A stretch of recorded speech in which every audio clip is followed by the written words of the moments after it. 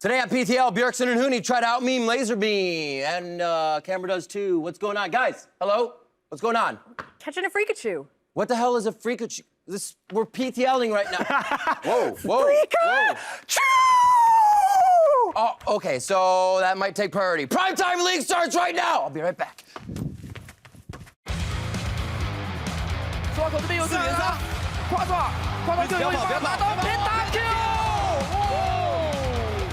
Quick decision, quick thinking, and Splyce will wrap up a perfect week.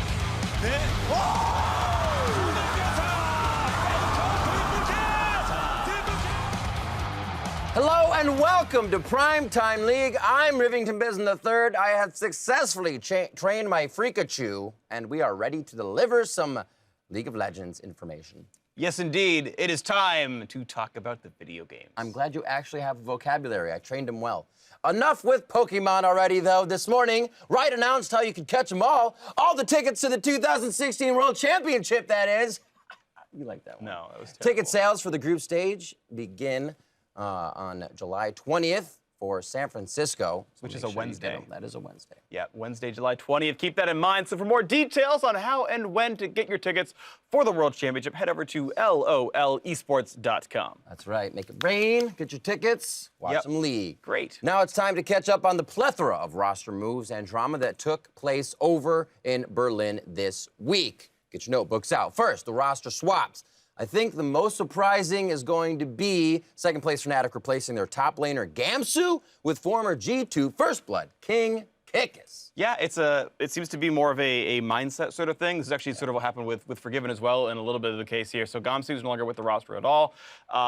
As a player, he seemed fine, but this is basically them trying to make sure the mindset in the team is correct. Memento, by the way, the jungler for Rocket now, replacing Airwalk, so another replacement there. Also, a new AD carry for Origen. They finally found someone they like. Toaster is in. They've also got a sub top laner as well. But yeah, Peke will now be a sub for two different roles. He's going to hopefully fill Gates' shoes as the ultimate sub.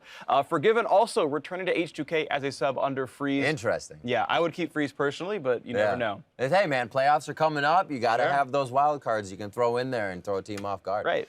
So while the European LCS is chock full of changes this week, there's at least one thing that you can always count on in this topsy-turvy world of professional League of Legends. FLICKR's going to get his. So this legendary mid laner locked down the 1,000th LCK kill of his illustrious career as he helped SKT win their third straight match and climb back into first place. Did you ever think it wasn't possible? Yeah. And for you Clue buffs out there, FLICKR did it with Malzahar in the river against MVP. Checkmate. Wait, wrong game. No, it's all right. He did it. I'll He did give it you well. some points on that one. Now we're going to shift from the most OP mid laner in the world to the best mid laner in America. And Gate? Recently, Pobelter shared his disappointment in not being included in the conversation around who is the best mid laner in North America. Not only was his tweet PTL Hall of Fame worthy, but it had some legitimacy. Okay, some. You didn't go up or down, but I mean... Well, the notorious POB falls short of Bjergsen and KDA and GPM. He leads the King and Body by Jensen in damage per minute and damage per gold spent. Yeah, so those are interesting stats. I mean, certainly Pobelter's a very skilled player, but really to me the mark of a truly excellent player is one who has truly outstanding decision-making, and you've got to put him in more situations before you can really realize what that is. Right now, I still think Bjergsen is the king, but Pobelter, maybe you're the crown prince. What are you looking at? Is that a mic in your pocket? Yes. Yes. Segues are fantastic. It's time for mic check. Dab when we win, okay? No, don't ever. Fabi, I saw your dab. It's not good. What sound does Olivia make? I am the snow, wind, and ice. Oh. Do Rek'Sai. Yeah, Jay does a great Rengar. What the hell? That is not Rek'Sai. The heart is the strongest muscle. Is it actually the strongest muscle, though? Yeah, it is, dude. Yeah, it is strong. Because it's Sure? it's actually hella strong because it pumps like hella blood in your hella body. Hella body. Alright, come on, you guys got this. Yeah, okay? we got this. Do a good job. We always get that game to win. Who was that man on stage telling us our pick and ban? I go Eagles, I go Eagles. Hey, team. Just kill.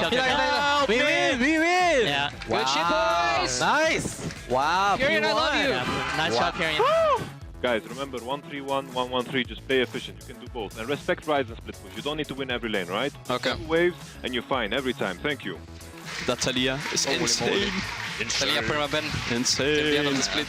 We're never gonna play this champ ever again. Go on him. On my way. He He's dead. That's Wait, what, one on that's what I'm talking about, baby. Deities. Oh, wow, Talia, baby. I got it. Nice. Nice. Fast row. Irelia. Front line. Kill front. I need help. Focus front. Okay, They're all okay, dead. They're all dying. I don't have Q sets. Nice. Go mid. Just go mid. I cancel. Pentakill. I'm base. You can go there. Ganesh. Well, I need it. Oh my god. Nice. I'm base. Go baron. We can baron. I'm base. Okay, I have a fly on my keyboard. 148, man. End the game. End the game. Tower. Nexus after. They're spawning soon, guys. End. 3 seconds. Just end the game. End the game only. Only end the game. On the end. Only end. Trundle. Alexa. Trundle. Yes! Go mid! Go bot, TP bot. I think we lost the game. Yeah, we lost. No, wait. Tower only. Tower. Nexus. Good guys. Oh my god.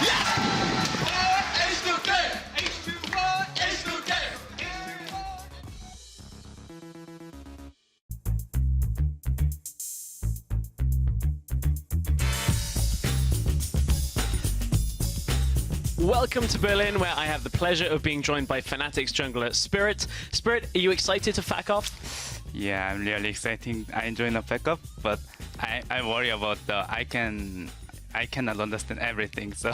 Okay, well, it'll all be good. That's the spirit. Yeah. We'll get into it very shortly. But for those of you FACing off with us for the first time, here's how we like to do it. I'll give Fnatic's Spirited Jungler 2 minutes to answer as many of your Twitter questions as possible. It's that simple. Are you ready? Yeah, I'm ready. Okay, let's get to FACing. So, let's start the clock. First question we have is from Sol412. On a scale of 1 to 10, how scary is Daylor? Daylor is just, I think general, yeah, not scary. Not scary? For me, yeah. Wow, okay. Yeah. I mean, it's good to know. We've heard varying stories, I can imagine. It seems like, but no. Okay, well, that's good to know. Okay, so we'll move on to the second question. Makadoko Artico, that's difficult to read. What was your worst bronze moment? It's 2 weeks ago when we were 4 in LCS. It was, yeah. That was your worst bronze moment. Okay. Yeah. Not in solo queue? In solo queue, I'm always being perfect, so don't worry about it. Okay. I'm glad for that. Hopefully one day I'll end up on your team in about 20 years when I'm good enough for that. Okay, so at Sasuke911700 asks, who is the best jungler in the meta for you? Jungler, you mean is player or champion? Yeah, the champion for you. Champion is like, I think for me, Lulu is best jungler right now. Lulu is best? Okay. Yeah, I really want to playing it, but they love say no. Nidalee, you tweeted the other day, not so good? This champion is useless, so I'm not going to play anymore. No more, okay, no more Nidalee. Unfortunately, maybe some Spirit fans will be unhappy with that. So, what champion do you miss from the jungle is a question from Histy1. Same as last question, like Lulu. Lulu. I really hope I want to play this champion in LCS. Okay, hopefully we'll get to see some of that. Next question, Manny Gooms asks, what is your favorite team to play against? G2. G2? Yeah, we lose against G2 so many times, so I just want to beat them. Okay. Well, hopefully we'll see you guys match up against them soon as well. Final question from @Rolster. From 1 to 10, how handsome is Febiven? 10. 10. So handsome guy. Ooh, I hope he's watching this. I hope he's been watching. He'll now have a big smile on his face, I'm sure, for that. Okay, well, that was the best FAC off I've ever had. I'm going to be honest. Thank you very much for coming in today, Spirit. Thank you. You can watch Spirit and his team of fanatics try to knock the FAC out of H2K and FC Schalke 04 this Thursday and Friday as the European LCS returns to its normal days and times. Always love that segment, but you know what I like more than facking off? Nothing at all. That's not true. The NALCS standings, there's a lot more, but we'll go over that later. After a weekend full of games, two things changed in the standings from the week before. And I'm going to tell you. CLG moved up to 5th after going 2-0 on the week, and the Phoenix rose from the ashes to move ahead of Echo Fox and into 9th place. Yep. They're soaring, baby. No longer Phoenix 1-9. They've now got Phoenix 2 wins, and they can keep going up, so good for them. Yes, this is true. Yep. They're still building the bird as it's going. We'll have to see. They're still building the bird, yes. It does feel good, though, to get another win for them. You know what else feels good? Something? Winning, freak. Oh, winning. Winning feels good. Where is your mind? Get it out of the gutter. And right now, TSM must be feeling pretty damn good about winning. Last week, BioDaddy and crew locked in a spot in the summer playoffs by going a perfect 4-0 in their games. Those 4 triumphs also mean the team formerly known as Team Solomid have now won 12 games in a row and 24 games so far this summer. That's quite a few. Yes. Just one more than 23. That's just one game win short as well of tying C9's record for longest LCS winning streak and most game wins in an LCS season. They got a lot of the most this time. Most game wins is a bit cheating because they're playing best of 3s now, so obviously there's more options. But yeah, TSM can tie the game win record, which is the big one, in a row, streak. If they win game 1 against Echo Fox, they can beat it if they go 2-0. The thing is, you'd think this was easy because Echo Fox are in 10th, but Echo Fox won game 1 against TSM last time. That's the reason the streak's at 12, because of the Echo Fox win recently. So look, anything can happen. Well, anything can happen except Echo Fox and Team Liquid beating TSM, you mean, right? I mean, anything but? Wait a sec. What? What if they win? Well, how did you get here? I've always been here. What? This is no different than every other week. So you're telling me these teams could win? I'm saying, what if Team Liquid beats TSM? Okay, so how? So TSM have been a driving force in the NALCS, top of the league, looking unstoppable, by far. Yes. They got the game win streak going on, but I think Team Liquid's going to stop that because TSM, in their losses, have shown weaknesses in the early game. Okay. Their early game tower trades, when they fall behind before 10 minutes, have not been looking as sharp as they do when they wind up winning the game, and I think that's something that Team Liquid could capitalize on. Okay. But they only have 3 losses. There's a reason. Yeah, they only have 3 losses, but where those weaknesses are in the losses, Team Liquid's got some strengths of their own. You guys on the desk have called them Baby Immortals or Immortals Light or Immortals version 2.0, not necessarily an upgrade. Okay, yeah. Immortals if we're like doing sequels to movies, sure. Like they could be Immortals Episode 1 or something. Oh, okay then. So Immortals Episode 1. But their strengths line up exactly where TSM's weaknesses in the early game line up. So I think Team Liquid's got a chance in the early game to take them over. Okay, but you've got like some of the best players in the league on TSM. Yeah, definitely top 10 players in the league on TSM, but by far, to take your own thing.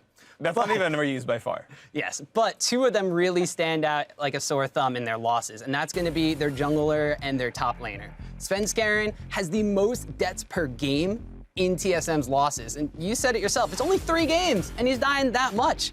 Also, TSM really relies on a lot from Svenskeren in their early game map movements. 0 buff stolen from him in that. Dardoch's gonna prey upon him, especially if he's dying that much. And when Svenskeren dies, so does Haunter, and his numbers really suffer because of it. Minus 14 CSD at 10 against his opponents, and that's just more fodder for Dardoch, who's the highest kill per game jungler. Yeah, but you're looking at everything that's been centered around a mid-game meta, and you have Bjergsen. And that's it right there. I've been listening, but Bjergsen. Okay, so I'm not going to go out on a limb and say that Bjergsen has bad numbers because that's just not true. By short, actually. But one of the things that Team Liquid has going for them is their own mid laner in Phoenix. Phoenix has been very quietly putting up some of the biggest numbers in the mid lane in the league, especially when Team Liquid wins. A lot of us have been talking about Bjergsen and Jensen and Pobelter's clawing at his screen, wanting to be a part of those 3. Phoenix has been quietly just dominating them in the statistical categories. So Team Liquid has their own kind of threat in the mid lane. So if you're worried about playing around mid lane and TSM taking advantages there, I think Venus can go toe-to-toe with Bjergsen. So would you say Team Liquid wins? Are you signing off on this right now? am Team Liquid wins. This is me, Optimus Mom. Optimus Mom? Well, I don't know. That's my mother. But Oh, right. Okay. if you guys find yourselves watching the game today or later on this week, and Team Liquid grabs first blood, and Dardoch is standing over the corpse of the blue buff from Svenskaren's very own jungle, don't be afraid to ask yourselves, what if Team Liquid wins? Huh. Yeah, well, whatever. Wonder if they would win. I wonder mean, how he got here, too. Yeah, that was weird. He kept saying he's been here the whole time. Never seen him in my life. No. Optimus Dad? No, it's Operation Ron, something like that. There it is. Yeah. I got another what if for you while we're going back what's and up? forth. Actually, what if the NALCS started at 3 p.m. this Friday? By far. What would you do? I would show up on time and watch the games. You're right. Yeah, we got to go to the next. Yeah. It is. It's going to start on Friday. This Friday, the battle between Immortals and Counterlogic Gaming will start at a new, more East Coast European-friendly time of 3 p.m. Pacific. A lot of P's in there, alliteration. Yes, but Riv, you've got to say it like Beetlejuice. Say it 3 times so everyone remembers. That's true. North American LCS starts at 3 p.m. Pacific on Friday. 3 p.m. Pacific on Friday. 3 p.m. Pacific on Friday. Go ahead.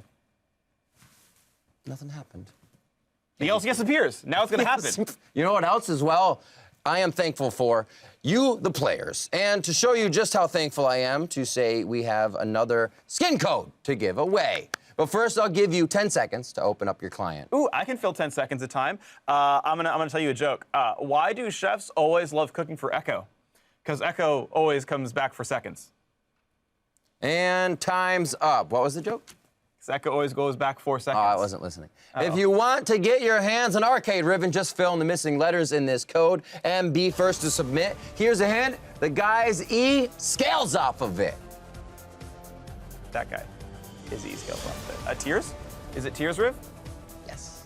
No, it's not. There's not 4 blank characters. Exactly. That's why I would get it and you would have a false answer. You're lying to me. And I would That's win. messed up. But speaking of tears, tears of joy from laughing too much. That is, there it is. That wasn't fake. It's time to dive deep into the esports meme phenomenon. I didn't say phenomenon. Phenomenon with a little help from laser beams. What's usually black, white, offensive, and spreads like herpes? Memes.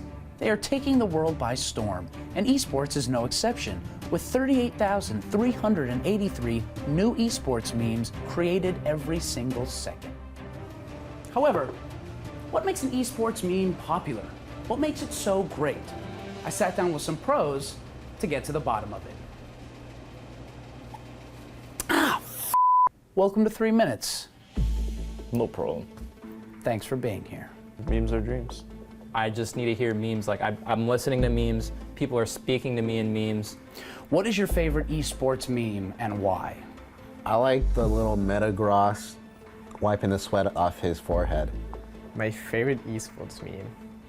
Well, I gotta say that Body by Jansen, because it's kind of related to me in a way. What makes a meme great? What elements? It has to be dank. How stupid it sounds, but how funny it is at the same time. Let's play meme inspiration. I'm gonna hold up some photos and you caption them for me. Sound good? Sounds great. I'm nervous. Me too. Yeah. Oh God. Holy shit, it comes with avocado? That's my boss, dude. I know. I can't meme my boss. Actually, I meme my boss all the time. He's definitely having a good time, but an erection? Body by Sane. Sane. Yeah, you're right. When you're ripped. When you're thinking about all the good times, when you're thinking about your bae, the girl you used to love, and then it's all over, and all you've got left is that pickle? What's he holding? He's holding a bean. Is it like some sort of banana?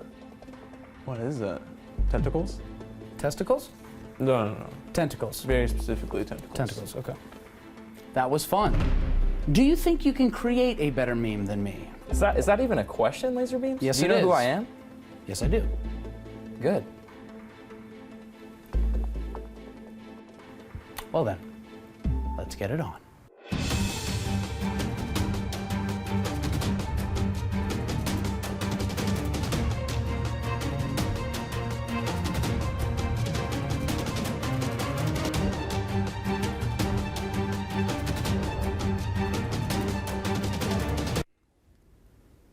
The successful meme is an elusive and fickle creature. Their popularity is unpredictable. Their virality is never guaranteed. However, in that montage you just watched, magic was created. But we'll let you be the judges.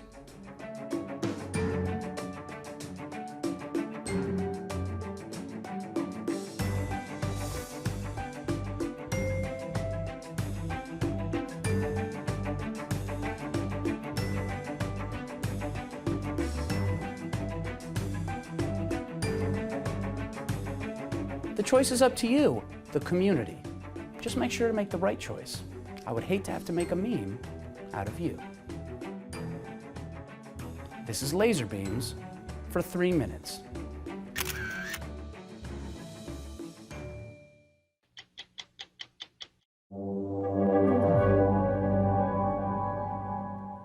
Hey, I've got a meme for you.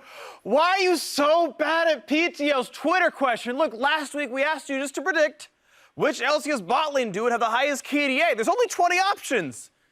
For Chance Hall of Fame, you just tell us what the KDA would be. That's not hard. It's a 2-digit number. Congratulations. Well, believe it or not, the correct answer was Splyce's deadly duo of Kabi and Mickey X with a KDA of 13.6.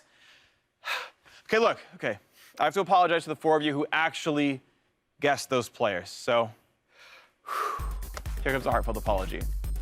Why are you so bad at PTL's Twitter question? You didn't get the Hall of Fame question right.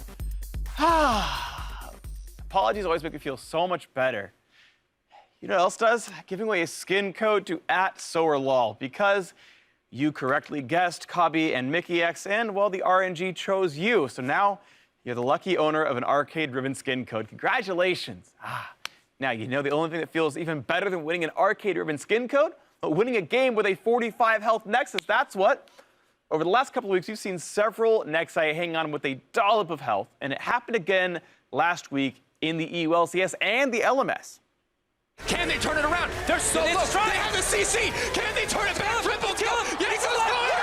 Oh my God! Another one. Quadra kill. And EU just keeps delivering. 哇！现在的 LBS 是利用自己的普攻，一拳一拳老老实实在打这个防御塔。瑞斯在侧边不断的做杀，这边倒了，但这个牛能不能把主堡打掉？差一点点啊！这个 HK 的主堡差一下。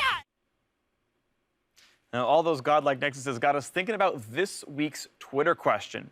We want you to tell us which winning LCS team's Nexus will survive with the lowest amount of health this weekend. For Chance the Hall of Fame, tell us how much health that Nexus was at its lowest point before they eventually won the game anyway. It's not an easy one, but you know what? Make sure you tweet us at @LolySports and #PTL. That part's easy to remember. But now I've got another meme for you. You can't be the best without beating the best.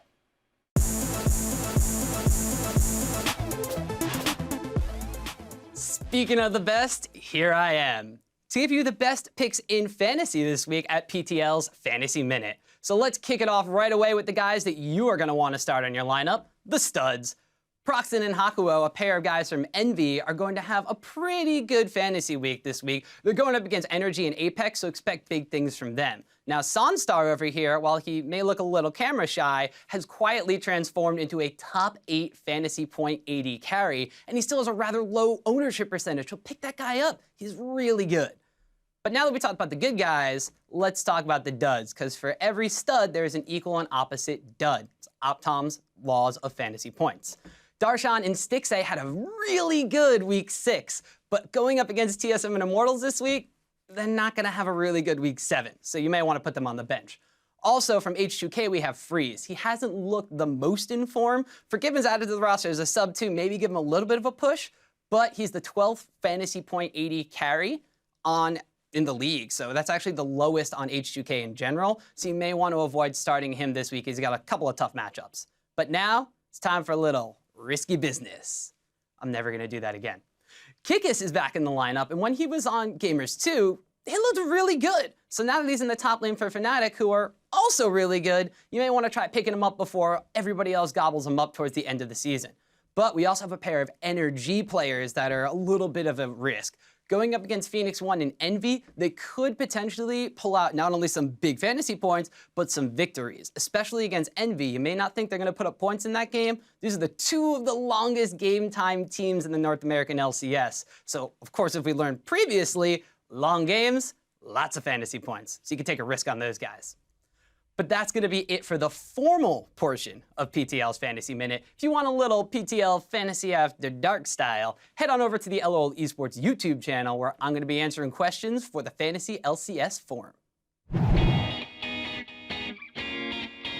What's harder to take out than an EULCS Nexus? The EULCS rundown, but I'm about to do that quicker than Perks used to grab himself first blood. Speaking of G2, after week 6 of the LCS, the league's best bad guys are still undefeated and still in first place, while Yellowstar stopped face-checking bushes for no reason long enough to allow Fnatic to snap their losing streak and hold on to that second place.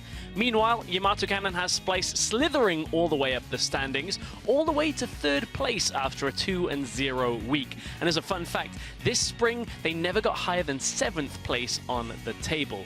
Now, while I could probably talk about H2K's recent struggles, I prefer to keep things positive and spin a yarn about the Giants' climb up the proverbial beanstalk. And by that, I mean the LCS standings, of course. After splitting games with G2, Silent Knight, Deadly Knight, and Sun Starkiller Base beat down H2K for their third win of the week. Again, another fun fact, the Giants only won 3 games the entire spring split, but now they're in 5th place and in control of their own playoff destiny. Who knew having 2 Korean carries would make such a big difference? Let's be honest with ourselves, though. When the summer split started, did any of us actually believe the Giants and Splyce would be contending for the playoffs, or that their game this week would be one of the most anticipated showdowns of week 7? One of the reasons why is that Yamato Cannon has his team firing on all cylinders heading into what could be one of the most difficult weeks for his team so far. Not only are they facing the fairy tale that is the Giants' summer split, they take on the team that everybody loves to hate as well. Splyce's rise has been a team effort as everybody on the roster has really stepped up. Wonder leads the top laners in kills and CS per minute. Trashy is tied for the most assists coming out of the jungle. Senkux is tied for mid lane KDA, and Cobby's got 100 kills, only 1 behind Reckless for the league lead so far. If Yamato Cannon can get the best out of his team this week and pull off the 2-0 week, not only would Splyce prove that they're for real, but I'll probably be wearing that tactical turtleneck from now on a little bit more often. So EULCS is back to our regular times on our regular days, so Thursday and Friday. Make sure you're tuning in as we get closer and closer to the playoffs, but that's all from Europe for now.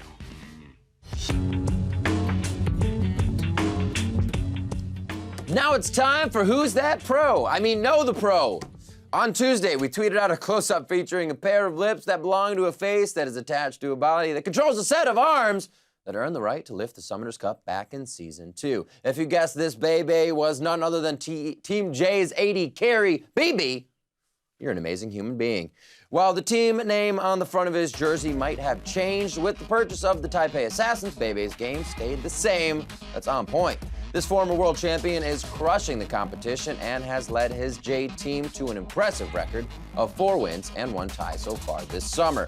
And while it is a team game, BB's individual stats are stupendous. This J team carry leads all LMS AD carries in KDA, KPG, and DPM. That's kills per game and damage per minute, and initialisms in general. He also provides the perfect segue into a PTL segment we like to call the Regional Rundown. And we start off the Regional Rundown in 2 ways. First, by welcoming a Freak back. Welcome back, Freak! Thanks, Trev! Freak's back. Secondly, by highlighting our BF Match of the Week. BF Match of the Week is here. Hi, BF Match of the Week, featuring Baby's J team taking on NL and the Flash Wolves. The Wolves take to the Rift with a perfect 5-0 record and a perfect 10-0 game record, while J team has dropped 1 game and tied 1 series. Not too shabby, and meaning this is going to be an awesome matchup. So in a league where the Flash Wolves and AHQ have dominated the last several splits, J team has a chance to not only hand the Wolves their first loss of the summer, but sweep the perennial powerhouses and make a long-awaited return to the top of the table in LMS. Absolutely agree. It's going to be a wonderful match here. Two excellent teams right now. Talk about Flashels, though. Karsa and Maple, the jungler and mid laner, have been practically unkillable this summer. They each average less than 1 death per game. I mean, this is how much Flashels are crushing their region right now. But they finally get a real test here. J-Team, honestly, very good in the mid and jungle themselves. Fofo and Refrain are very good players, and this actually should be a good match. Best of 2. Should be great. It's a heavyweight bout, and you can catch this one.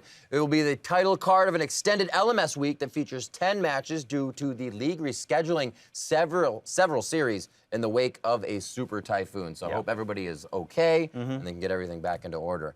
Now let's shift our focus over to China's LPL, where Edward Gaming beats everyone. We're done. Just kidding. And Royal Never Give Up beats everyone but EDG. Other than that, the only changes in the standings since last week are that the 2nd and 3rd place teams swapped places in both groups. Saint Gaming won their first series, and OMG lost 2 more matches. Oh my God, dude, they're still getting wrecked. Yeah, it's been pretty rough to see. Yeah, hope they don't lose their cool. No, you would. I would. But I got to give that to you. Good job. Thanks. All right, that's nice. Moving on. You know who else played well? Invictus Gaming's former mid laner turned AD carry rookie. Why are all these mid laners going AD carry? Because role swapping is fun. It's counter logic. Why wouldn't you do it? So IG made several roster changes heading into their series against IME. Rookie and new returning mid laner Zatai, actually, used to be one who was a top laner, then came back to mid lane. They did well in game 1, but Rookie looked like his namesake at times. Well, I mean, he's not really an ADC, so surprise there. Positioning wasn't too great, got caught out, and actually IME took the final 2 games of the series. So, yeah, that's a loss for you right there. The role shift from mid AD carry didn't work out as badly for Xpeke. I mean, he was okay at AD carry, but, you know, rest in Pep and Nero. We'll see if this rookie can be the exception and you know, find some more good things to happen for him. The new trend at Worlds isn't going to be like a single champion that people play. It's swapping roles, freak. Yeah. If only we could have 5 gates, you'd be the best team in the world. You actually would. It's been spectacular to watch that happen. Mid laners swapping to AD carry wasn't the only resemblance China's LPL bore to the European League Championship Series. Last week's game between OMG and Newbie lasted 67 minutes and 29 seconds, the longest in LPL history. Congrats. And that's LPL crazy region. because they're like still significantly faster than every other region's slowest game, and so they just end games faster, man. They just got the thing going on. So, you know, eventually maybe hit the 80-minute mark and you can join the big boys club. But for now, you know, just not that impressed with you, China. Pick it up. Not so much. We'll have to see if they can do better and get longer games. Absolutely the case. Like 90 minutes every game. They need to watch more throw tips. Yes, that would be helpful. That'll help. Now let's portal over to our final region in this premiere party, where is Korea's LCK. Early Wednesday morning Pacific time, Rocks Tigers took out KT Rolster to join Samsung and SKT in pole position. Yeah, wonderful stuff. So even though all 3 teams are tied in match records, SKT's in first place because of game differential, which is the primary tiebreaker here in Korea. Plus 13 for them. Rocks are plus 10. Samsung's plus 10 and Rocks is at plus 8. That is true. Yeah. Good correction. Yes. It's hard to believe that just 2 weeks ago we were talking about the demise of SKT. Like I said, we were going to watch them come back up anyways. They lost to 6th place of Freak of Freaks and 8th place ever. But now they're back in first place after taming the Tigers and riding out the roller coasters in last week's BF Game of the Week doubleheader. Yeah, it was beautiful to watch. SKT honestly have had tons of ups and downs. The whole split, I've made ups and down puns before, so you can just go back and watch those as YouTube videos already. But FLICKR, you know, had something to say about their tumultuous split in an interview with Cloud Templar. And he said, you know, not only did he say that he tends to get nervous when he shouldn't and then doesn't get nervous when he should. I should be nervous, but now I'm not. And then I was nervous earlier. And yeah. You know, he also said that the good teams get nervous against them while the bad teams just go ham when they play SKT. He's like, well, we're just going to, you know, throw it all against the wall anyway, which makes a lot of sense, honestly. And, you know, when you go ham and you go really hard against the champions, it tends to work well. And the thing is, talking about nerves, no matter how practiced you are, you will always get nervous as a professional if it matters to you. That is just the case. Yes. And it's actually up to you to manage that energy and push it somewhere forward. So, FLICKR, you will always be nervous when you go to things like MSI. It's about how you harness that. Yep, that's the word I was going to use. Get out of my brain. Sorry. So imagine how good that FLICKR guy could be if he could just get over his nerves. Or all of us could. We'd all be in Challenger. I don't think that actually happens. It's only 200 spots. Oh, fair enough. One thing you don't have to imagine is how good the top 5 plays from last weekend were. Or as X-Gamers, Suwako and Newbies V can call it the Penta. Coming in at number 5, Newbies V picked up 5 kills. Newbie's still going to try and look for the fight. V's in the back lines. SMLC has to be really careful. Happy, he thinks he's an assassin. He's definitely playing like one. He's going toe-to-toe. Takes down SMLC, going for 5. But that's a double kill coming up from V. They're looking for the rest of the team. It's going to be Happy trying to demolish them in the back lines. Memory's the only damage deal left. A triple kill comes out for V. 5's the next support out for the Quadra. He's going for the pentakills. Memory's going to get taken down. It's going to be the pentakill coming out for V. Eventually, there's a Guardian Angel first fish. We'll see how we go. Memory's finally going to take it down. And this should be game coming out for Newbie. TSM's Biofrost saved Doublelift's life in our number 4 play. Doublelift now in a bit of trouble. Hyper's going to proc Impact. Will keep chasing in. Bounces on his head. Doublelift falls to flat. Misses the net. And Impact going to chase him down. One more on a blow. Gets the door. Now they're going to stun him up. They get it under the turret. And Impact, he transforms to watch himself die. The Bio God is in the house. Doublelift was praying to his lord. And he came to save him. Holy moly. What a play right there. At number 3 from the LMS, X-Gamers Suwako made quick work of Team Mist with his pentakill. 一瞬间就被 Suwako 给融化了。这边你可以看到圣带着右直接进场嘲讽到了2只 K 的位置是选择上吊跳下来以后，用自己的腰带选择撤退，但是没有被 Suwako 这边有支援啦，夸抓Q 有一发拿到 Pentakill。 At number 2, H2K's Nexus was hard to kill as Yankos defended it with his quadra kill. Can they buy the time? Can they turn this around? 2 members hitting the base. Ralas hitting the base. Will he drop? He's going to drop. Can they turn it around? They're so low. They have the CC. Can they turn it back? Triple kill. Yanko's going. Oh my God! Another one. Quadra kill. And EU just keeps delivering. And at number 1, watch closely as SKT's FLICKR didn't need smoke and mirrors to make himself disappear. FLICKR gonna get interrupted by the Glacial Fisher, has to dash away with the distortion, snaps back. None of these bullets gonna hit except for the last one, and it might be the only one that matters. He's got no HP. Here comes Cry, can he close the distance? The flash is not available, throws out the Sand Soldiers, but it doesn't matter. TP coming through, Gorilla shows up, turns the corner, finds FLICKR. Then immediately, look at that communication. Curtain call starts, and it's just about dodging bullets for FLICKR. Gonna bite one, but he'll get out. The help of his distortion and the flash, which was still available. Notice how long he held that flash, too. He was very sure he wasn't going to die to that 4th shot. Good old FLICKR playmaker. Yep. There are plenty of big plays out there, so if you see one, make sure you are ready to catch it by tweeting at LOL Esports with the hashtag #ThePenta, and if it makes the cut, we'll put it in next week's episode. Wonderful. So keep on that. Do your duty. Now, if you've taken some time off from League lately to try and catch them all or something, your Rift skills may be feeling a little rusty, don't worry. We've got all the tips you need to evolve your game in this week's last hit.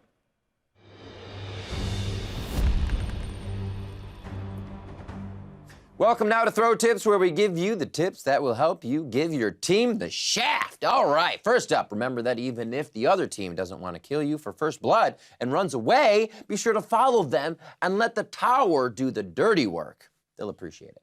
He's still on 1 CS and he only poked him down, so he's only limiting Rocket's ability to tank creeps here. And Race. Oh, Race! What? That's not what I was expecting. Striving for excellence. And trust me, this is a great way to lull the opposing team into a false sense of confidence. You get them right where you want them. Up next, if you're gonna try and pull off a tier 1 tower trade, make sure you execute yourself without last hitting the tower, and you'll deny more CS that way. Even though Dardoch has a couple extra camps to take. I don't think the should have flashed. I think he's better off getting executed. Oh my gosh. Pinnacle of expertise. That is the tower of the game. Finally, if you're going to get hit by an Ash arrow, try and make it a flashy play. Oh, Brown going for Trace. They have the Ash arrow coming through. Is it going to be enough? He flashes into it! Oh my God, Trace, no! As you can see, flashing so it hits you directly in the ash is the utmost disrespect. And even the LCK can teach us something. That's it for this week's Throw Tips. And remember, if you aren't throwing, you aren't trying.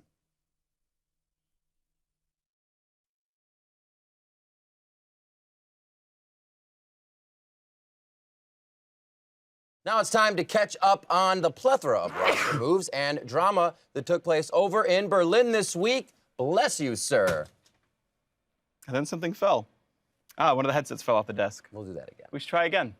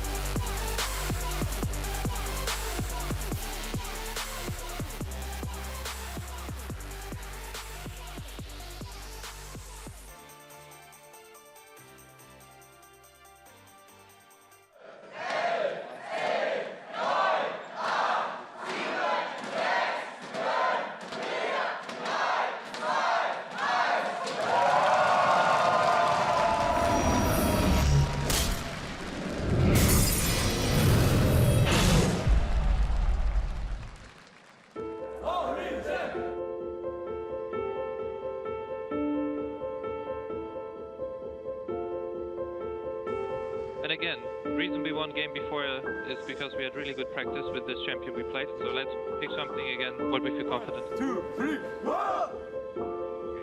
Now, when I leave stage, I want you guys to talk about the level 1. Right? Yeah. Okay. Let's go. Splyce! Oh, they go Zillion barn. Okay, now even more to them. If we don't eat double bomb, there's no way we will lose the fight. Good luck, guys. Have faith in each other and repeat the plan. So let's go, guys. I love you. I love you, shots. They're baiting me, by the way. What does that counter be? Yeah, they go full kick on me. Someone about to get phone up here. Game is starting. They can first pick Olaf and we get team. So when you guys are close together, talk about making up a play. Right now we have good scaling and good front line. I can hyper-correlate. Yep. Same. High communication, and we got this. Let's go! What do we ban doing? I think we just stick to the plan we did backstage. Good job, guys. Okay. Thank you. G to fighting! Fighting!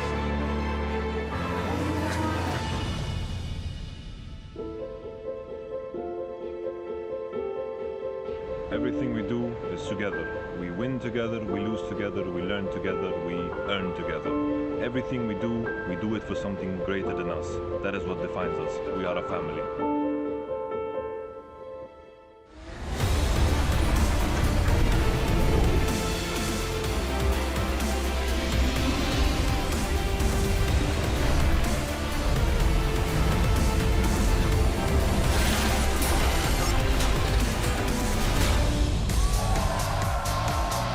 Good evening, everyone, and welcome to Coaches Week here at the European LCS. We're coming to you live from Berlin, Germany, where we are using week 7 of the summer split to celebrate the people who help the pro players reach their highest potential. Some of those pro players right there, G2 Esports and their coach, Young Buck. Walking into the stage with us, Lothar, who is coach for Giants, who are surging in the standings right now, and they are backstage preparing for their match. And there we see Yamato and the boys from Splyce also doing really well in European LCS. Hello, I'm Eve, your show supporter, and joining me here at the Analyst Desk to help us launch Coaches Week is Mitch Kreppel, Voorspools, and Andrew Verius Day. Coaches Week, a lot of inspiration in that video. We all do it together. We're a family. We do it for each other. That's the same like in the caster team, right? No, I do everything for myself. Yeah. And I have to do everything for him. All right. That's what I'm talking about. I do everything for all of you, the viewers. There we go. With only 3 weeks remaining before playoffs, let's take a look at the standings. And the top of the standings is unchanged, at least for G2 Esports Fnatic, but Splyce has now taken over that 3rd spot from H2K. Yeah, but I'm just looking at Schalke, you know. The revelation of the season came out swinging, and now 1 in 7, I believe, in their last 2 weeks. So they're looking for redemptions here, and they really don't want to drop out of playoffs. Can you imagine just how rough that must be for a team that has always been the 7th place team? Nobody believed in them, and then suddenly things start clicking, and now they're going down again. We need to see how their mental fortitude will hold up. Especially with the Unicorns of Love hot on their heels after only being 1 point down in a pretty successful week 6. They need to be a little bit mindful of how well they perform this week. Yeah, very interesting. We'll see how it evolves. But before we get into today's games, we've had some roster update madness this week in the European LCS. Just to give you an oversight, Gamsu is out of Fnatic, Kikis is in. Forgiven is now a sub for H2K back again. Toaster is now the AD carry who will be starting instead of Expeke in OG. They also added a top lane sub with Zergat, and Rocket Memento is in, and Jungle Airwax is out. And, well, he's a sub, as well as Unlimited, now a sub for G2. Yeah. A lot of interesting things. I think Gamsu Kick is probably the most shocking one. Yeah, definitely. It's just so shocking. I don't think a replacement for Gamsu is necessarily shocking in itself. It's the fact that he seems to be completely removed from the lineup, and it is right now Kikis and Whirlip fighting over the top 2 starter spots, it seems. And for me, that's a bit of a surprise, because I think Gamsu got put in a deficit due to team choices sometimes, and there are other members on Fnatic too that are also underperforming. So for him to get straight up shafted, I just want to get more clarity on what went wrong. You know, the team came out on Reddit too and said, you know, it's not just gameplay related; it was like a culture fit. I personally would like more context, but then again, I just want to know the gossip. Yes. I'm really excited to see how Toaster does on Origen, because he is a very young player. He's been playing in the UK scene for a long time. I've had the privilege of casting him in a number of tournaments, and he is one of these protocol sort of very talented young players that has a lot of potential. It's just going to be a matter of how well he can fit into the Origen lineup. Yeah, we'll see how Toaster can heat up that team and how these roster changes play out in today's games. To kick things off in the arena, the Unicorns of Love will be facing off against a surging Giants, while in the studio we have a top 3 clash between G2 Esports and Splyce. 2 fantastic matches to start off, in my opinion. Yeah, and just what's really cool is just how close these teams are. You know, like every single matchup just matters in terms of standings. I completely agree with you. If you just look across the board, UOL and Giants, Giants taking 3 points could mean massive things for them, same for UOL, and it just a bunch of exciting games that really do mean a lot, especially now that we're in week 7 and very close to the playoff cutoff point. Definitely so. In the next 3 weeks, we'll make or break the team coaches, and we're using this week to take a closer look at how their minds work and how they operate. We'll have a bunch of coaches on the desk today. Literally right now, holograms. Yes, this is really cool. We're not quite there yet, you know, with the hologram technology, but they're at least in the wall. Yeah. They'll be helping out with both analysis and picks and bans starting from Series 2, both on Stream 1 and on Stream 2. We'll try and give you an update of who is where, but you can also head over to eu.lolesports.com. /Coaches Week for all of the content that has been released around Coaches Week, and just join us. And after today's games, we'll also be loading into the special Coaches Week version of the post-game lobby, where we'll have H2K's Prowley and Vitality's Sean's. And we also want to hear from you. Send in your questions for them at LOL Esports with the hashtag #AskACoach, so we can ask those guys later on. A lot of coaching. Yeah, a lot of coaching. If you guys didn't know, it's Coaches Week. Yeah, it's Coaches Week, guys. Just to illustrate, all right. just to make sure. Cool.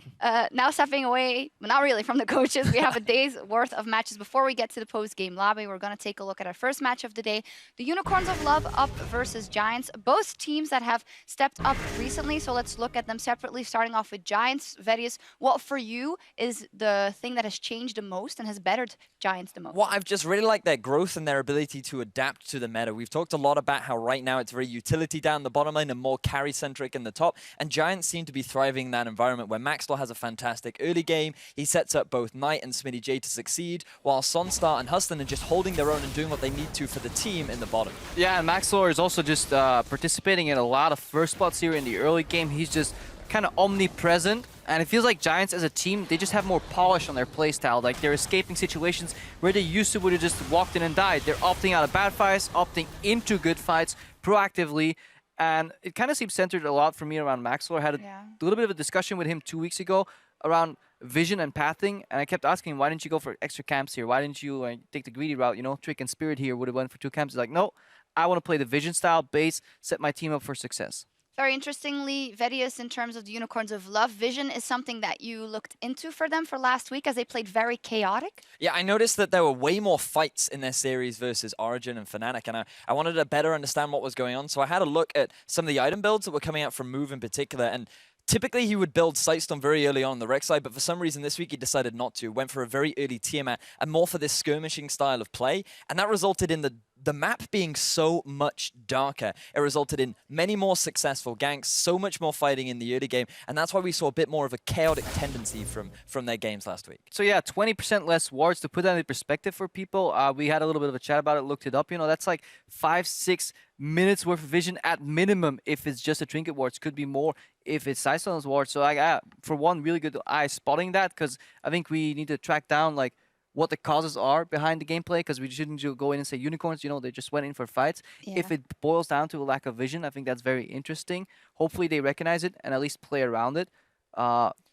Worst case, we get bloody matches, though. Because against Giants, when Maxlor is that aggressive in the early game, if your vision is dropping, he's just going to excel. Yeah, very interesting matchup here in the arena as the first one, but over in the studio, our first match of the day will be between the third place Splyce and the league leaders G2. As we mentioned a little bit earlier, Kikis is out there and Unlimited is now in as a sub for G2, but we already knew that he wasn't going to play anymore. So we take a look at this matchup as it played out in week 2. It was 2-0 in favor of G2, but this is a totally different matchup than it was very tough for Splyce, but they have just evolved so much that I feel like this is going to be a very tight game.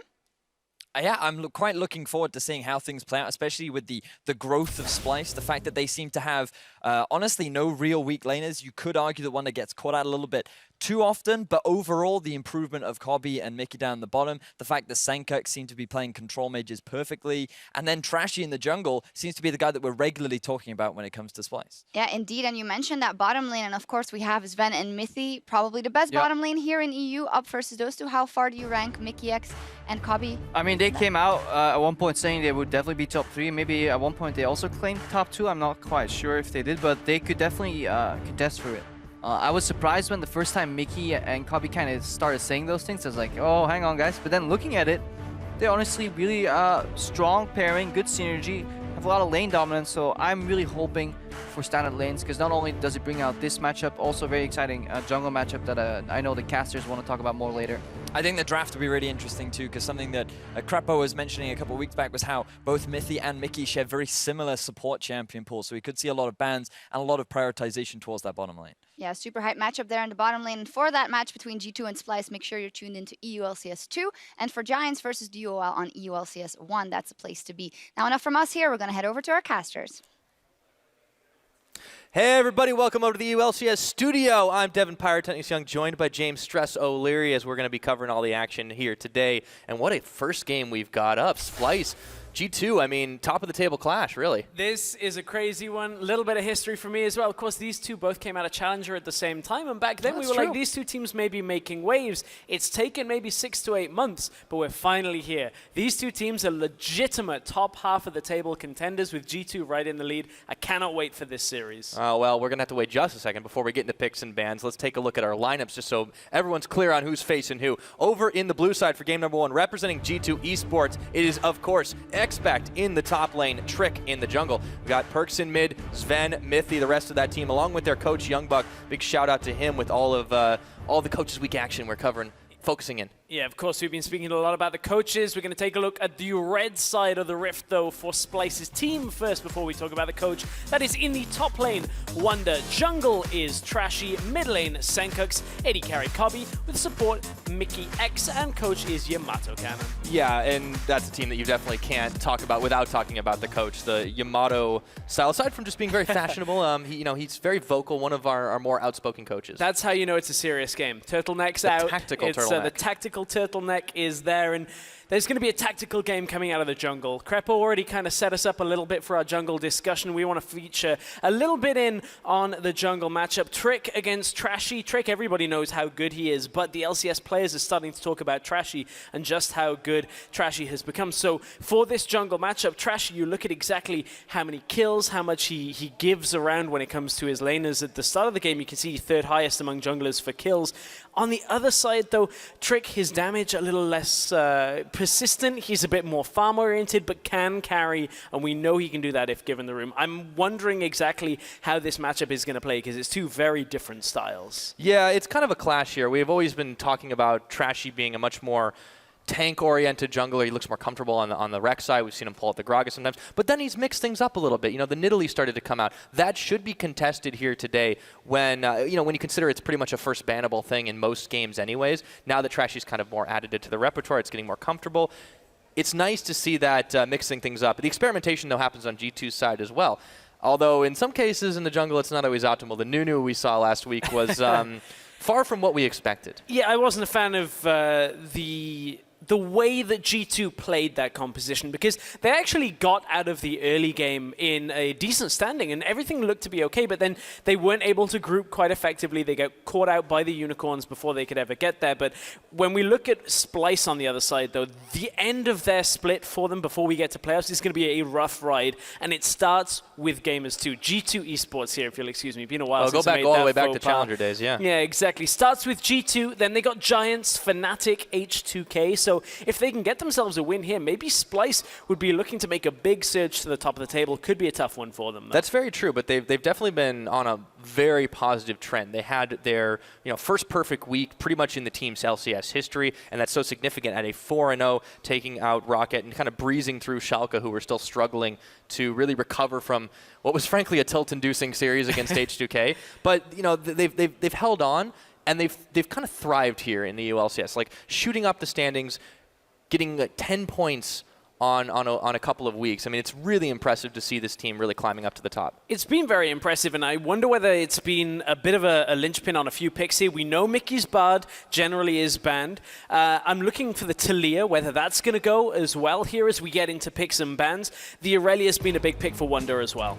Yeah, as we load up to see what the teams do, remove from each other, start things up. Already you called gone. it. The Talia comes in, the Nidalee follows up. There's the Bard ban. Obviously, Mickey is shown up pretty big on that champion from time to time. Also, Karma, very heavily contested between these two supports, but especially on Mickey's side. Yes, especially. But Mithy is actually his most played. They've got it a lot. And the Aurelia, despite it being one of the champions we've seen Expect play, Wonder has been so successful on these two champions that now they kind of have to resort to the Gnar, the Trundle style. Maybe we'll see the Olaf come out for Wonder, but I wonder what priority is gonna be here for first pick, because with the Nidalee's not here, the Elise is available, but Trick has kind of played a lot of Rek'Sai over the Elise. There's a lot of options here for G2 depending on what they think is the strongest pick still available. Yeah, but a lot of really powerful picks removed from that pool to start things off, and clearly the team's coming and doing their homework. A big part of that, of course, is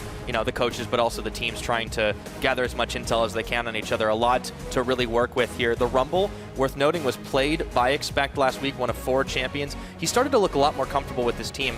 I don't know if this is first pickable, though, and they do swap over to the Trundle instead. I quite like it just because now they've taken away a lot of the good matchups for that side lane that was possible into the Trundle. The Talia matchup we've seen. Whoa, hang okay. on. What? Well, the Jarvan we've seen a little bit, but this is a little different, and we've got a Nocturne locked? Nocturne Jarvan. This was not something we were particularly expecting, and I was speaking to Splyce earlier asking if they had anything a little bit crazy, and they were saying, well, we'll see. A couple of things dependent on how picks and bans go. So Nocturne jungle, very good early clear, very good ganking once you can get into range with that ultimate. If you try ganking for a Jarvan, that is going to be a very strong 2 versus 2. I wonder up against the Trundle whether Expect will be able to get himself out of there. Yeah, I don't know if they were expecting something coming out for that. It looks like we might have actually had a mistake, so we're going to go for a remake on that. Unfortunate, I was really looking forward to seeing how the Jarvan Nocturne panned out, but that's not to be, it turns out. No, we have been told that it was not intentional pick, so I was getting hyped. I was like, a little surprised. I mean, anything can happen. We saw Teemo today in LCK, spoilers, so, it's everything is open in this meta. It's always possible. Okay, so we have been told we will stick at least up until the Nocturne pick. So as we are getting ready to come back out of it, we are not progressing with this picks and bans, so we need to take a moment. No, they're having fun with the picks and bans instead for the time being, so just kind of building the hype. There we go, dropping out of the lobby. All right, so if we just have the Trundle for sure, that's something we can definitely see being a first pickable as long as all of those other bans remain the same, consistent. I mean, I really like both the bans from the teams focusing on a good mix of power and comfort. Okay, I need to take a step back from the crazy picks, resettle ourselves. We knew that the Trundle was for certain at that point. So I'm looking at where that now leaves us. Still need confirmation on the Jarvan that we'll get as we go in, but the Sivir is available, should they want it as an AD carry for Cobby. The Ezreal that he's played a whole bunch of, Jhin is available as well. I wouldn't be surprised to maybe see Splyce take their top tier AD carry in this rotation. Yeah. I mean, no ADs were touched in this draft. It was all about focusing on the mids, on the tops, and a few support picks as well, the Karma and Bard. I mean, that's a pretty big deal when you're talking about Mickey X, and honestly for Mithy as well. The Tom Kench could come out for him later on in the draft. It's something that he's been going back to in a protect the AD carry fashion. Absolutely, and we've also started to expect a little bit perhaps of Tom Kench in the top lane as well. Don't know how I'd like it into the Trundle matchup. I just want to give you guys some clarity at home. The Trundle is the only confirmed pick. Jarvan and Nocturne was an error in this. I believe there was just a slight error as they were lucky in the pick. So it is Trundle, and we will have new picks from after the Trundle. So getting ready. Yeah, getting ready to go back in. Got to build the suspense. That's how we do it here. So the Trundle makes a lot of sense. You mentioned in the original pick ban that it takes away a lot of the potential counter picks. Yeah. Or rather, it takes away there's a lot of the potential counter picks to it already removed from the table. Aurelia's gone, yeah. Aurelia's gone. Obviously, Talia had been banned out, and we get right back into it. You'll see some very familiar faces in the ban column. Okay, I'm settled. I've scribbled it out on my paper now. We're going in new. We're going in afresh. So we had Talia, Bard, Aurelia, all expected to be banned out from G2. Nidalee, Karma, Azir were banned out from Splyce, and then Trundle was the first pick from G2 Esports. And we're caught up. Now we get to see what Splyce are going to bring out. Will they go for that 80 carry pick that I was expecting, or will they BM trick for a little bit? Okay, now this makes a little bit more sense. Whoa. We've got the Rek'Sai and the Malzahar lock-in. This is something that Splyce themselves have been banning, actually. Oh, we get to see it in Sencooks' hands now. So we've also started to see Malzahar crop up around LCK a little bit. We've also seen it in European Challenger. Now, we were talking to Selfie from Misfits about the Malzahar, and he was saying, I've been practicing it, it's very strong. And believe it or not, Vedius is like, I think everybody's going to be contesting Malzahar this week, and I wasn't quite buying into it being such a good blind pick, but it is something that is starting to see a lot of success, has a lot of power the later the game goes as well. Good utility in fights, is one of the only champions that still has a silence as well in his kit. And very difficult to deal with in team fights. Very, very difficult indeed. On the side of G2 Esports, they lock in the Olaf, but there's also a Gangplank. This is something Expect played, but with the Trundle coming out, unless Mithy wants the Troll King, that's going to be a mid Gangplank. Now that's two targets that are going to be fairly difficult to lock down for the Malzahar as well. Now, of course, Olaf, you won't be able to lock him down with the ult at that point. So G2 kind of already building around this Malzahar. Not necessarily for that reason, but we've started to see a lot of Gangplank come out as well. That would, however, imply that Expect was likely to play Gangplank and that Trundle would be going to support. That's not definite because we have seen Gangplank mid a couple of times. Maybe we'll see it into the Malzahar, but it's not a matchup that I'm too frequently seeing right now. No, well, you know, with the Malzahar coming in, it's starting to become a bit more popular, but it's not like we can call it a definite all-the-time pick all just yet. On the other side for Splyce, they lock in the Caitlyn Braum combo. That is a fairly brutal lane to deal with. Kabi gets his hands on Caitlyn this time around, and really not a lot of AD carry contesting going on in this pick and ban phase. It's been all about the mids and tops. Yeah, it's all about that, but Splyce right now have a fair amount of pushing power. When you look at like a Caitlyn, a Malzahar, both are very good at shoving a lane in. Big siege, yeah. Rek'Sai over in the other side.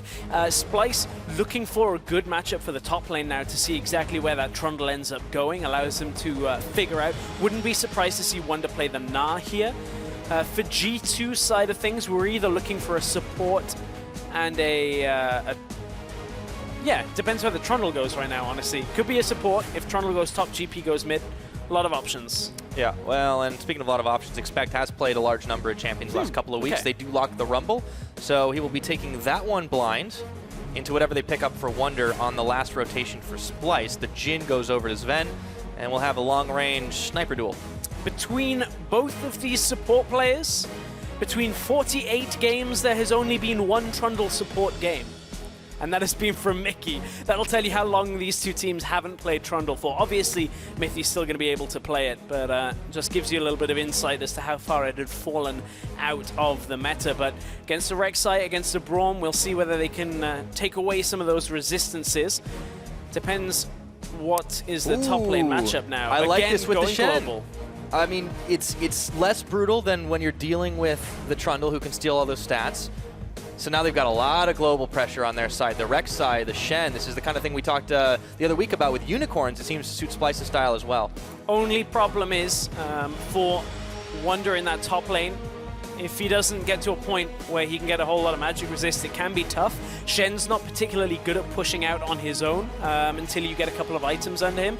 So this is a bit more building for the later this game goes. Get Rek'Sai on one side lane, Shen in the other, potentially that Malzahar if Sencooks keeps that teleport. But on the other side, they've got the Gangplank with the TP, you've got Rumble with TP.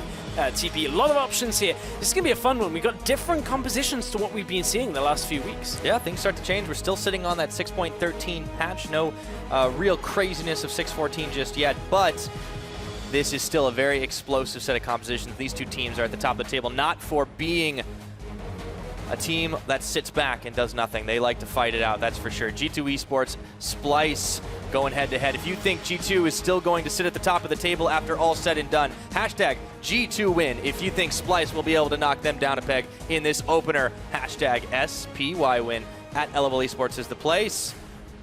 And we're about to find out who's going to take this one away. I really like these compositions. I like the Malzahar. I want to see more Malzahar just because it's a very uncommon pick previous to 613, but has a fair few strengths. And as we get ready to go into game, we have a pause. So it's all about building that suspense, man. Yeah, man, we got to build a little bit of suspense. I don't think this is the matchup that needs it, to be honest.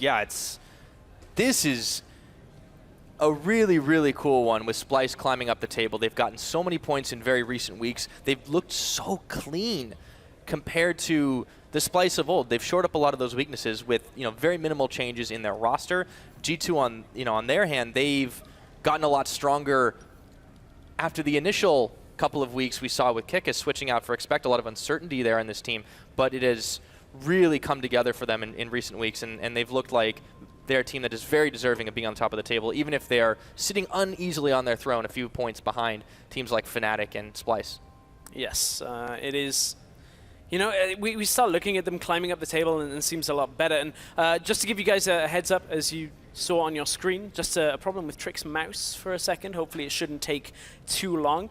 I want to take this moment maybe to talk a little bit about Malzahar, some of his strengths. I know we've talked about him a fair amount, but I want to talk specifically about why we're seeing him. Very good push potential. When you look at his ability to shove in a lane, you just put down the dot that bounces between minions, and as you kill them, it kind of always pushes. Still has the silence built into his kit, even though it got changed. And of course, a suppression as well, which is generally very good. But there are two of these three things that aren't so great against a Gangplank. Suppression, you can remove Scurvy and get rid of it. You also can deny a lot of his pushing potential, put down 2 barrels, blow them up, push back the wave, and stop him from ever pushing. So this could be a good matchup for Perkz. Could indeed. We'll have to keep an eye on that mid lane, as if we needed another reason to between Senkux and Perkz. On this Malzahar, we get to see what Senkux is made of. It's a guy who has really experienced a lot of change within his team. He wasn't necessarily having an incredible split, but he really went back to the winning ways and stepped up pretty big, so it wasn't just Kabi Wonder. This is definitely a team that has a true triple threat. Perkz walking forward, unafraid. There's just a little bit of shenanigans in the river happen. Nobody's doing anything to each other but a few love taps. Mickey sends the Winter's Bite out, and Perkz is not going to go any further. Other than that, it looks like we're in for standard lane affair. Don't expect anything different. And this is what the analyst desk wanted. They wanted to see Kabi and Mickey going up against Sven and Mithy, 2 melee range supports, or melee supports, I won't confuse things here. You can see Sven and Kabi also playing longer range AD carries. We've seen a lot of Jhin played into Caitlyn as well. Fairly tough, though, for G2 to proc the W from Sven without a damage source coming out onto Kabi. Unlikely to get that lockdown potential. G2 still don't have full vision on whether it was a lane swap or not, so Sven's a little far out in the lane, but look, he's far enough away from Mickey and Kabi that if they were in either of those bushes, he wouldn't be caught, but can see him hovering around minimap is the key thing to look at here. Look how far away he is. As soon as he sees Splyce come out of the bush, instantly dodges away. Wasn't going to give away a random first blood anytime soon. No, that's not the reason they got to the top of the standings for sure. So things settle in. Sven gets a little bit of help from Mithy, and he's not in time to body block the Winter's Bite, but it's fine for now. Expect shoving onto Wonder already in this top side. It'll all be about where the junglers can get their effects in early. Trashy has been a bit more of a team fighting and post-6 kind of jungler. We'll see if he's able to get involved a little bit sooner. Back to the mid lane, the matchup everybody wants to see. Level 2, and Perkz is already experiencing some Malefic Visions. So, and those Malefic Visions are not vitamin-based. You cannot remove them with Remove Scurvy. That is unfortunate. And for a clarification at 6 for Malzahar, Remove Scurvy will remove the crowd control, but will still give him the damage from Malzahar's ult as well. So just keep that in mind when we hit that 6 point. Well, it's an interesting matchup, too. You look at this G2 team, and they're definitely not incredibly tanky. They have some bruisers, as you can see. Wonder already dishing some damage. Coming top already. Trashy is moved really early. That's a quick flash, but he's going to follow through with the Queen's Wrath Unburrow. First blood for Wonder. Big first blood punishes the push out from Expect. Expect was trying to just punish Wonder up in that top lane, and this is fairly uncommon for Trashy to actually be ganking this early. Typically, he's there for the counter ganks and goes back to farming. This time, Trick was on the bottom side, no chance of helping him. Got to mix things up. He clearly didn't expect it, so after burning the flash, he teleports back up to the top side now, and the first blood gold over to Wonder, giving him a nice little edge in this matchup. Level advantage for the time being as Shen continues to push his way forward on the top, so Trashy getting involved. Curious to see where Trick ends up. He's half his health down in the bottom side now, and Kabi and Mickey are actually chasing Mithy back. That's a decent chunk of damage, and there goes the Deadly Flourish, but it's not going to be enough to do anything else. Kabi and Mickey are taking this 2v2. This top lane, however, is going to be fairly difficult for Expect because the decisions he has to now make is with no potions to sustain and kind of a lane that he always wants to push with Flame Spit. He has to risk trading. Bottom lane, a heavy trade on Sven. Always a risk as well. Stepping on the trap, Mithy's trying to make himself look a little juicier. And he and Sven are really low here. You could see the net forward, Kabi feeling very confident. That ward, though, has never been more valuable as Trick comes in and immediately turns around, noticing that Mickey and Kabi were just backing off. Very clear early game from Splyce here. Get Wonder ahead. Mid lane is going to be fine. You know Senkux is okay. And they're just denying Trick's presence in the bottom lane. Kabi and Mickey playing fairly smartly around the vision they had in the river. And the fact is, we were talking about, it's difficult to proc the Jhin lockdown. So Sven and Mithy are finding it fairly tough to trade back in favor. However, Sven has been focused a little bit more on farming. You can see they are 7 CS up. So Kabi right now needs to maybe regroup a little bit on that aspect, but they'll get that time now that Sven has recalled. Splyce will shove it in and recall themselves. Yeah, get a lot more of a chance to just push on their own. One thing we didn't touch upon this game with the standard lanes and all the action that's been traded back and forth is the Mountain Drake is the first to spawn. Splyce will be hoping to secure that one up if they can get the vision. There's still plenty of time before that's really a possible contest. Oh, I was about to praise Expect for the fact that he pushed up, but the reason he's was about to recall was because Sven and Mithy were coming up and he was pulled out of his lane and potentially could have got ganked. He's baiting Wonder into the fight is what he's doing for now, but now that Mithy shows up, Wonder knows the game. So, Wonder's going to have to hold for just a moment here, but this means Mithy, Sven, Expect trying to get the fast push on will end up sharing the experience here, and Wonder is going to back off. The damage dealt already to the tower. And you can see Kabi and Mickey are actually trying to double up here. Mithy does get under tower taunted. Very low on the health right there. They're clearing the waves, but you can see Splyce aren't keen on giving this lane swap over. Delayed lane swap is something we very rarely see, and for Wonder, who has used his TP and Expect, this is a bit of an unorthodox situation to find yourself in, because Wonder wants to be able to hold this advantage that he had in the 1 versus 1. Now that people have moved up to his lane, both top laners are going to have to back away. I wonder, though, whether G2 are going to recall out as well and swap back now that Splyce have shown themselves. Look at where, I was going to say Mithy had dropped back to the base as well, so it's actually not the case. We're going to end up in Australia lanes for the next few minutes. But for G2, this is an unorthodox play that we don't see all that often. Oh, that is for sure. And Sven is losing out on some of this experience, losing out on some of this farm. You can see the CS has already swung back the other direction with all the time they took to get back up to lane and trying to bully Wonder out of it. He's just having to scavenge a little bit right now. Pickaxe versus the Serrated Dirk. And Trick tried to shove the wave into bottom lane. I was watching it on the minimap, but Wonder actually arrived there and is now level 6. What the risk for G2 is if they get caught out in a fight, you'll have Shen ult and a TP from Malzahar come topside, and if Rumble and Gangplank are not available to react, with Gangplank having no TP, it's possible that Splyce could look to force a fight on the top side of the map utilizing Stand United. One of the few things that Splyce do have to watch out for is there is the global Gangplank ult always possible to turn a fight a little bit in another direction. But you're right, they have to respect this teleport advantage that's given over right now. Expect is about to get his a little bit sooner, so that will actually match for a very, very short window. G2 have been getting a little bit antsy, though. It seems like they're playing not as clean as we might have expected. Maybe that's a result of this 2v2 just not going the way they wanted. And it's the 1v1 as well, because Expect is still down a fair amount. Look at it, 20 CS lead plus a kill. It's only really mid lane that is ahead for G2. That's very minor as well. It's minor, it's about a wave, and we don't really expect this to happen for G2 when they end up losing the laning phase, but Splyce have gone from strength to strength, and you can see how just Trashy's presence early has allowed them to kind of take this advantage, and the fact that maybe this Trundle pick is starting to struggle for Mythy. They're having difficulty closing the distance against the Braum.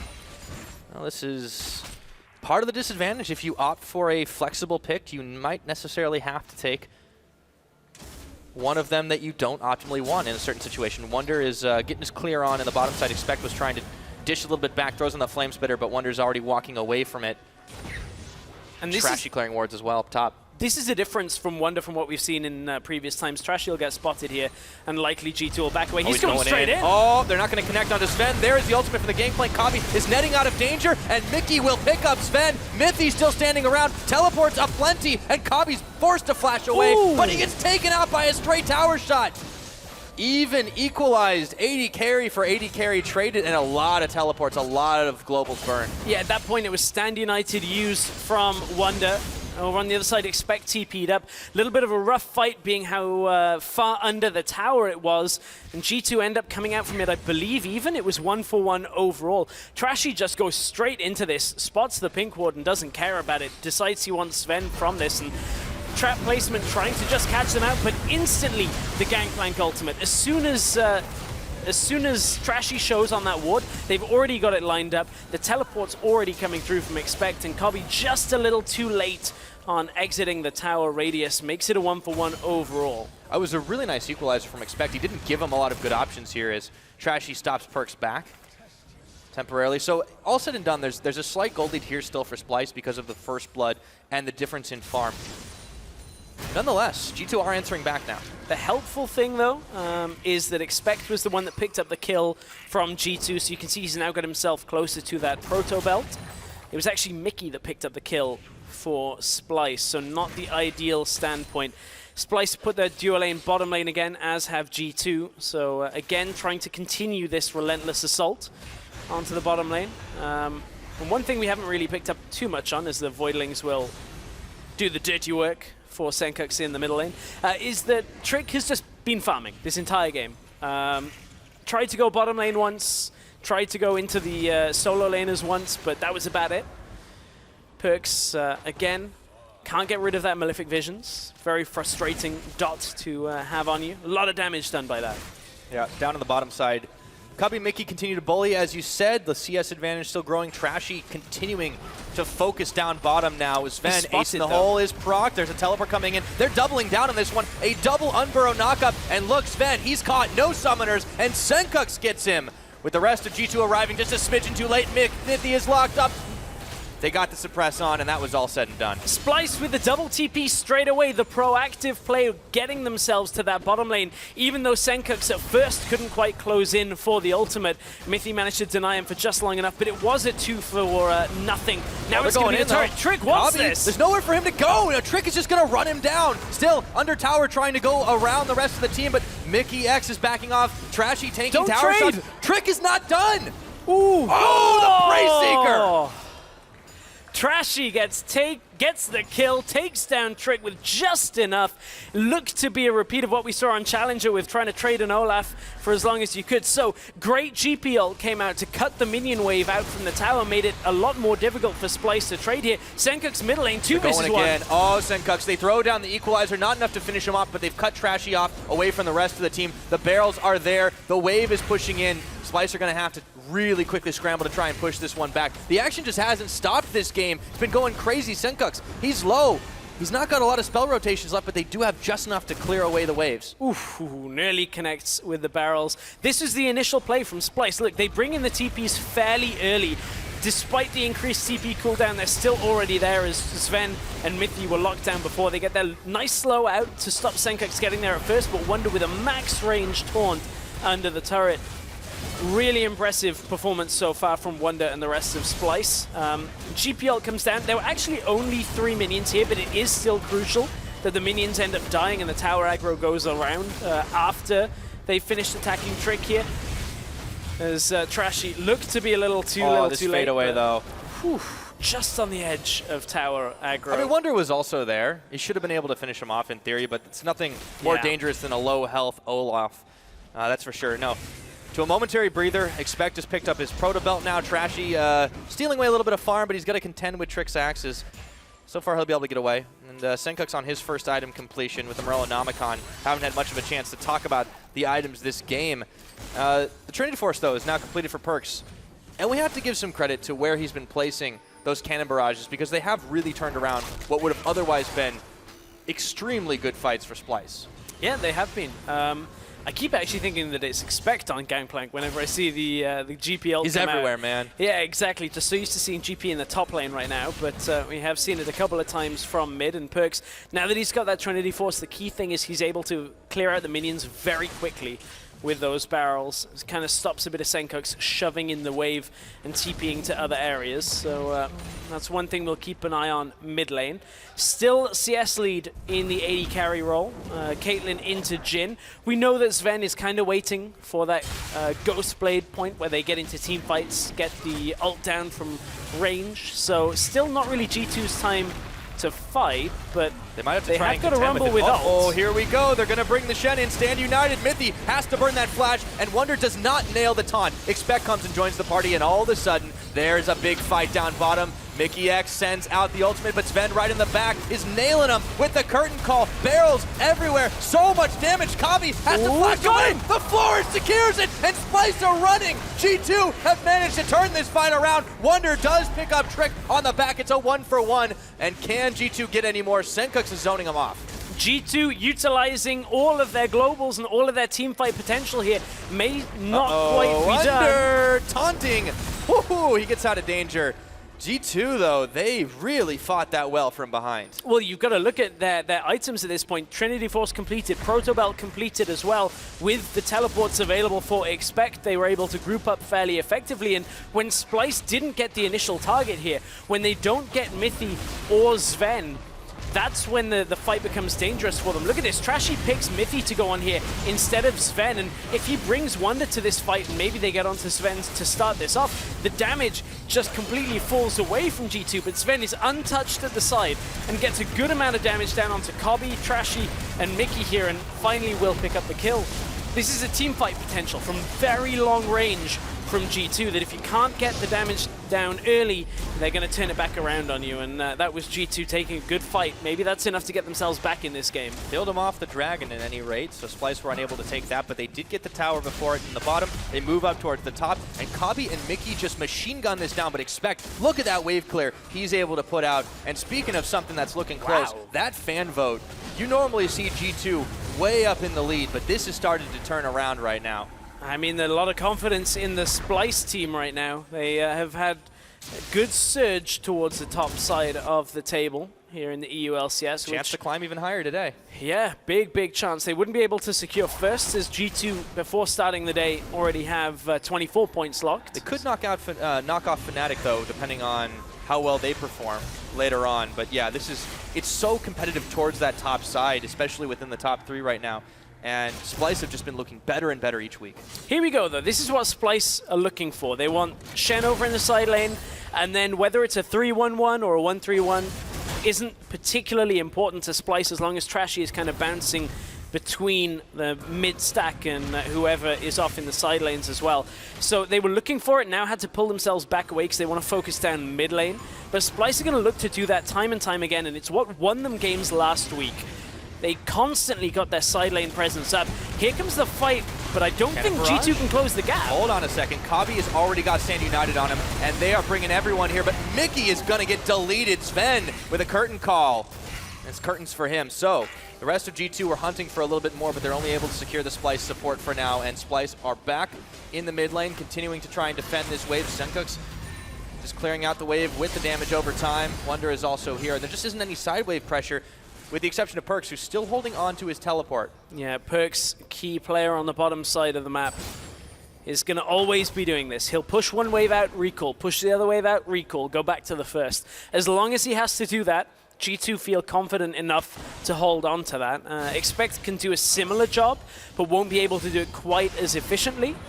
Rumble not so good in the 1v1. At least Gangplank has ways of escaping fairly effectively. Rumbles is you kind of ult on top of yourself and then you don't have an ult left. and then try and proto-belt your way out, you end up using a lot of your team fighting tools to get away. If you're expect. I mean, he's been much more hitting the offensive button than he has the defense this game. So a very contested Dragon, by the way, still available.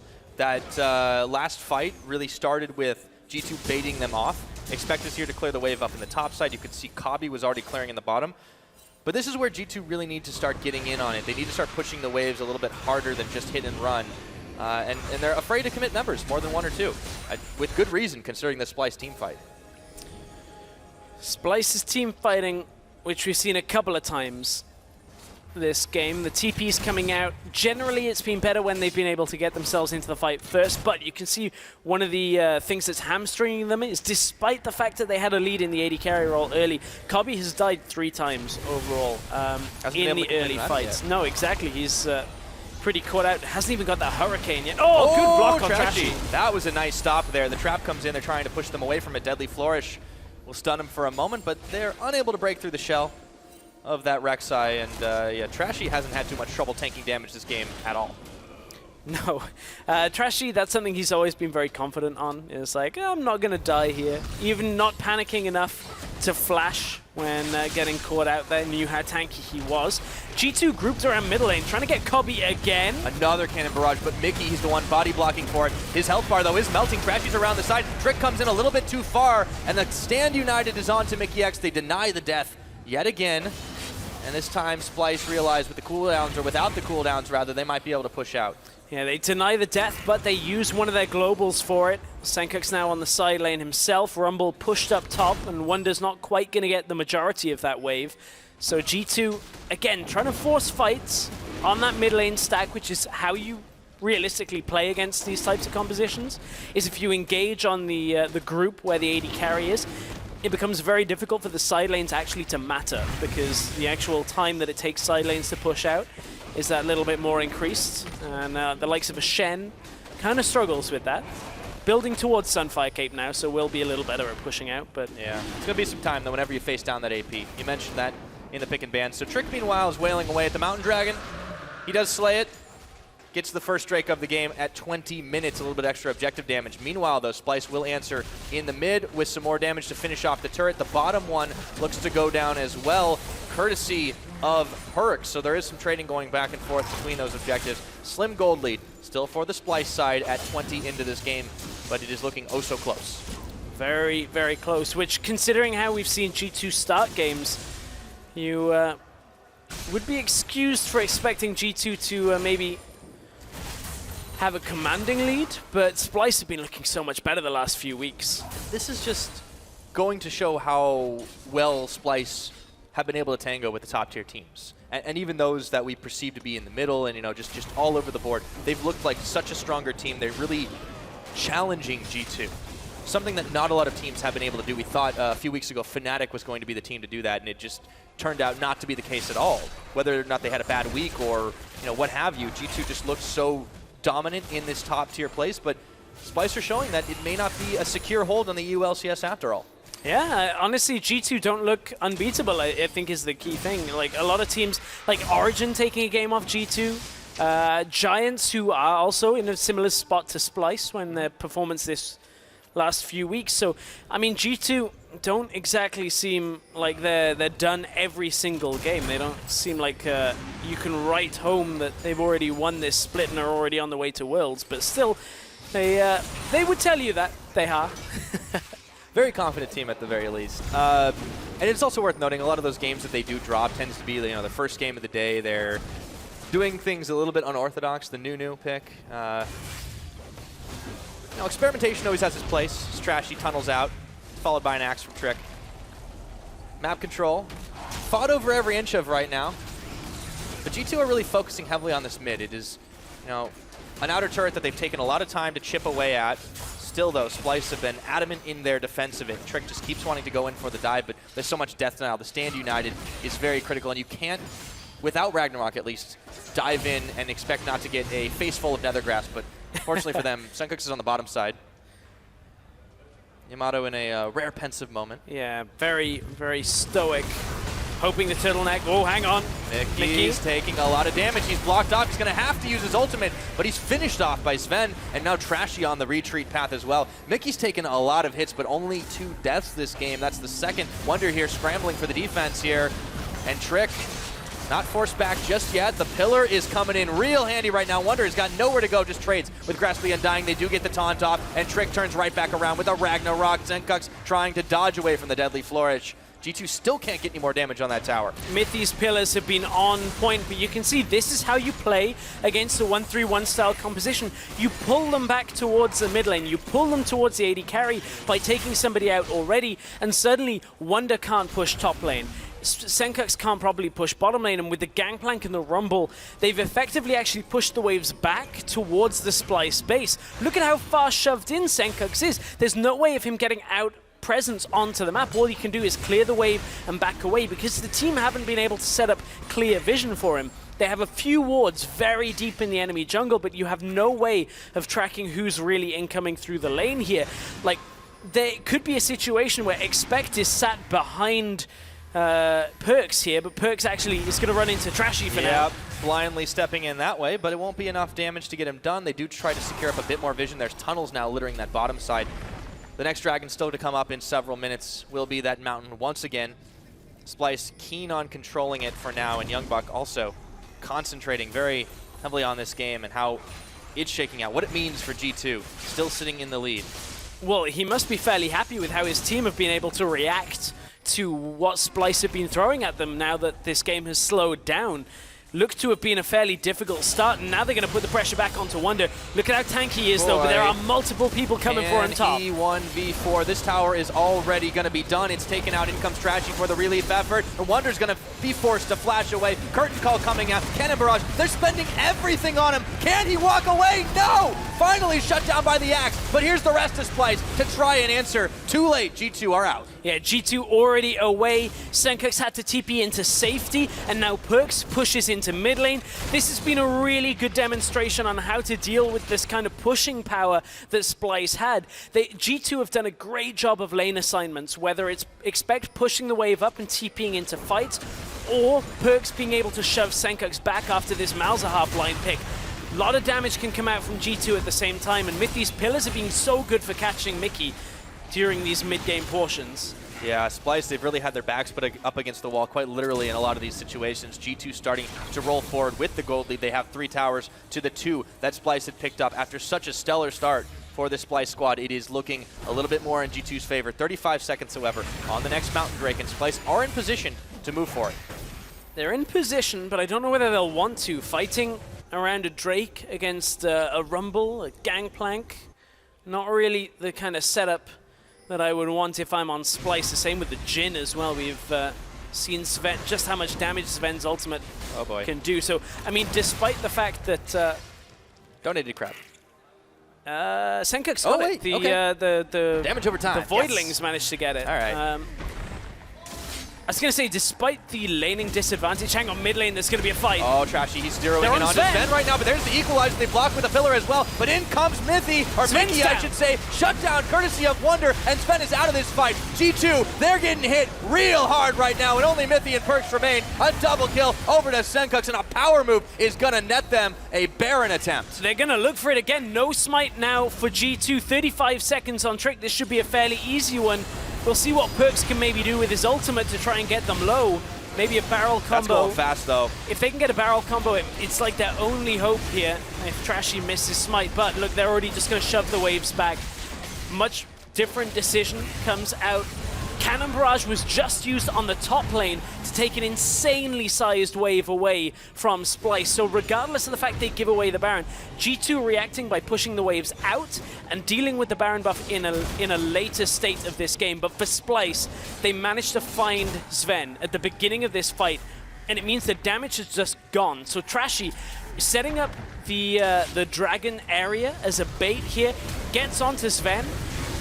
After forcing him to flash, manages to bring Wonder in at the right spot here so that it doesn't matter that Kobby has Expect on him. Senkux plays defense here, suppresses Expect, and Kobby just walks away from the Flame Spitter, and by that point, the fight's already done, and that's Splyce getting themselves the Baron. Yeah, they're going to get even more here now.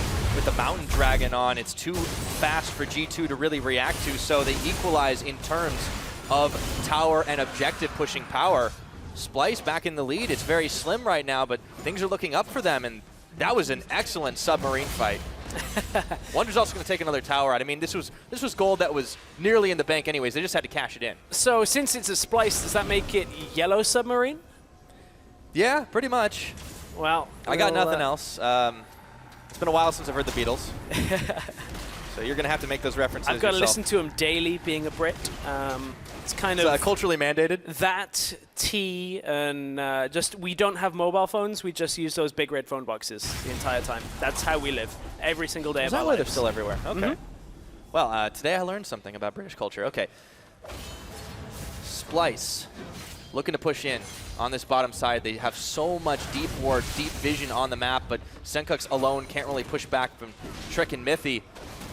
And they have Wonder. Again, it's been the 1-3-1 for Splyce, the name of the game constantly. And G2, when they were ahead, it was easy enough to stop this from happening. But now they seem to be scrambling. A lot of damage being dealt on this bottom side, even with the pushback. The Baron empowerment, though, is really helping Splyce out. Yeah, exactly. With the Baron empowered minions, it exacerbates their composition to a point where now G2 have to kind of spread themselves a little thinner. Of course, they've got a Gangplank, so it tends to deal fairly effectively with one lane, but on the other side, Rumble is going to kind of stare at the minions and be like, well, what do you want me to do about this? I don't really have too much as an option, and that allows Senkux to just continue to push through.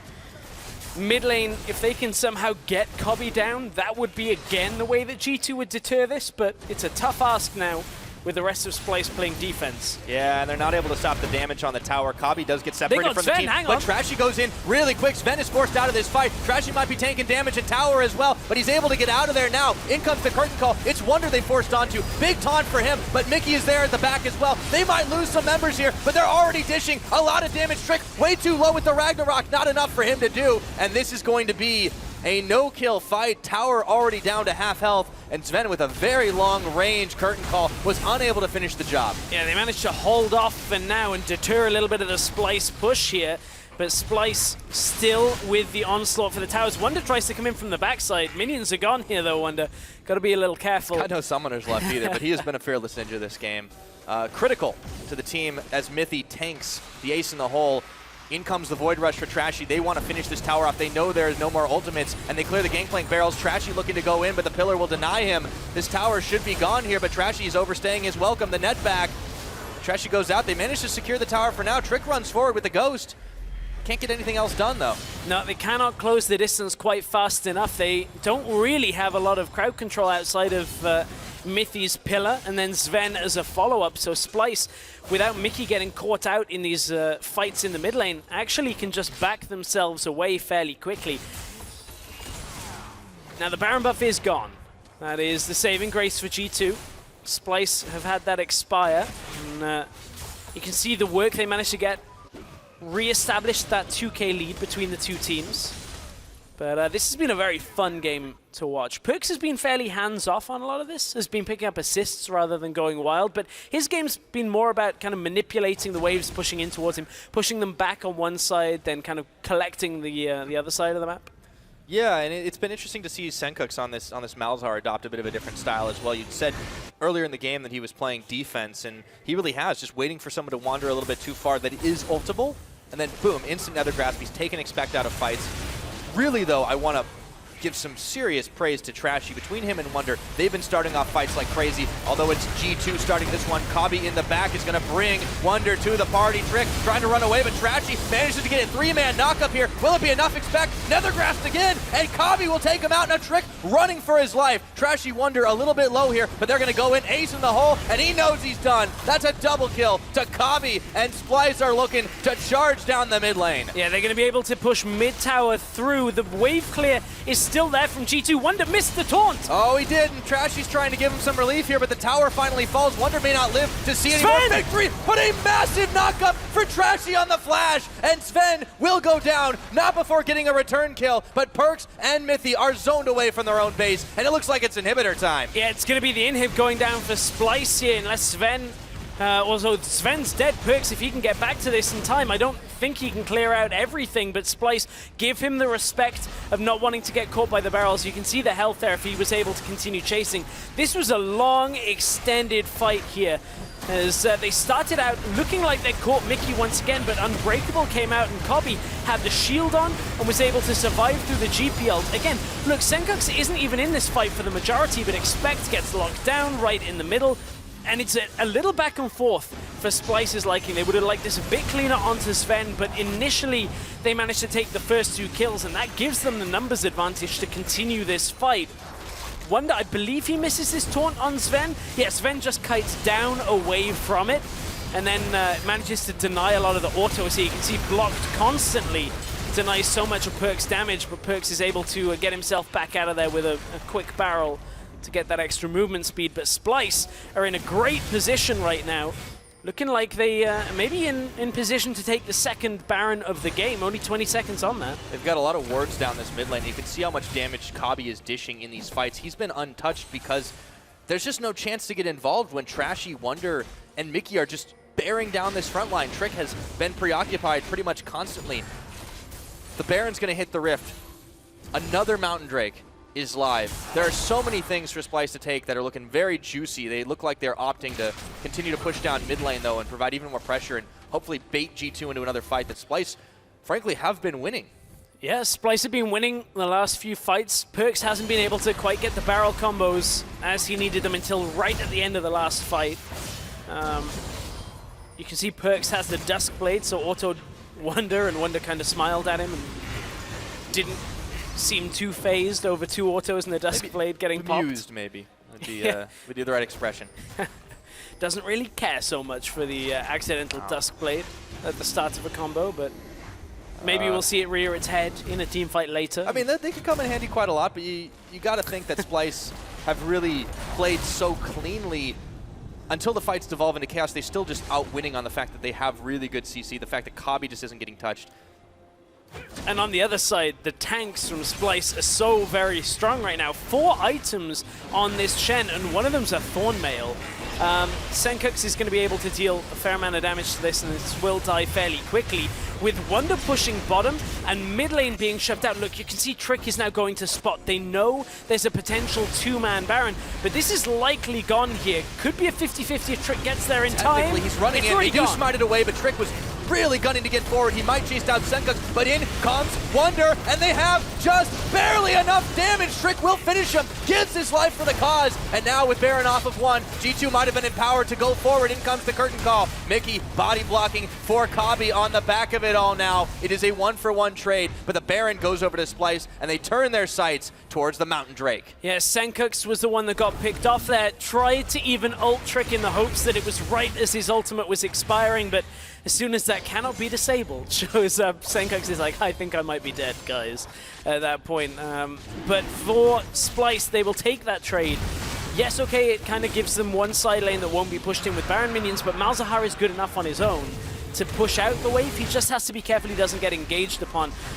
So the GPL comes down to try and make sure that they can get Trick to kill Senkux here. And eventually they do. There you can see the ultimate attempt onto Trick, and Olaf just strong enough. But this is when G2 potentially wanted to fight. You can see Sven was far enough away, but Mickey blocks so much of the damage.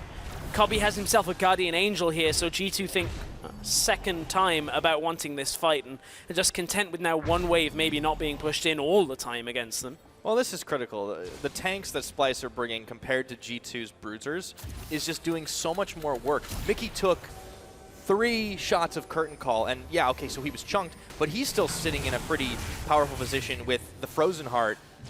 It's hard for Sven to really plow through all of that HP, all of that armor that Splyce have. And Expect is, he's getting locked down in these fights. He's not really getting all that involved, so the AP damage just isn't coming out very much. Perks has got wave clear galore, and he's got good burst damage, but it's just not enough for them to take these really long fights, and you can see Splyce edging them out every time. Despite the 1-for-1 trade, they're getting much more of what they want to, and they can continue to siege 2 Mountain Drakes. The damage that they're going to do to towers is ridiculous. Considering Expect has been ulted by Malzahar a couple of times, I'm wondering whether we're going to see like a QSS at some point picked up by him, although it's not particularly efficient on a Rumble. No real build path out of it. And it depends in Expect's mind whether he actually cares about getting locked down while his Flame Spitter's running. Nevertheless, we'll see where his itemization ends up going. If there's enough time left. Yeah, if Splyce are really looking to try to push this one towards the end. They're going to take another outer tower, an inner tower, I should say, in the top. That's the last one left standing. So with the inhibitor that they've gotten, or inhibitor tower they've gotten down the middle, that extends their tower lead to 7-3. Sending a big wave of minions in, empowered by the Baron. A little bit of damage dealt to that inhibitor, but G2 have still scrambled to push it back. Senkux on the bottom side, leading the wave of minions in as well. And it's all G2 can do to try and force Splyce back with the minion waves. Ace in the hole goes out, nails Expect, but he's got the shield for days. Wonder, though, is pushing the 1-3-1, is going to be successful. An inhibitor taken out on the mid side. Wonder is soloing Expect right now. Under Look tower. at that damage he's able to put out, and all he's able to soak. Splyce have just shoved in G2 here. In comes the Cannon Barrage. Can they turn this fight around? Curtain Call not doing enough. They finally find a tower. Senkux very low, dodges the floors, and goes Trick around the back. Whoa. Takes him out before Wonder can finish the channel. And Splyce got to be careful now. On the run, being chased out by Trick. In comes Expect around the backside, finishes Kabi for the Guardian Angel pop. Wonder coming in here. And he's going to be okay for now, chasing down Sven. He wants the 1v2. Managed to kill Kabi off the back screen. And Glunder might be in trouble, but he gets a 3-man taunt off, looking to finish Mithy, and it's not going to be enough. It's 1 for 2. Splyce managed to only get 2 people out of this exchange. A little over-aggressive under the turret from Wonder brought the rest of his team over. You'll see that Wonder does such a good job of putting the damage down onto Expect, but doesn't kill him. And that's what comes back to bite him, because Expect ends up TPing back behind the rest of the team after an equalizer came out. So Splyce, look at the damage onto Kabi.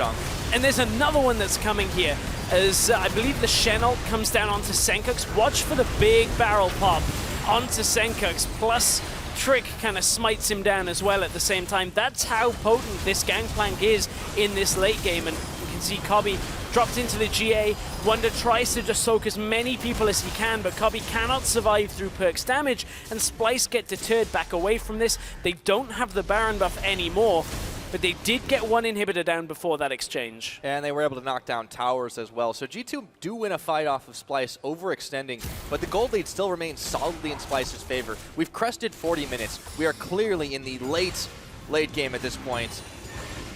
Well, we've seen some very long ones this split, but I think the way this game's going, decisive action has been the word.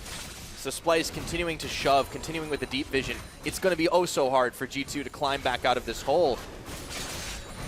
There's going to be an Elder Drake coming up in a few minutes, though. If they can fight over it, if they can get this contest on, they might have a shot back into it. Yeah, I was going to say, I don't know whether I'd quite agree with it being overwhelmingly difficult for G2 coming back from this, just from the way that their team comp now can rely more on the Gangplank. Like 400 farm, basically, on GP309. 5 items completed. That does play, man. That's what really does it. Ties it together. Hey, man, as soon as he gets that auto down in a fight. I mean, he does a lot of damage. There's definitely no getting around that. Late game Gangplank has always been, I think ridiculous comes to mind.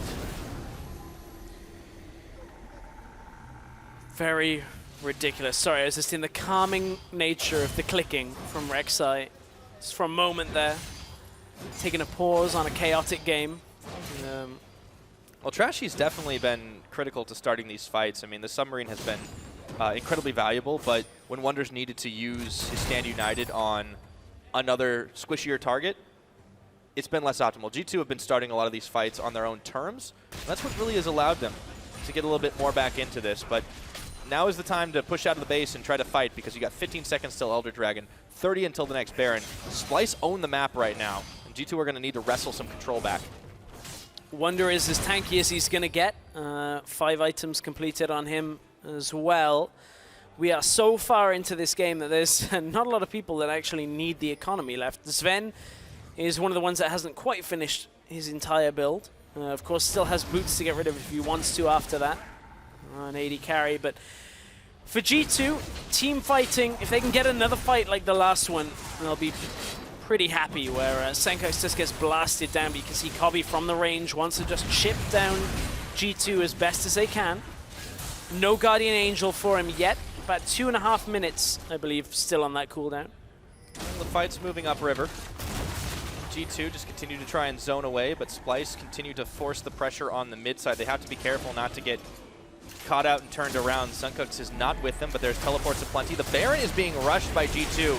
The bait is there. Wonder is down bottom, but he is going to spend his teleport, or rather Stand United to come back up. Mickey body blocking as the curtain call comes in. There is a huge chunk of damage from everything. The gameplay goldie tricks coming in. Kabi, he's got it back away. He's alive. He's managed to keep it. The double kill for him, and he's still shooting bullets. A triple kill to take out Sven, and they get the taunt onto Perkz. That's gonna be the ace, or is it as Perkz is running away? But there is a base to contend with. Perkz, they just need to stop his back. They've got it. They don't even need to really do too much because pushing already. The inhib may have come up, but it's not going to be quite enough. Perkz may very well be able to hold them on for a while, but it's going to be the game. Splyce are going to take this. G2, they tried to bait Splyce into the fight, but they took too much damage doing it, and Kabi with the triple kill is going to put G2 1-0 down in this best of 2.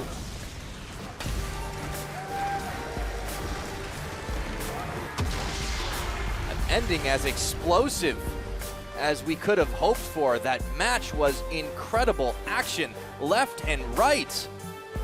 And there really was not a moment wasted by either of the teams. What a huge effort from Splyce. And the control, the composure to know when to pull the trigger, and Kabi getting out by the skin of his teeth to pick up that triple. I got goosebumps, man. Man, that was such a good back and forth game. Played a little differently to how we see a lot of games. The ability to kind of shove Splyce back after getting a lead. G2 were holding on. And if they'd have got a good fight there, they still could have maybe won that game. But the way they were trying to bait Splyce in, I kind of want to rewatch and see exactly how that fight played out, because G2 had already taken out Mickey, I believe it was, before the fight even started, but then Kabi gets a triple out of nowhere. Would love to see whether it was like trap placement, maybe Trashy getting in there as well. Big game for Splyce. Well, it was really critical in that. I think they thought he was going to get taken down. I think his health was ticking from either Expect or from an Ignite. And then all of a sudden, he just gets out and starts pelting them, and it was absolutely ridiculous. Really liked the drafting this game. I mean, there was so much to talk about, but really cool picks from Splyce. They always seem like with the Taliyah, now with the Malzahar, they're just a little bit ahead of the meta, at least here in Europe. And it's been suiting them well because they're bringing out these picks. They're demanding certain bans, and it frees them up to do things that a lot of other teams aren't allowed. I like the Malzahar. I wasn't really on board the whole everybody's going to play it, but we're one game into the week, 100% for us. So far. Well, depending on what happened on Stream 1, right? But for Senkooks, I think it worked well for the majority of the game. Had a little trouble against some of the champions, like Olaf, GP, good against Malzahar's ult, really. Yeah. But honestly, the way he played the side lane was pretty good for the majority of the game, too. And he hit Expect constantly. I mean, I really like the fact that they just had this very clear game plan in mind, which was, okay, as soon as Expect gets in range, I'm going to ult him, or rather, I'm going to suppress him. He can't really do a whole lot, and we have a ton of armor. The Thorn Mail for Wonder. I mean, everybody was just stacking so much armor that it was really hard for Sven to actually finish anyone off. The Curtain Call didn't actually do as much as I would have thought late game because of how much armor they were stacking up. So much armor, like Thorn Mails coming out, double Randuins comes out as well, like difficult to chunk through them. And a good performance. Game 1 of the day on Coaches Week goes to Yamato Cannon. And I like it. It was Splyce being able to, for the most part, to play a trickier strategy, perhaps. Like, to play the side lanes we've seen from them the last couple of weeks has been very impressive. And I like what they're bringing to the table. Splyce are playing it fairly well. Still a couple of mistakes here and there. Mickey maybe getting caught mid a couple of times, too many, but still, I like what they're doing. I like what Splyce are playing with. Absolutely. Well, let's, there was so much to digest. Let's start going back into that game and take a look at some of the things that really stood out in it as well. In particular, this 3-for-1 tower dive that they pulled off with Trashy just leading the charge. Yeah, and this was Splyce making the active play before G2 could pull away from that tower. Senkooks finally manages to get himself in there to get Wonder that kill, but that was after Wonder had already got himself that first blood up in the top lane, which was instrumental. Are we going to see the sick fadeaway? The fadeaway. I don't even care about Kabi dying. I just want to see the fadeaway. Kabi was always dead in that scenario. Yeah. Well, so was Trick. I mean, you look at it, he's just like, Yeah. I mean, Wonder kind of goofed there, but it was all right at the end. They just had the numbers, and boop. just got him. Trashy just on the range of a tower, got the unbarrow away before the next tower shot came in. Yeah, and I mean, it kind of continued well for Splyce too. You look fast forward a little bit to the 24-minute mark. They were really getting aggressive in the mid lane, and well, we knew how that turned out because Trashy following the flash into the taunt, and Sven's just dead. All on Sven.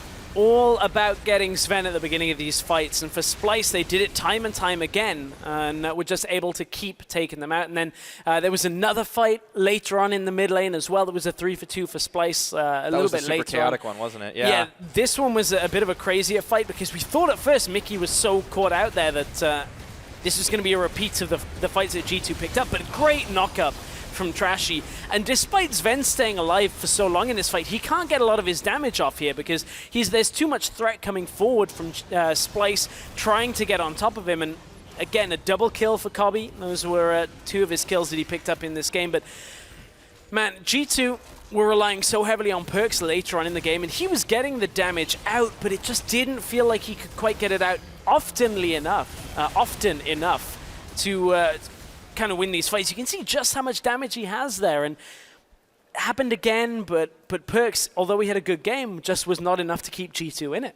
No, it really is the simple truth, and now with Splyce, they've taken a clean, well, a lot of interesting action. A big game 1 over G2 Esports, and I want to hear exactly what's going on the other stream, see if anything is quite as exciting. I think we're going to hear from Sifa breaking that one down so far, so we'll send it over to him.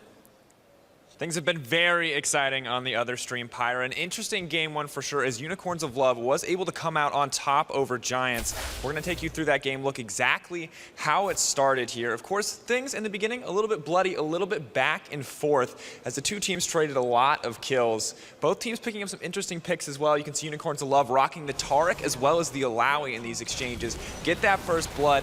Get one back in exchange as Vizicachi overstays his welcome on the top side of the map. Kills traded across the map throughout the entirety of the early game. But man, one overcommitment from Giants here gives Vizicachi a triple kill, and it blows the game wide open. You can see him cleaning up house there. Sheepy more than happy to have his team with that massive lead, but comes down to a single Baron take here. The immunity coming in from Taric playing massive as Unicorns of Love are able to clean up that Baron, and from there, it's a quick and easy closeout as Unicorns of Love take the advantage that they built up over the course of the game and just run it straight into the base against Giants. We'll let this one roll out. You can see him ending here. Giants, not really a whole lot of opportunity to respond. Simply too many members caught out, and a confident game 1 coming in from Unicorns compared to the back and forth we saw here in the arena, or in the studio rather. Of course, guys, that's going to do it for us. But before we head to a quick break, let's hear exactly what Expect has to say about his coach, Youngbuck. 영벅이 저희 G2에서 모든 일을 다 뭐 청소라든지 요리라든지 장난이고 영벅이 되게 그 코치 그 뱀픽 같은 것도 좀 연구를 하고 갔는데 되게 선수들의 의견을 되게 존중해주는 되게 좀 친절하고 되게 재밌고 친구 같아서 영어 실력도 많이 늘고 이제.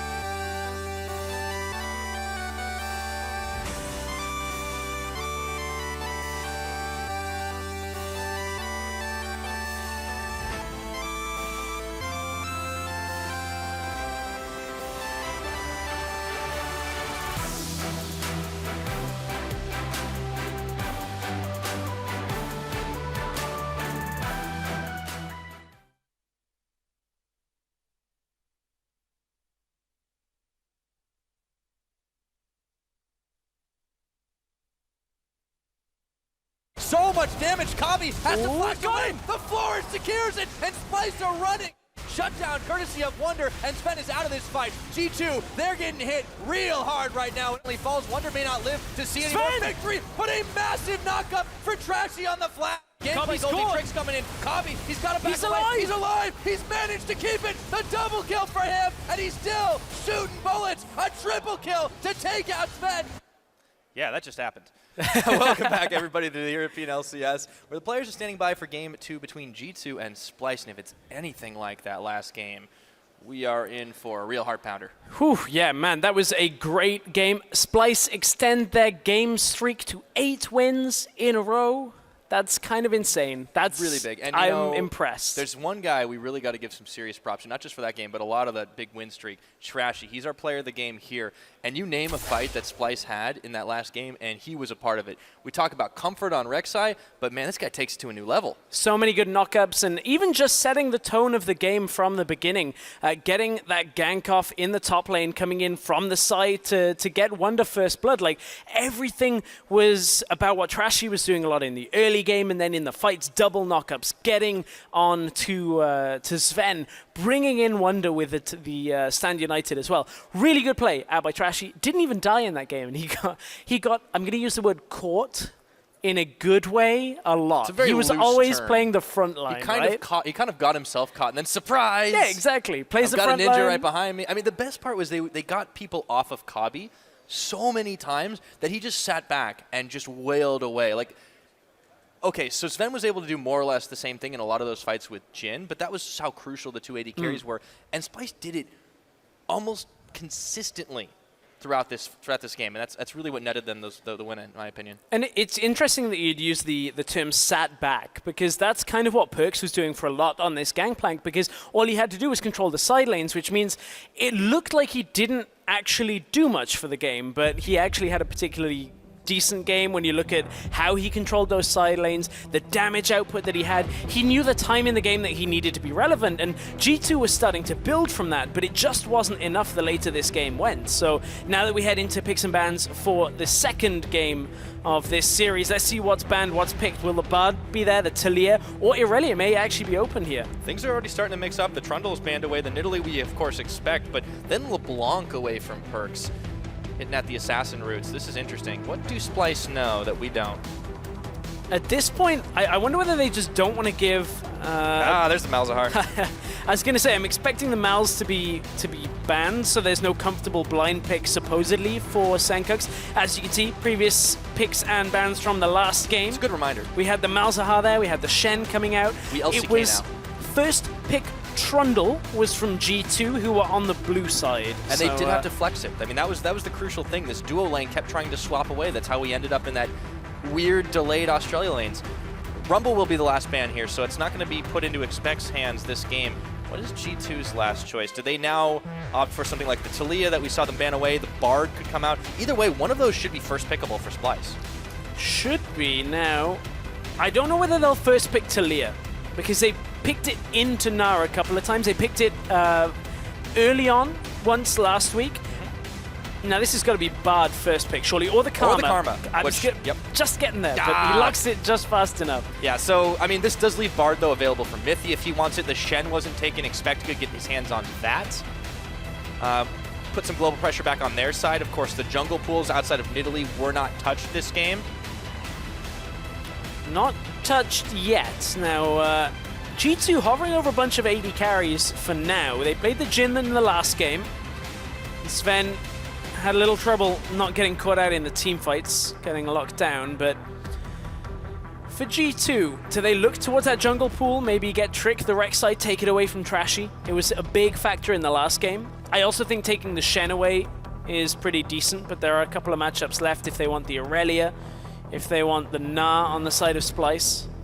Well, you know, I had the pleasure of speaking to Sven the other week, and he was telling me about Sivir being a really valuable pick, that if you don't ban it, we've got to be able to pick it up, and you know, that it started to change a little bit of mentality. It looks like they're opting to go back that direction, clearly valid enough to first pick it, and they take the Olaf for Trick. Technically, it could go up top as well. We've seen it flex a little bit. So I'm curious to see what they make of this. So far, the makings of a Sivir comp. Step one, get Sivir. Step 2, get stuff that can pair with Sivir. Yeah, that's pretty much. Well, you got into the question marks, and I step learned 4 is from the world best, domination. Kelsey Moser. I guess profit in this scenario.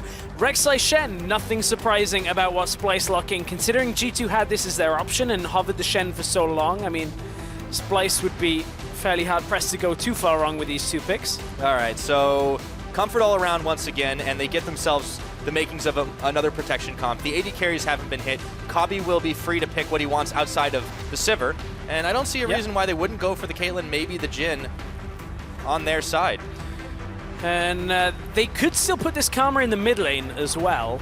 Of course, Senkux has a fairly large champion pool, has played a game of it. It was not the most successful game for him, though. They ended up losing that game, and I believe that was actually the last game they lost. 1-4-2 on that scoreline. So for G2... It was a while ago. It was a while ago, good few weeks. For G2, they are looking likely for their solo laners here.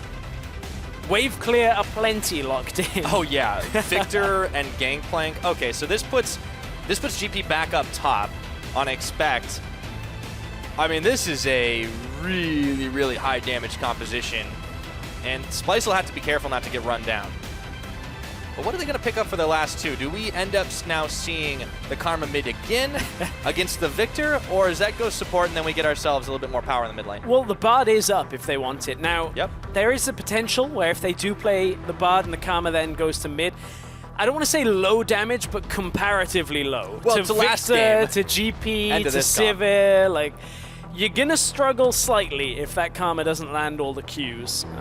So I'm expecting Karma to go support for now. Oh, okay. Kassadin mid. Okay, so Karma does go support.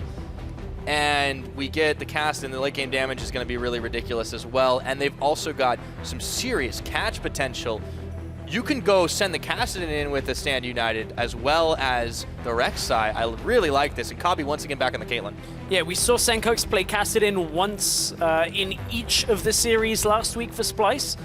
It was pretty good pickup for him. We haven't seen a lot of success from Kassadin, but Senkux has been making it work. Safe laning phase, good side lanes, easy to snowball with 1 or 2 kills.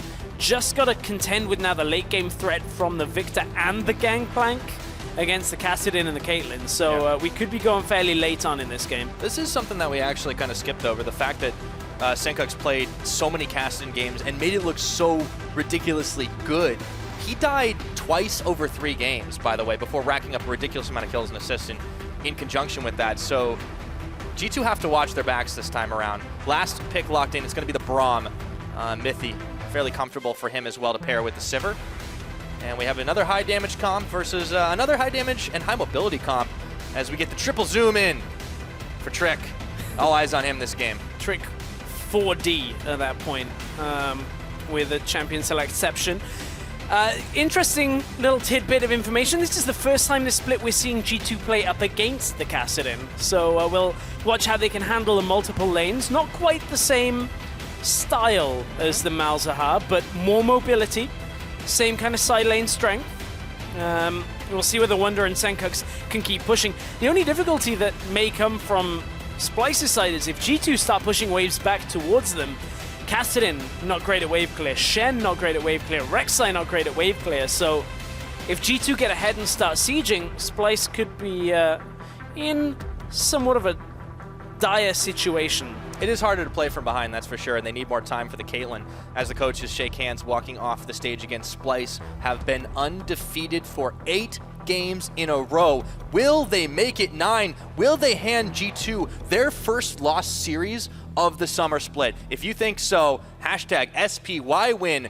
FanVote went their way last time. We'll see how it goes this time around. Or will G2 claw their way back to tie the series? Hashtag G2 win if you think that's the case. But for now, these two teams will leave it all on the rift as the clash at the top of the table continues. Splyce versus G2 Esports.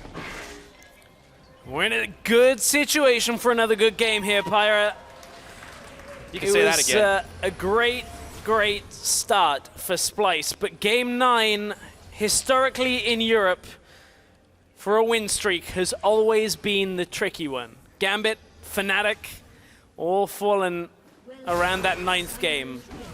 Well, TRICKR coming out. Trick and the rest of G2 are coming out swinging here to try and make sure it doesn't happen for Splyce. Trashy does find himself caught, but that's all they'll be able to do is a little bit of damage. The deep invade. You can already see Kabi and Mickey up topside, so they've not been spotted. And Wonder was last seen moving up there. This might give G2 the wrong impression. We did see a tricksy start to the last game. A lot of wards coming out. They want to make sure they leave no stone unseen. I'm wondering whether Splyce are trying to just draw the 2v2 here. They're going to see the... I think that's just out of vision there. Sven came around the corner. That ward, I don't believe, actually spotted them cross back out. I'm going to take another look on my screen because G2 are taking their time on this back. Looks like Sven and Mithy will go down bottom side. All Splyce have seen up until now is just Victor. Now they're going to see Gangplank. Sneaky, sneaky expect. He feels like he's safe here. Nobody's shown he got close enough. Oh, he's got a flash, instant exhaust. Look at the damage. He eats an orange. Level 1, and it's gonna be, oh, no, K! First blood for Kabi. Kabi and Mickey doing the similar play to game 1. This time, it wasn't as safe. G2 last game, Sven was safe in the lane. Expect was playing a very dangerous setup, trying to stick around, and goes just too close to the bush. Turns out, in the long grass, it's dangerous. There might be some venomous snakes in there from Splyce. That's, again, first blood going over to the Splyce team. Oh, yeah. Well, you can clearly tell they've been putting it all in at the gym. And they're training a full lineup of Ekans and Arbok, that's for sure. Splyce coming out of the gates once again with a gold lead to start this game off. We'll see if they're able to move it further. A little bit more standard start here. The fast push commences with the teleport up top from Wonder. And down on the bottom side, it's matched by G2. Expect, though, was already in position to walk it out, but he did lose out on some early pressure thanks to the kill given over to Kabi. Things are going to look so standard for the next couple of minutes. Give me that Voltron cam. I love it. Got to get that multi-screen coming in here. No Lions in this game, but Splyce certainly have shown us their raw in the beginning of this series. So lane swap, fairly standard setup here. Splyce slightly ahead with the push. For G2 on the bottom side, you can see it is slightly slower as Sven had to tank up a lot of minions. Also fairly low just in general. I don't think he tanked up a tower shot, but you can see with the reaction here, Senkuk's fairly safe in the mid lane on Kassadin. Generally, we've seen that happen time and time again, but Wonder actually slows this down for Splyce. Wants to deny as many minions from this wave as possible so that Expect gets punished even harder. Yeah, one thing you're not seeing, though, on this map, as much as we do get, is what's going on in the jungle. Trashy and Trick are fighting over this red buff. Oh! Smited away just in time. Trick now chasing the line, but Trashy got it, I believe. Wait. Trashy already had a red buff, but Trick didn't smite. No, you're right. So Trashy smite, and I believe Trick got it with the reckless swing. Yeah. He's got the experience advantage. Look at how fast Kabi and Mickey have gone back here with Expect still pushing back. I guess the same thing's happening up top with Wonder. It's still very even, but the difference is being made up by that first blood that Kabi's got. It's really going to give him a good start. Wonder's got to be so careful. Real quick taunt. Did not want to have to use a flash to get out of harm's way. And Wonder had already thought that trade through in his head. He's like, as long as there's no flash Q or flash auto that comes out from Mithy, I'm okay, and even then I have to reaction flash. Wonder realizing that he can read the jump with the taunt and back himself away, get away from that Winter's Bite. So Splyce now on the bottom side, it's Mountain Drake. So if they take this down and then get away out to the Drake, they will obviously have that advantage. Unlike Cloud Drake and a lot of the time Ocean, where nobody really wants to touch it for all that long. It still took a long time before anyone was able to grab it last game, but not for lack of interest, that's for sure. Yeah, I mean, we were having that crazy delayed lane swap, don't really know whether we're top lane or bot lane setup. Senkuk's tricks in his lane. Quick flash. Okay, Perks is on the hunt here. Exhaust is down. They throw the gravity field. He's got a force pulse. Trashy runs right into the death ray. They're chunked, but not enough to finish the job. And the reverse swap continues. Or rather, the secondary phase of the fast push. Yep, lane swap phase 2 comes out. Too early to have aftershock for Perks at that point. I guess it is fairly early in the day as well. At that point, G2 couldn't quite convert the kills in the middle lane, as Expect will finish off the tower in the top. Oh, Cobby. Oh, Cobby. Oh, wait, he stopped his Trick back. guessed where he Trick's was. There's the net, but in comes Wonder out of the blue. Trick, he doesn't have ult, but Cobby can't walk away fast enough. He gets axed. Axed and picks up the kill. I'm pretty sure at that point it was just the fact that he saw him back into the bush. Trick was recalling in his jungle, saw Cobby on low health enter Tribush, and Trick guesses where Cobby is in the bush, lands the first hit, runs in and just smites him down. Big play out by Trick. Yeah, Wonder even burned a flash to try and make that happen. The save, it just wasn't going to be enough. Really good blind play by Trick right now. Evens the gold at 6.5 minutes. Back towards the top side. Mickey's going to be stepping in here. And should see this one coming, but there's nothing else he can really do to try and walk Trick's away. Here, hang Inner on. flame, but Trick's arrived yet again. Mickey's not going to give this chase up. He's got the tether on, and in comes Trashy. Has flash if he wants to get away, but now they turn their attention back towards Trick. Still level 5 versus the level 5. Senkux is they've got roaming the now. Exhaust now. Senkux roaming up. He's going to step forward, or no, he's not. He can't go under. He doesn't feel confident enough to go under because, look, even the Krugs have joined this party. Senkux wanted Everybody to go wants under to the fight tower. stress. Couldn't get the low health target under the top tower and didn't have any minions. So Splyce come out of that with nothing really to shine for them. No real summoners spent either. So big roam used. G2 now going to try and punish this Kassadin by pushing through mid lane. But look who's coming back behind them here. If Trashy can get into the lane, he may be able to cut them off fairly efficiently. He's low health, but is he going to dare to move in here? Mithy finds them now, and Trashy's actually on the retreat path. He's slowed down, gonna have to tunnel into the Baron Pit instead. And will he even get away from this? Perks and Sven are on the chase. Oh, Death laser. Siphon power, Ooh. not enough damage, and he pops right into the Grom before he retreats. Mickey is being chased down now. What the hell was he doing right there? As he steps down forward, the Chaos Storm polishes him off. Mickey just got caught with Trashy coming through the jungle. Trashy managed to get out because he had greater mobility, but Mickey just getting caught by the rest of G2 grouping. This is a little better from G2, but it is still messy. Nonetheless, Senkux trying to defend. 1 versus 4. Hang on, here comes Trashy. Yeah, and Senkux Rift walks away. Tower still being fired down. It's at half its health, and they aren't really fearing Senkux and Trashy. They do push them back, and they are not going to push any further on the tower for now. Meanwhile, top laners have been farming themselves up, but we're going to take another look back. This is how Mickey ended up getting caught, and you can see he was just one of the stragglers here. Cobby got himself out of harm's way very effectively to begin this off, but Mickey, not so lucky at that point, didn't even use his flash, which I actually would say is a good thing at that point, because if he flashes, he's still dead. So Mickey holds on to his flash, trades his life away. But you can see what Wonder was farming away, now is pushing up. This is dangerous from Wonder, because he doesn't have enough vision to be pushing this far up, but he is backing away in time. Not so much fear in these situations, but maybe he should be respecting a bit more. Splyce have kind of slipped a little bit in this opening by giving up a few opportunities that G2 have capitalized on, still pushing fairly far forward. Now, taking a look at that fan vote again, this time more of you guys are convinced that Splyce can knock this one out of the park. 62% versus the defending champions of the EULCS. You know what that tells me, Pyra? Depressingly, I think there's more Team Instinct out there right now than Team Valor. Apparently Splyce have the more support here. Yeah, but the vote was in red, so I'm going to call that for a win. Yeah, we'll take the win on that one. Yes. We'll take the win. G2, however, would love to take a win in this series because they really don't want to lose any points. Or they don't want to lose out on any opportunities for points as they're trying to hold on to the top of the table. Of course, Trashy gets a face full of barrel here, but he's still pretty tanky. Yeah, it's G2 have not dropped a full series all this split. No. And they've always been able to, even after dropping a single game in a series, come back and answer it against pretty much every team here in Europe. They've shown that they're capable of both losing and beating.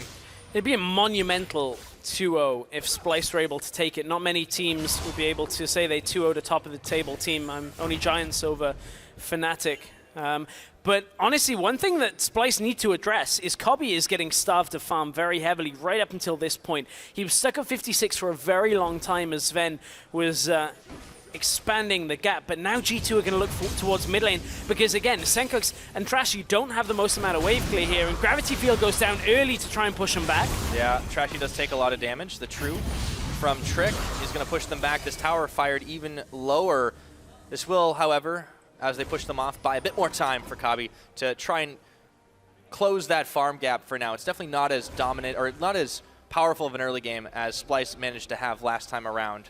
This might be one of the only times we've seen Trick with a CS deficit out of the jungle, though, in the early game. Just past 10 minutes, and he's down over 20 CS. Has been a little bit more focused on getting into some of these areas where there's been aggression and trades.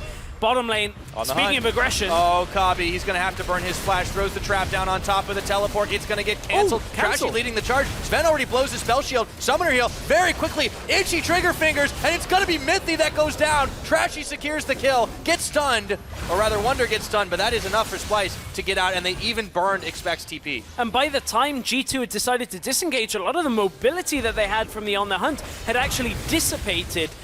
And G2 couldn't quite reposition fast enough, so Splyce come out with a fight just from turning around G2's aggression, just from using Stand United. Pretty good hold when it comes to their nerve from Splyce. Let's watch it again, because G2 make the call very early, and they would still have the numbers advantage here if it weren't for the Stand United here. Mythy, Trick, and Sven at that point are already fleeing. GP ult was used, and they couldn't quite turn this back around. G2 just something spooked them and they didn't feel like they could take that fight. Yeah, the teleport cancellation was pretty clutch as well, just throwing the trap right down on top of it and Expect, even though he had oranges, had flash, you know, when you're Gangplank, I don't know if you want to be behind enemy lines when the rest of your team is running back the other direction. So Splyce, instead of opting for the Dragon, they actually just push up, get some deep vision in, try to set up for it a little bit later. There is a plethora of G2 wards, though, around that river, and a lot of them are vision wards. They'll last a little bit longer. My eyes were not on the cupcakes in that exchange with the teleport, but Senkux now wants to play it on the side lane where it's safe as he's pushing in towards them. Wards for himself in Tribush as well. It's going to be the key to Splyce, and has been really one of the factors for Trashy is his support on these side lane plays has been some of the best we've seen out of junglers here in Europe. When it comes to bouncing between lanes, he's been playing a lot of Rek'Sai, which does assist with that. The warding, just the shadowing of the lanes has been fairly impressive, and that's what a lot of the players, when they praise Trashy, talk about. His ability to shadow a lane, whether it's to counter gank or just to be around for presence, you really can't overlook, and Splyce have used it very effectively the last 2 or 3 weeks. G2 want to look for a fight mid here, though. Yeah. They're bringing friends and they're throwing axes, but Splyce back away quick enough. They're wise to this game for now. Trashy sends out the Praise Seeker around the side. This tower should not be long for the Rift. It has been 2-2 in towers this game, but that is about to change. They still need another wave of minions to do it, though. One more wave.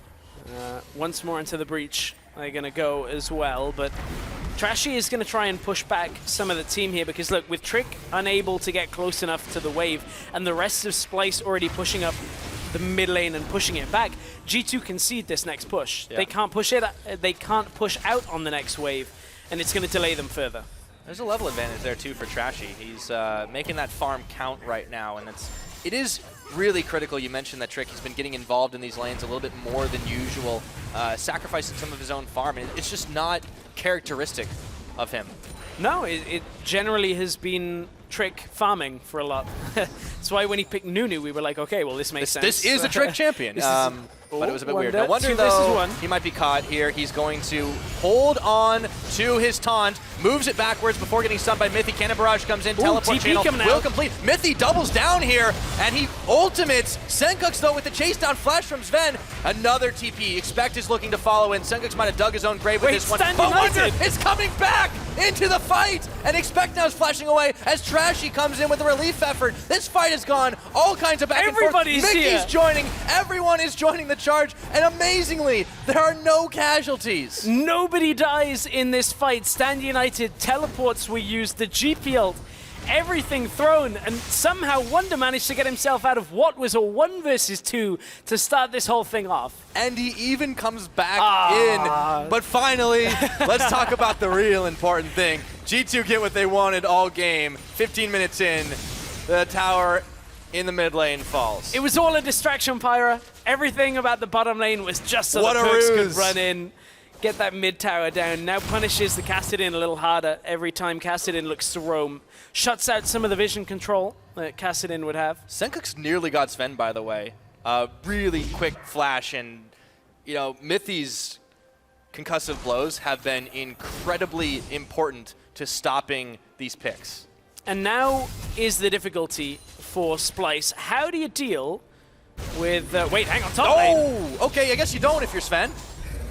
We didn't see the lead up to that, but Splyce just managed to get a solo pick. Talk about on the hunt. Senkux, Even Yamato's like, wait, how'd that happen? I think it was as Kassadin goes up there and annihilates Sivir with Trashy. Yeah, now Trashy stayed a little long, but he's going to tunnel out. So what I was going to say is, how do you now push back a Victor away from the tower? And the answer to that is that Splyce now need to take control of both sides of the jungle. So Senkux has waited for Sven, and then Sven just dies. Even with the spell shield stopping the... Puts up a good fight. Yeah, I mean, he does, but Trashy took it. Not enough damage. 1v2. So, here's how Splyce need to push out the mid lane turret, which hasn't taken any damage yet. They need to take control of the entrances to mid lane that reside behind the turret, just in these shallow entrances to the jungles. And then you just kind of collapse if Victor's there alone. Push out the side lanes, cut in through the jungle, and come behind the Victor and take him out before he can actually survive. And that then allows Splyce access to the mid lane turret. It's easier said than done, because it relies on having jungle control and control of the side lanes. So that's what Splyce need to look to do, unless G2 make a mistake and kind of push up on one of the side lanes and they can collapse. Yeah. This game has definitely looked a bit different than the one we saw last time, not for the action difference, that's for sure.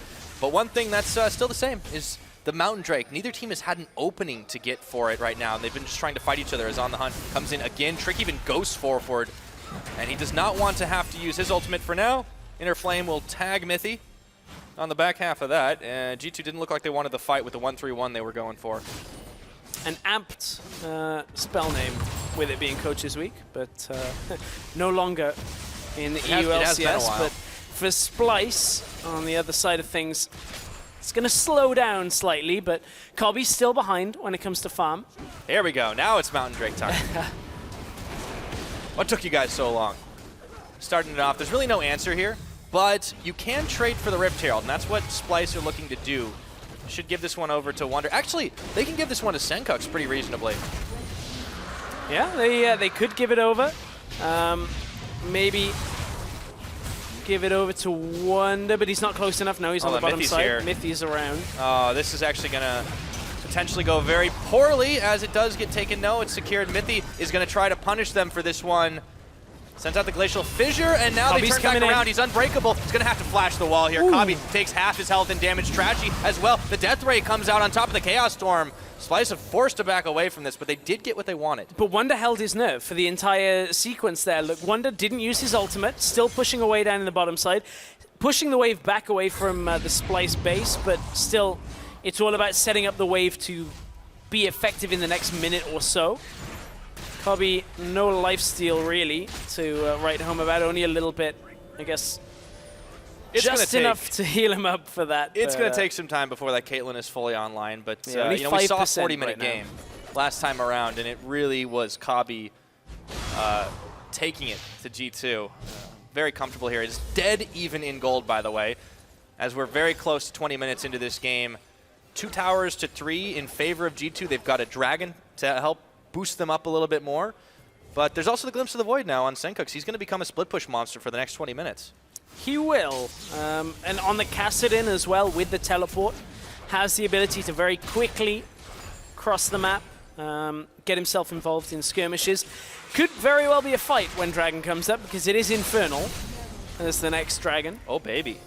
20 seconds until Baron. I don't think we're going to have too early a Baron play here. But look, actually, Splyce has started to push Victor back away from the turret. And Trashy's still invading this jungle. Mithy's actually joining, though.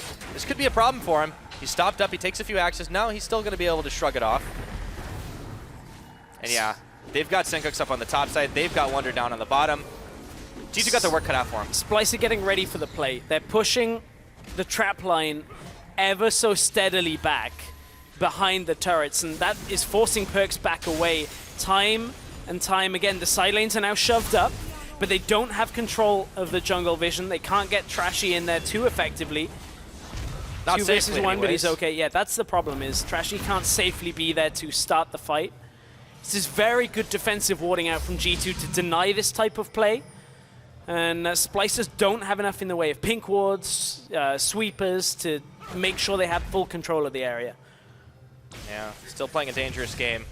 Try to get involved. They will go for the Here's dive the here. Instant flash, but they still get the knockup, and in they go! Perks is the target, but they don't have enough damage to finish the job, and there's a massive Chaos Storm. Splyce are regretting this one, as Expect picks up Wonder, Perks picks up Trashy, they hold the line, they hold the turret, in goes Trick, Kabi flashes, heals, the double kill comes in for Expect as he polishes off Mickey X, and where did Kabi go? Right back to Fountain. Massive overreach from Splyce. The whole purpose of making that play is to push Perks away from the turret so you can get the objective. But Splyce dive all the way in under the second turret, bringing in Wonder. And man, there's just not a lot that you can do from that situation if you're Splyce, because you haven't got the damage from Kabi and Senkux initially. Now the ult's going to come out. They were trying to take the Baron. Rift walked away from it too. Yeah. They're going to see if they can get a little bit of damage back. No, that's not going to be the case. Barrel's cleared. They're just trying to keep G2 here. They did find Expect though. Even with the oranges, that's not going to be enough. Wonder's going to take him down so they get a consolation prize. Yeah, they're going to try and just run down anybody that they can here. This may result in mid lane tower going down after all, but they just gave away the Baron for it. And you can see Sven is going to stick around just long enough to bestow the Baron buff on these minions, which will halt this push. Wonder just used his taunt as well, so no danger coming out from him. Splyce still going to struggle to get this tower, and this has been the game plan for G2, is hold on to this and deny Splyce's ability to effectively play all three lanes. They managed it that time, and that was a big Splyce mistake. Let's take a look at that fight again. They've already, by now they've established Perks going down. So the fact that they go aggressive even further under the tower means Kabi, look, he's without an option here. He wants to attack the turret, but he has to help the rest of his team. And from here, he's too close, gets caught by the first axe, ends up actually trying to stutter step and maybe manually stops his character and isn't quite in range for the auto. And from there, double kill, easy cleanup for G2. Blunder from Splyce, the first time we're seeing a massive misplay like that from them. They haven't overcommitted to fights in quite some time. No, that is a rare mistake from Splyce these days. And G2 fully capitalized on that, getting the near ace, getting themselves the Baron, and the gold lead, again, oh so crucial. They even hold this mid tower. The Splyce still dealing with this setback. It's going to be some time before they can feel confident enough to play again that way. I just don't think they need to be pulling the trigger when they were controlling most of the map. Oh, mid lane again. Oh boy, speaking of pulling the trigger, Kabi now, he's on the menu. They just keep chasing him down. Nowhere to go inside the cannon barrage. Trick picks him up, Perks grabs Mickey X, and that will be the inner for G2 Esports. Let's see what else they can get. This is going to be a quick demise. You cannot play side lanes against the Baron buff squad from G2. Inhib is going down here. Splyce don't have enough to hold that. No answer at all. We talked about this composition not being able to clear waves from behind. They can't stop the fight either. First Inhib falls at 24 minutes. And even on the retreat path, Wonder takes a huge chunk of damage from Expect. And this game again, Perks has been playing wave clear, but he has so much potency earlier in these fights. So you can see he's 4-0 and 1 so far. A lot of damage comes out from this Victor. And G2, they want more damage. They're going to take themselves an Infernal Drake. No real chance of anything happening. But look, Splyce is still so focused on mid lane. They can't even push it down now. Perks is going to go over to that lane and clear it out. But G2, Sivir, pop the ultimate, get in on Kabi. No way of him getting away with no summoners. This was all she wrote before this teamfight has even started. As soon as Kabi is even within a screen and a half's distance away from G2, he's already dead. Yeah, and Mickey followed him right down as well. So this is starting to look pretty bad for Splyce. They give up the Dragon after the inhibitor with nobody really able to contest. And when this composition, when this team is falling behind, they're just not able to do it. This might be the game that the win streak gets snapped. I really like what G2 did upon seeing the Kassadin. It was all about never allowing them to punish on the roams effectively enough to warrant losing your mid tower from. And from there, Splyce have struggled. From the moment their mid tower fell, Kassadin has only been able to clear a few waves on the side lane, hasn't picked up kills. There's been no way of getting Senkux to snowball on this pick because Splyce didn't win enough of the early skirmishes to be able to take it. And from here, G2 are going to just ramp up the pressure time and time again. Next Drake is another Infernal, as you can see on the top of your we've screen. been getting some real firepower in these games. I love it, though. Yeah. I G2. love the Infernals in the mountains. G2 are pretty happy with what's been going on this game as well, so they start to push down the line. It's going to be hard for Splyce to defend and push this back. The wave clear just isn't there, as you said.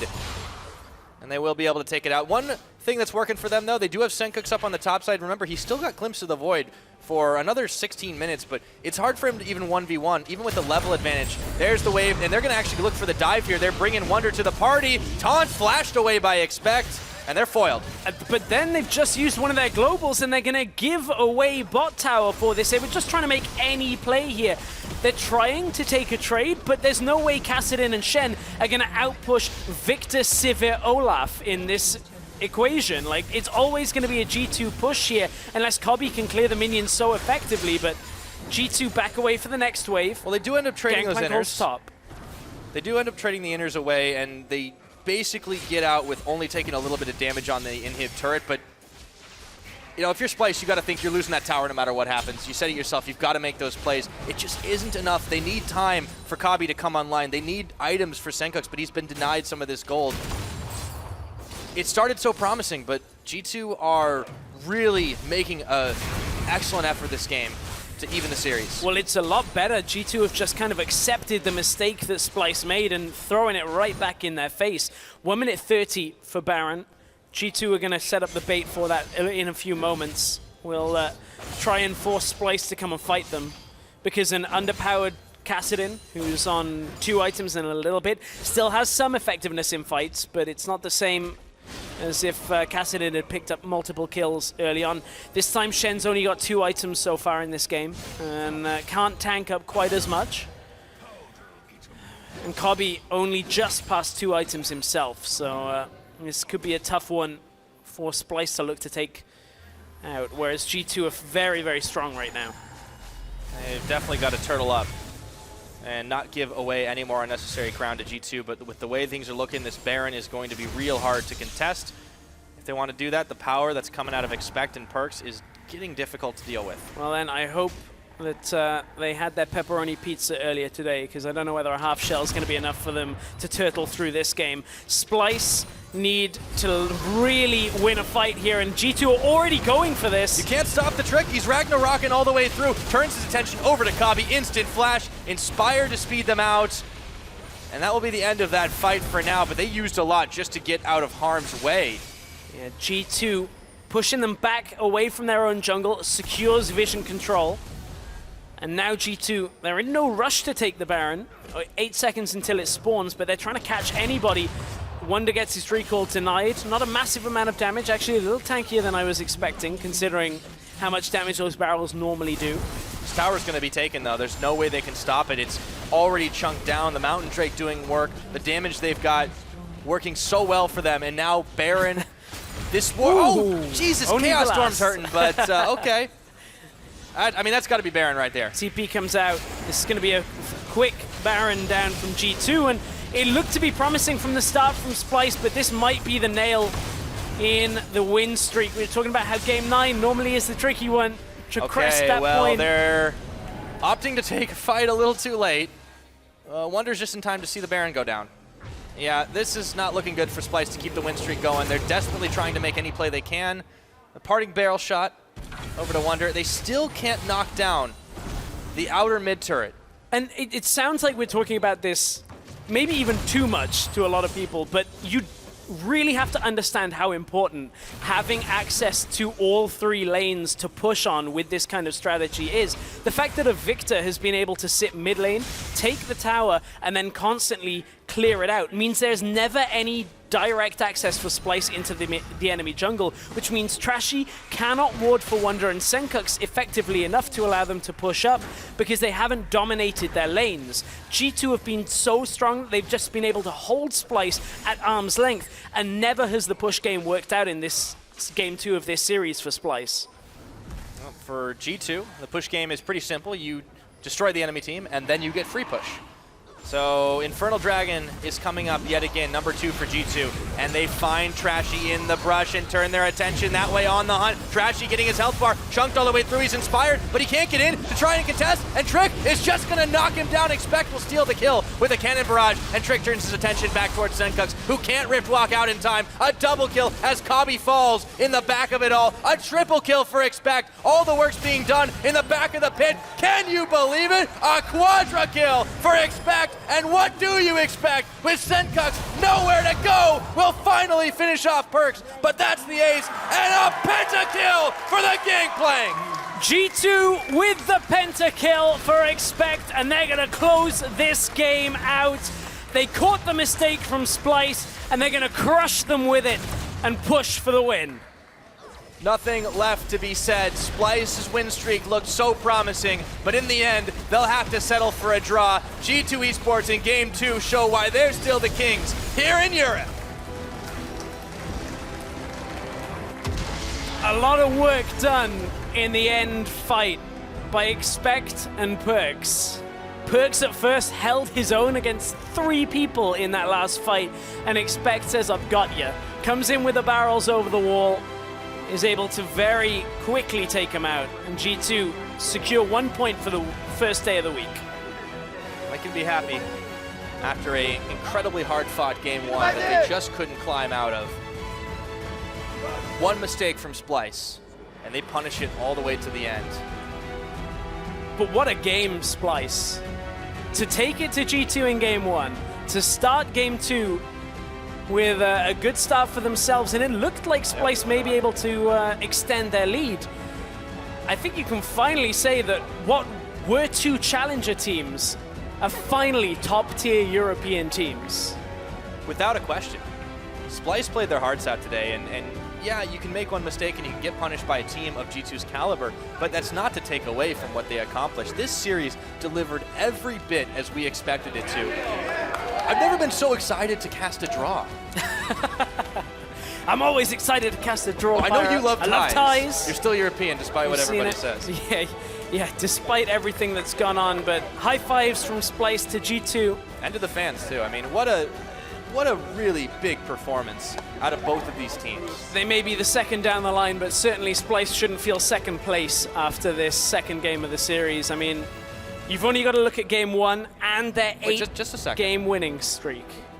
It did get snapped, unfortunately. It did. So after having a perfect week, and after really only dropping 1 game the week prior to Unicorns of Love, they've shown up and they've made very, very few misplays. They've held their nerves so many times. And this is a team that if you're anyone else in the EULCS, you have to start considering as a top-tier threat. So many deep champion pools, so many good plays, and Yamato Cannon can definitely be proud of his team today.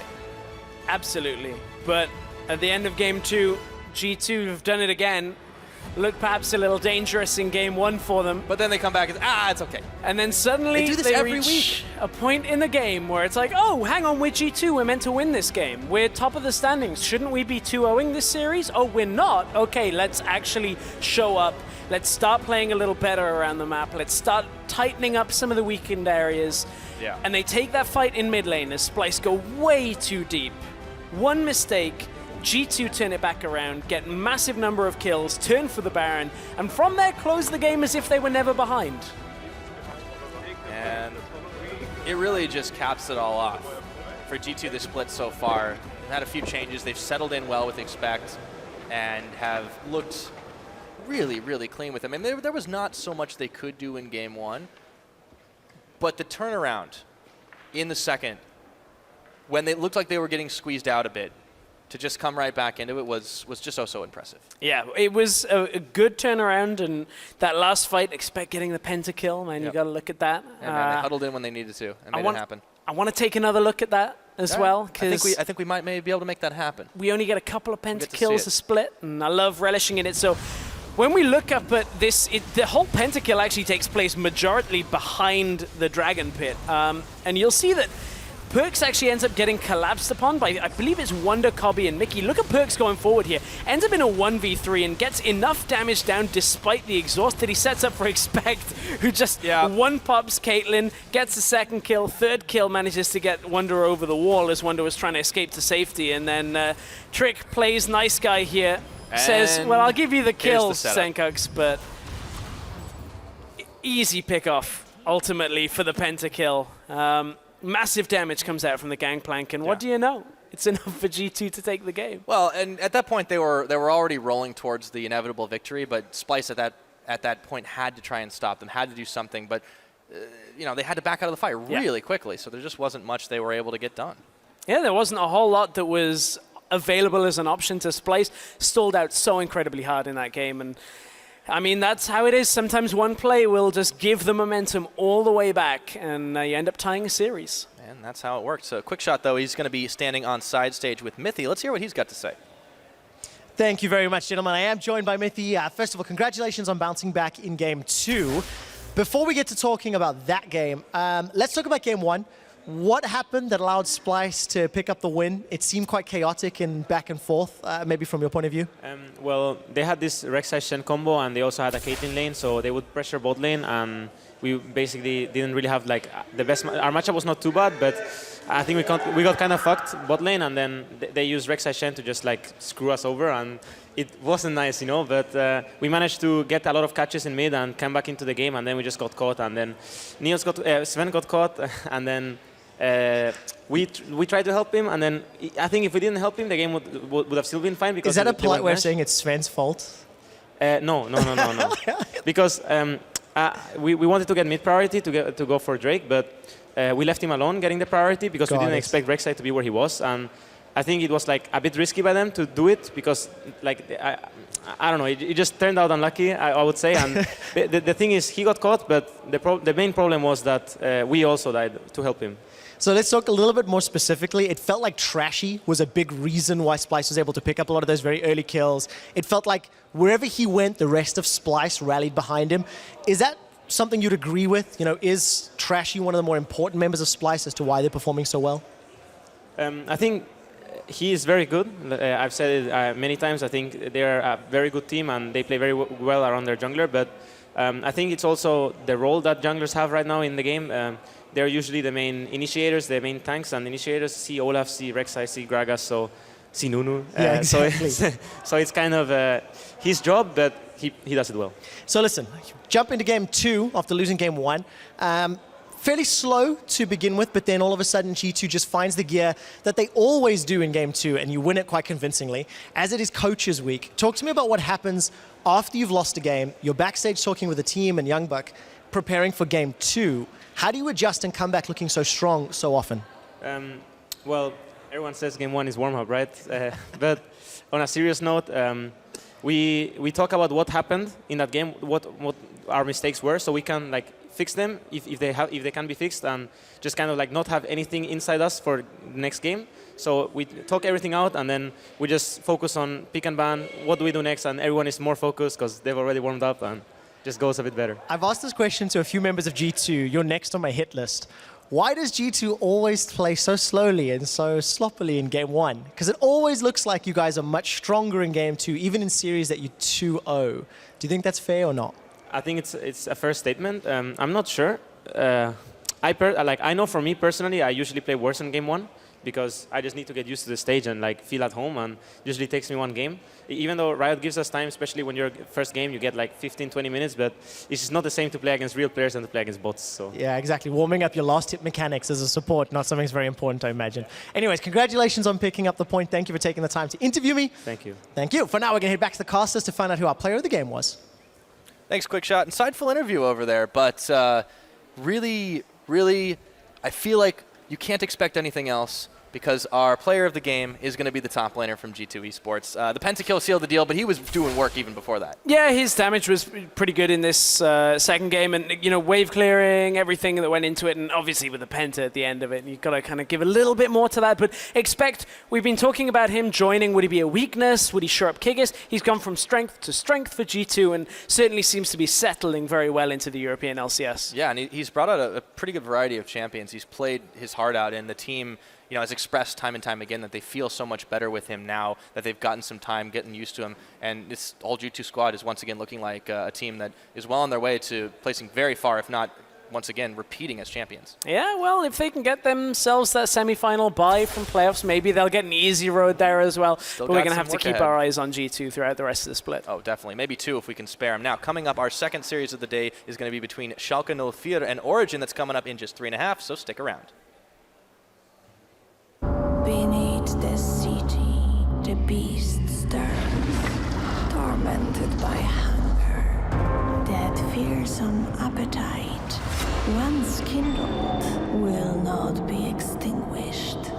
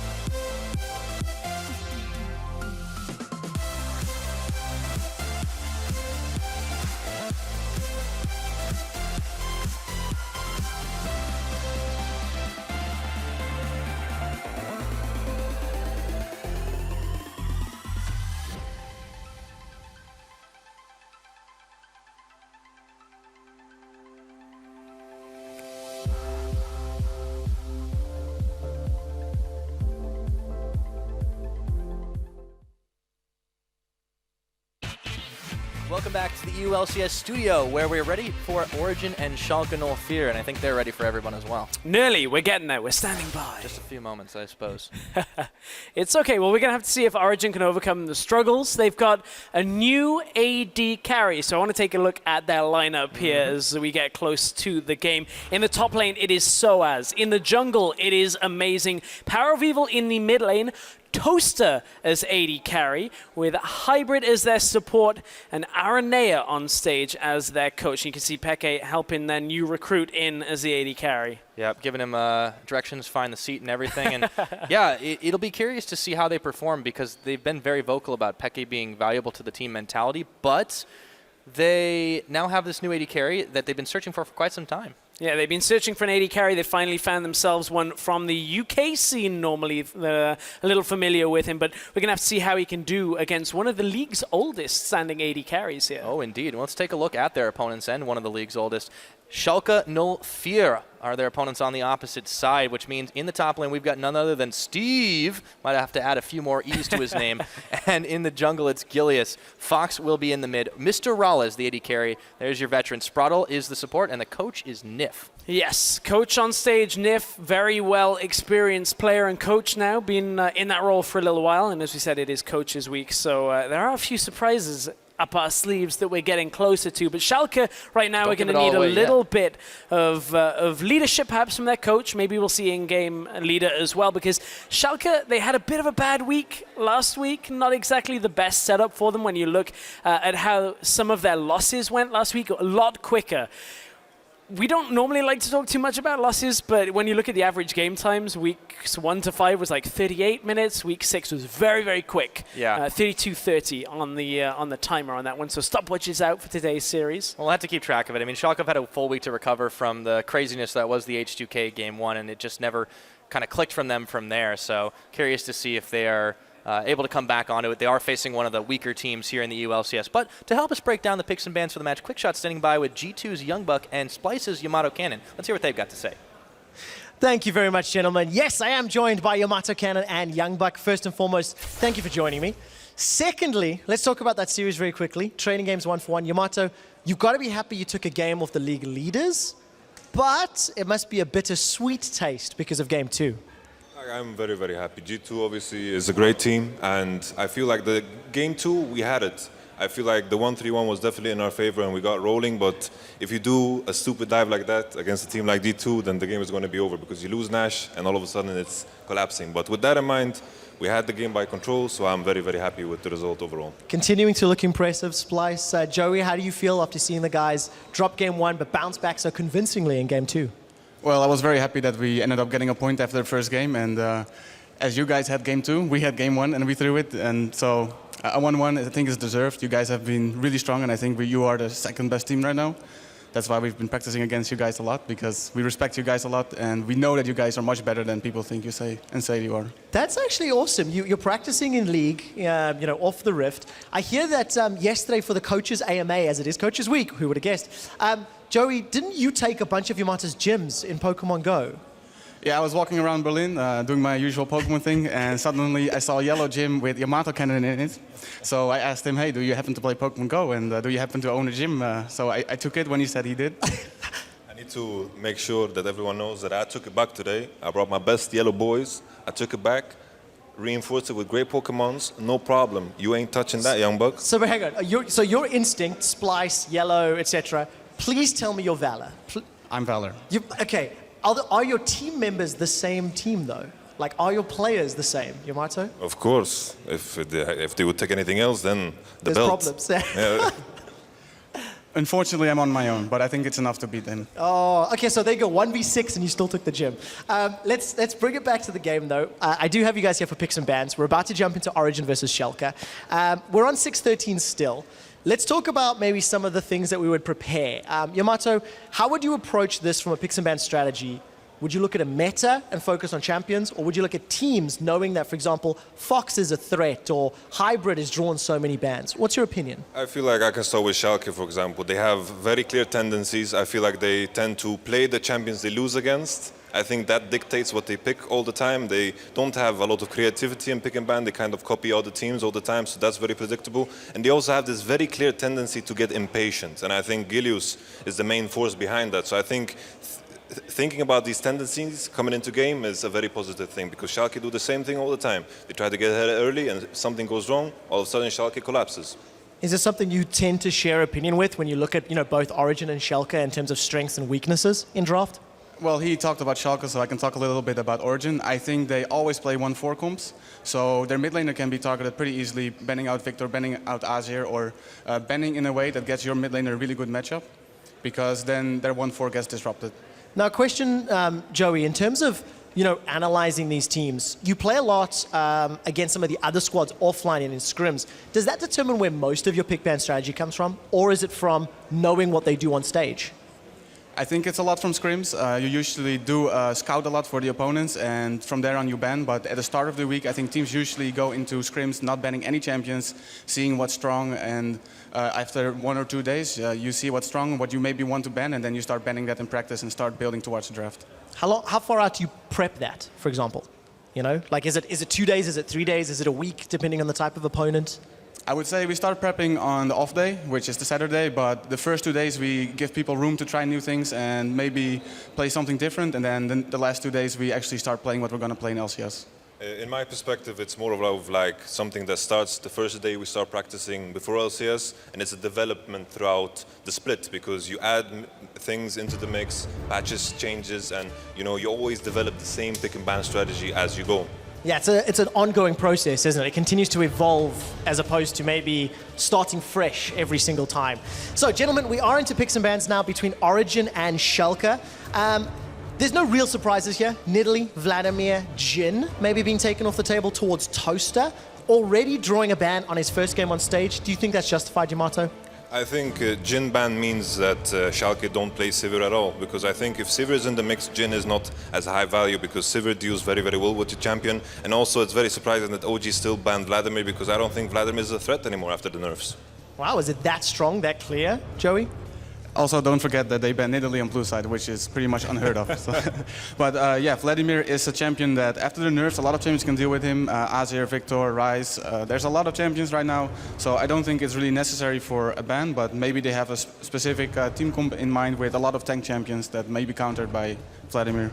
Yeah, we'll have to find out, as Gragas is the final ban from Origen, so a more non-traditional ban, maybe.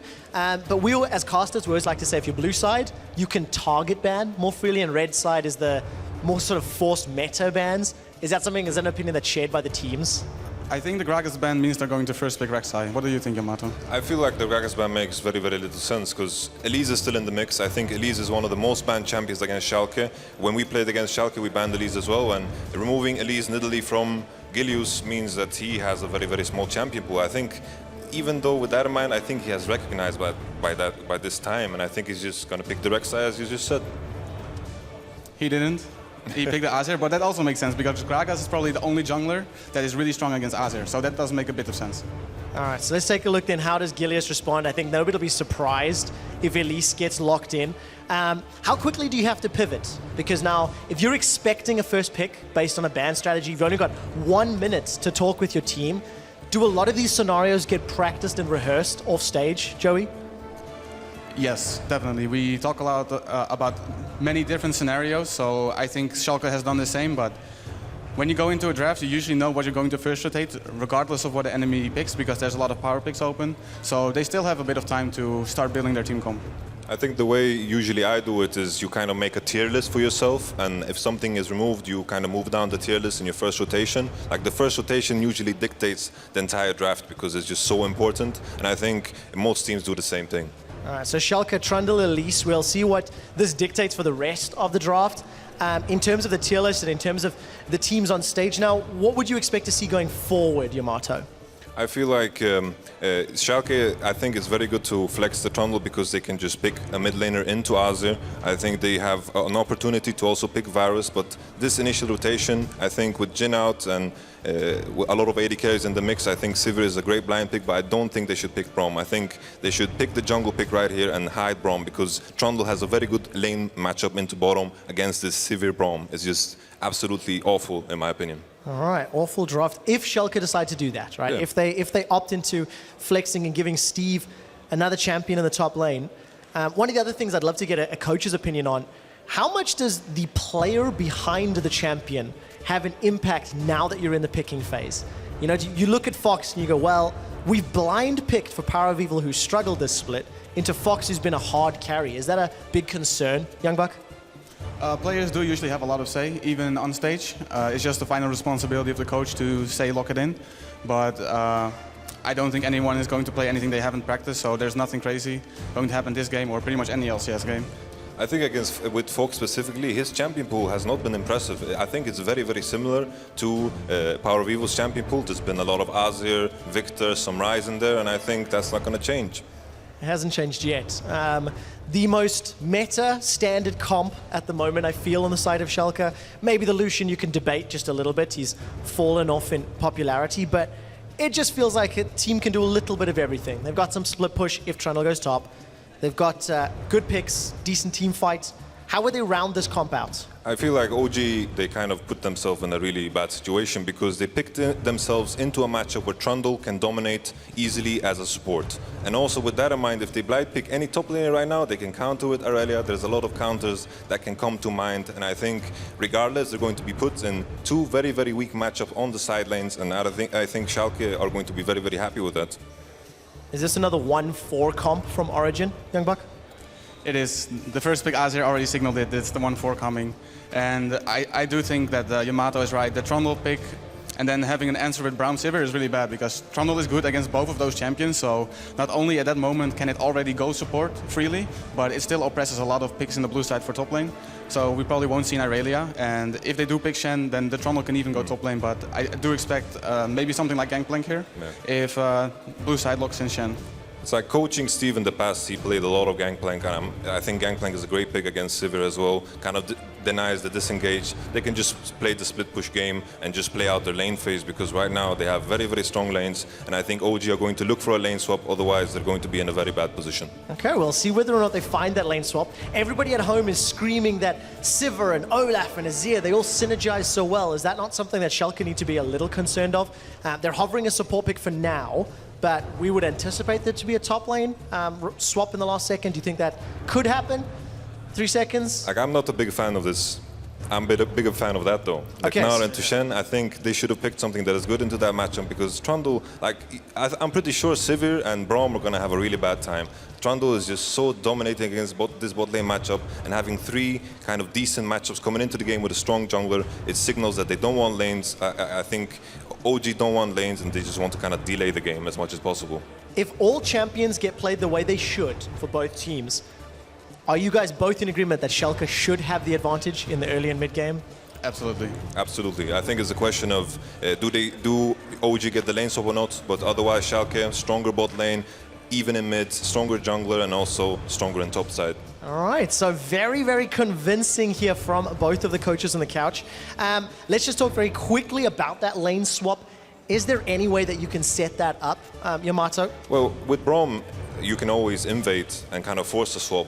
Everything in level 1 becomes a kind of a mind game, but I think something you can do definitely with Braum and Olaf is just charge in and of course invade. Charge in and invade. We'll find out the teams can. I will be back with Youngbuck and Yamato later in the day. For now, over to Pyro and Stress. All right, if you think Origen are going to take this one out with their composition, hashtag OGWin is what you want to be tweeting at LOL Esports is the place. Or if you think Schalke null fear, we'll come back from their null fear week. Hashtag S04win. We're getting a game. We're about to find out. It's Origen. It's Schalke. And we'll see who takes the win today. Well, Yamato and Youngbuck both in agreement with regards to the draft coming out in favor of Schalke. We are on to the Rift. And we'll see. It didn't take too long to load in, even though somebody's got a toaster, because Origen right now are utilizing their new 80 carry. We'll see whether it's a big departure from previous weeks, because Peke was very good on a map sense, but Toaster is known more for his micro. Yep. And they're pretty excited about him as well. The Origen crowd is always a lively bunch. Schalke will have to fight. The home field advantage seems to be Origen's as they go for the Steve! invasion. Steve, he shows his face, and he gets taunted up right now. This is going to be first blood, and they give it, or try to, as Amazing picks it up. Amazing just having to pick it up as Steve was about to get himself out, but Origen, first blood from the new revamped lineup. Conclusive, it's better, Pyra. It's already starting out well. All right, well, that's good. We'll have to see how the rest of the game goes on, that's for sure. So with the packs, obviously fishing for that lane swap, the deep invade, the wards come out, but they do grab themselves a little bit of extra gold to start things off. And Amazing, we got to talk about this guy because as rough as some of their early games have been, Amazing has really been the bright spot. He's been picking up kills left and right in the pre-15 minutes. In fact, he gets a majority of his kills pre-15 minutes, which is saying something when you've got a team that's going 80-plus minute games. Yeah, that is saying a lot, and we're going to see the lane swap come out. So the coaches on the analyst area were talking about this as our little couch area maybe is turned into the coaching couch for this week's games. So Origen lane swap neutralizes a lot of these advantageous lanes that Schalke had. You know, we talked about how Schalke had a stronger bottom lane, strong top lane, strong jungler. None of that really matters so much right now in the push, and we're going to have to see how Toaster can settle himself into the lane swap dynamic that has evolved here in the European LCS. So it's nearly time, Pyra. It's nearly time for Voltron Cam. All right, the fast push is definitely going to be coming out. Origen do seem to be a little bit more, well, I was going to say quick to it, but then, you know, Schalke kind of collapsed right about the same as well. So it looks like we're in for the standardization. Power of Evil on this Azir pick. It was denied in our last series, but there's Voltron Cam. And you can see that it is pretty much just on point right here, with Schalke actually doing a little bit more early on. The Lucian double tap is really making up the difference. Yeah, of course, Civ is also there to push through the minions behind the turret. You can see it in action. I think the most curious thing about this draft is that they're not really leaving Toaster too much time to settle into his role when you look at things overall, because Toaster's known to be a much more mechanical player, a little bit more on the likes of Vayne we've seen from him in the UK, known for his Jinx a little bit as well. A little out of the meta, but out of the meta, as you said, but this time they're giving him fairly large decision making when it comes to utilizing that ultimate, unless somebody's going to pretty much call it for him. Towers die at vaguely the same time, but there was a heal used by Toaster. Who called that one? Yeah, who called the heal at that point? Looked like it was to save Toaster and Amazing, perhaps, at that point. We taking a bit too much damage. Well, they still ended up evening out, and if they don't have to worry about it until the cooldown comes back up, if they reverse swap, it's not going to be very consequential. Nonetheless, a bit of a mistake there. Power of Evil takes a bit of damage from this Victor. This mid lane should be fairly safe, I think, for both, with the exception of getting poked a little bit hard. They've got biscuits to nom. They've got damage to deal, but I don't see, with a player of Fox and Power's caliber, really getting evened out on a 1-to-1. But there's no mana left for Fox. He's got to be careful dealing with PoE. Yeah, that is certainly the case. SOAS. He stopped SOAS. There's no further damage coming through. Rallis isn't really on board with this plan, so it's just going to be a few little hits, and they're going to back themselves away. No need for SOAS to pull a SOAS TP out this time. He's it's harder to do with the nerf. Yeah, so that's got to be hitting him a little hard, but yeah, the global direct pressure nerf to SOAS. That was right in the patch notes, actually, if you guys actually read them. I don't read them. I just guess what happens. I guess it makes the game more interesting, doesn't it? It does. All right, so we get the reverse swap. There's the TPs we're looking for. As Rallis and Spraddle had already started on this top side, they'll be bringing Steve to the party to help clear the waves, and we get it pushed back. Ocean Drake is the first this game. A little bit less exciting than its cousins Mountain and Infernal that we've gotten thus far. However, still regen coming in handy, especially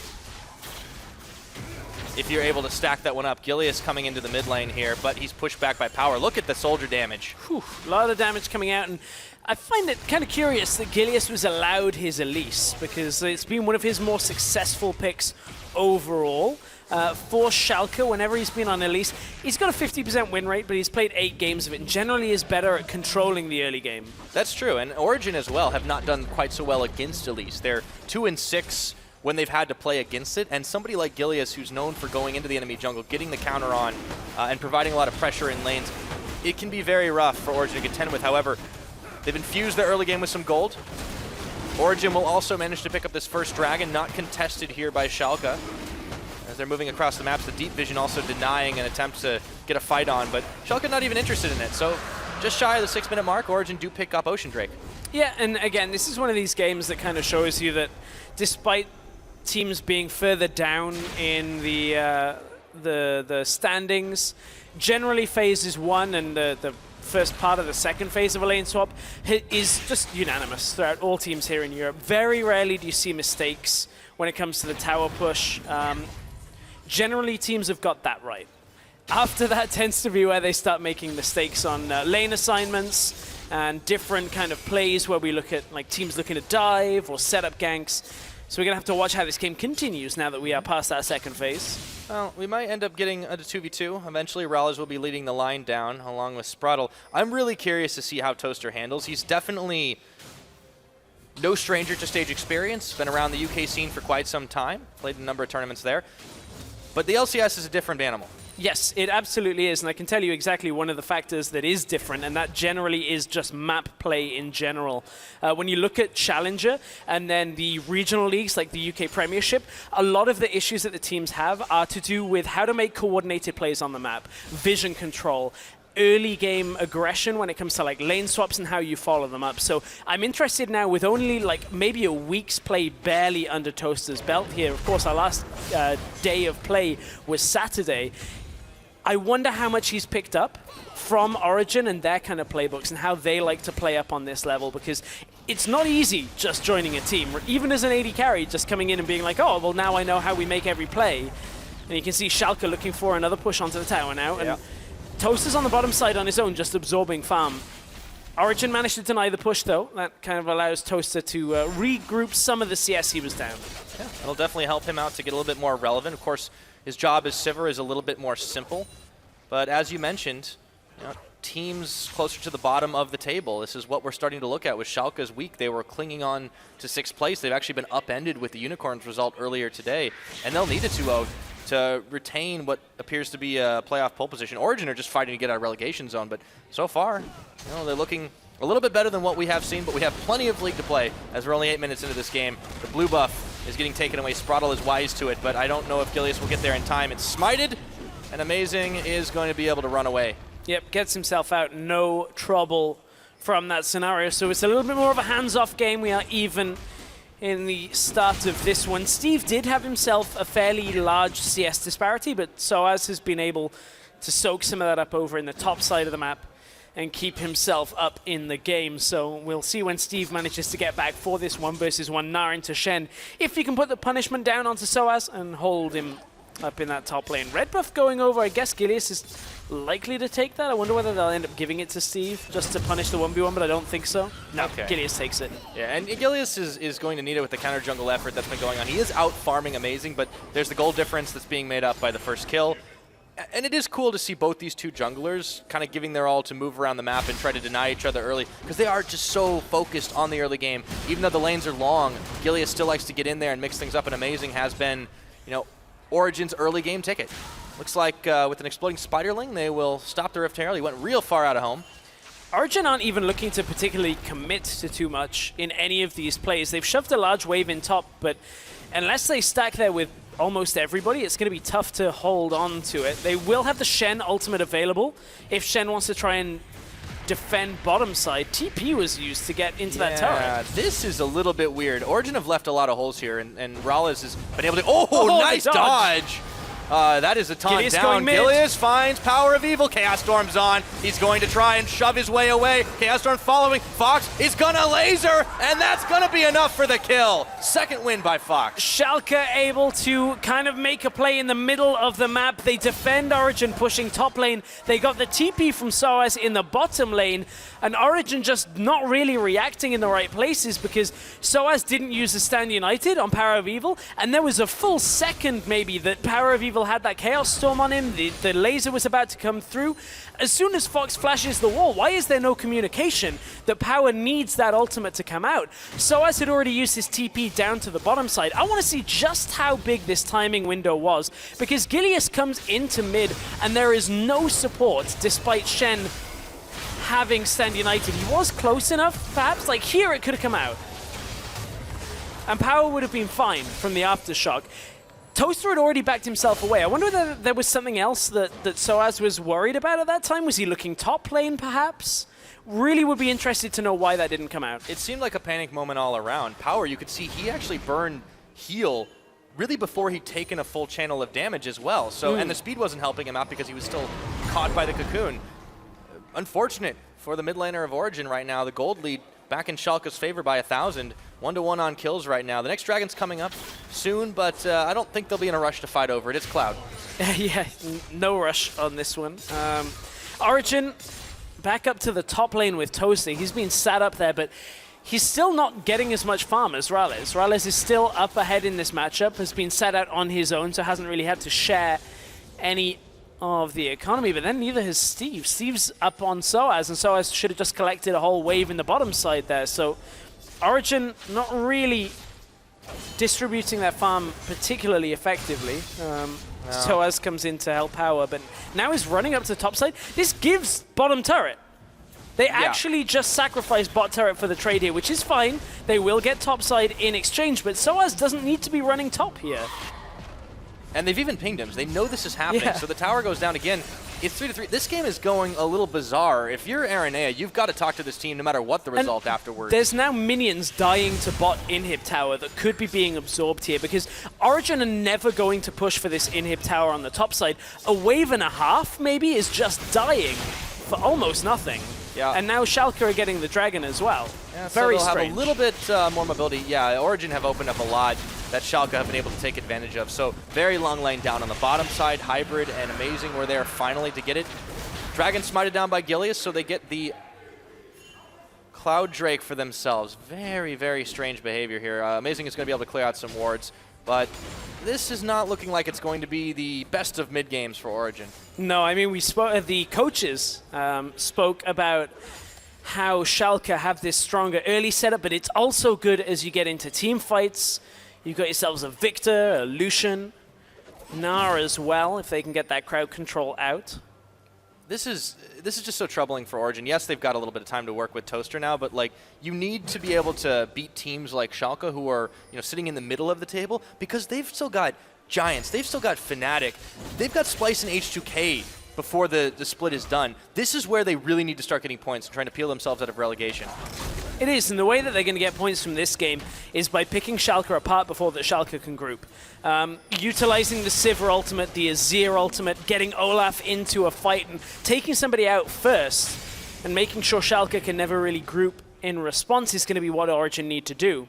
Fairly tough to do, but with the Shen, the Sivir, the Olaf all together, maybe there is a chance that they can get in there, get some fights started before Schalke can respond. Well, for now, Schalke are pushing their way into Origen territory. Mid tower still standing, but we have seen those side lanes be all about the push. Big CS advantage, though, for Steve over Soaz. Even though he held on to his ultimate when Power of Evil was under fire there in the mid, it's just been a massive difference in effort. You can see 20 CS difference still far. The Black Cleaver versus the Sunfire Cape. We all know how that might go. And just about half a level's experience difference between the two as well. So looking at it, it's because Soaz spent a long time topside. So after he ran up there, he cancelled his recall 2 or 3 times and wasn't absorbing farm or experience during it because he was trying to hover around, I believe, just to kind of be close to Power of Evil or Toaster and just kind of hover there, which isn't exactly the most efficient use of time, but Soaz didn't get punished for it yet, although that CS lead does stand. Now Gilius is going to come across, but it's not quite fast enough. No. Gilius has been pretty mobile around the map, but you can see the early game plays have been kind of limited due to the fast push and the relative safety that the players have been playing at. A little bit more for Gilius as he was able to get down Power of Evil earlier. But this is also really troubling for Origen because Amazing, he makes a lot of those big plays in the early game. With the long lanes, it's a lot harder to do. They're going to start grouping up, trying for the siege now, but they are working still with this deficit. And they may have an Ocean Drake, so they can take maybe a bit more longer sustained fights if they can tag people in and out. But Schalke are not really giving them an opportunity to do anything on this map. No, there's not really too much that Origen feel confident and comfortable enough to do. Origen are never going to push past the river unless they're 3v1 like this. Here we go. Steve knows this is coming. Great escape. He's got a flash. He does get tagged. He goes unbreakable. He's not getting away from this one. Steve, his Narbar not anywhere near far enough. An amazing snags another kill. Yeah, when it's 3 versus 1, Origen will feel confident enough to make a play like that, but it's so reliant on them grouping. It's a good play. They're able to get up, kill Steve, take a little bit of the heat off Soaz, turn it now into a Rift Herald for Soaz, and that gives him a little bit more confidence out on that side lane and the ability to maybe play slightly more aggressive. Yeah, getting the Rift Herald is going to be very crucial too for Soaz to push around the side, but Gilius is not keen to give this one away for free. Not sure if he can get in and change it, and it will end up being Soaz's buff. Yeah, 20 minutes on the clock, but Schalke will respond with an attempt towards mid lane. Already have health. Yeah, Power but Zero Power's soldiers here. though. It is enough to deter.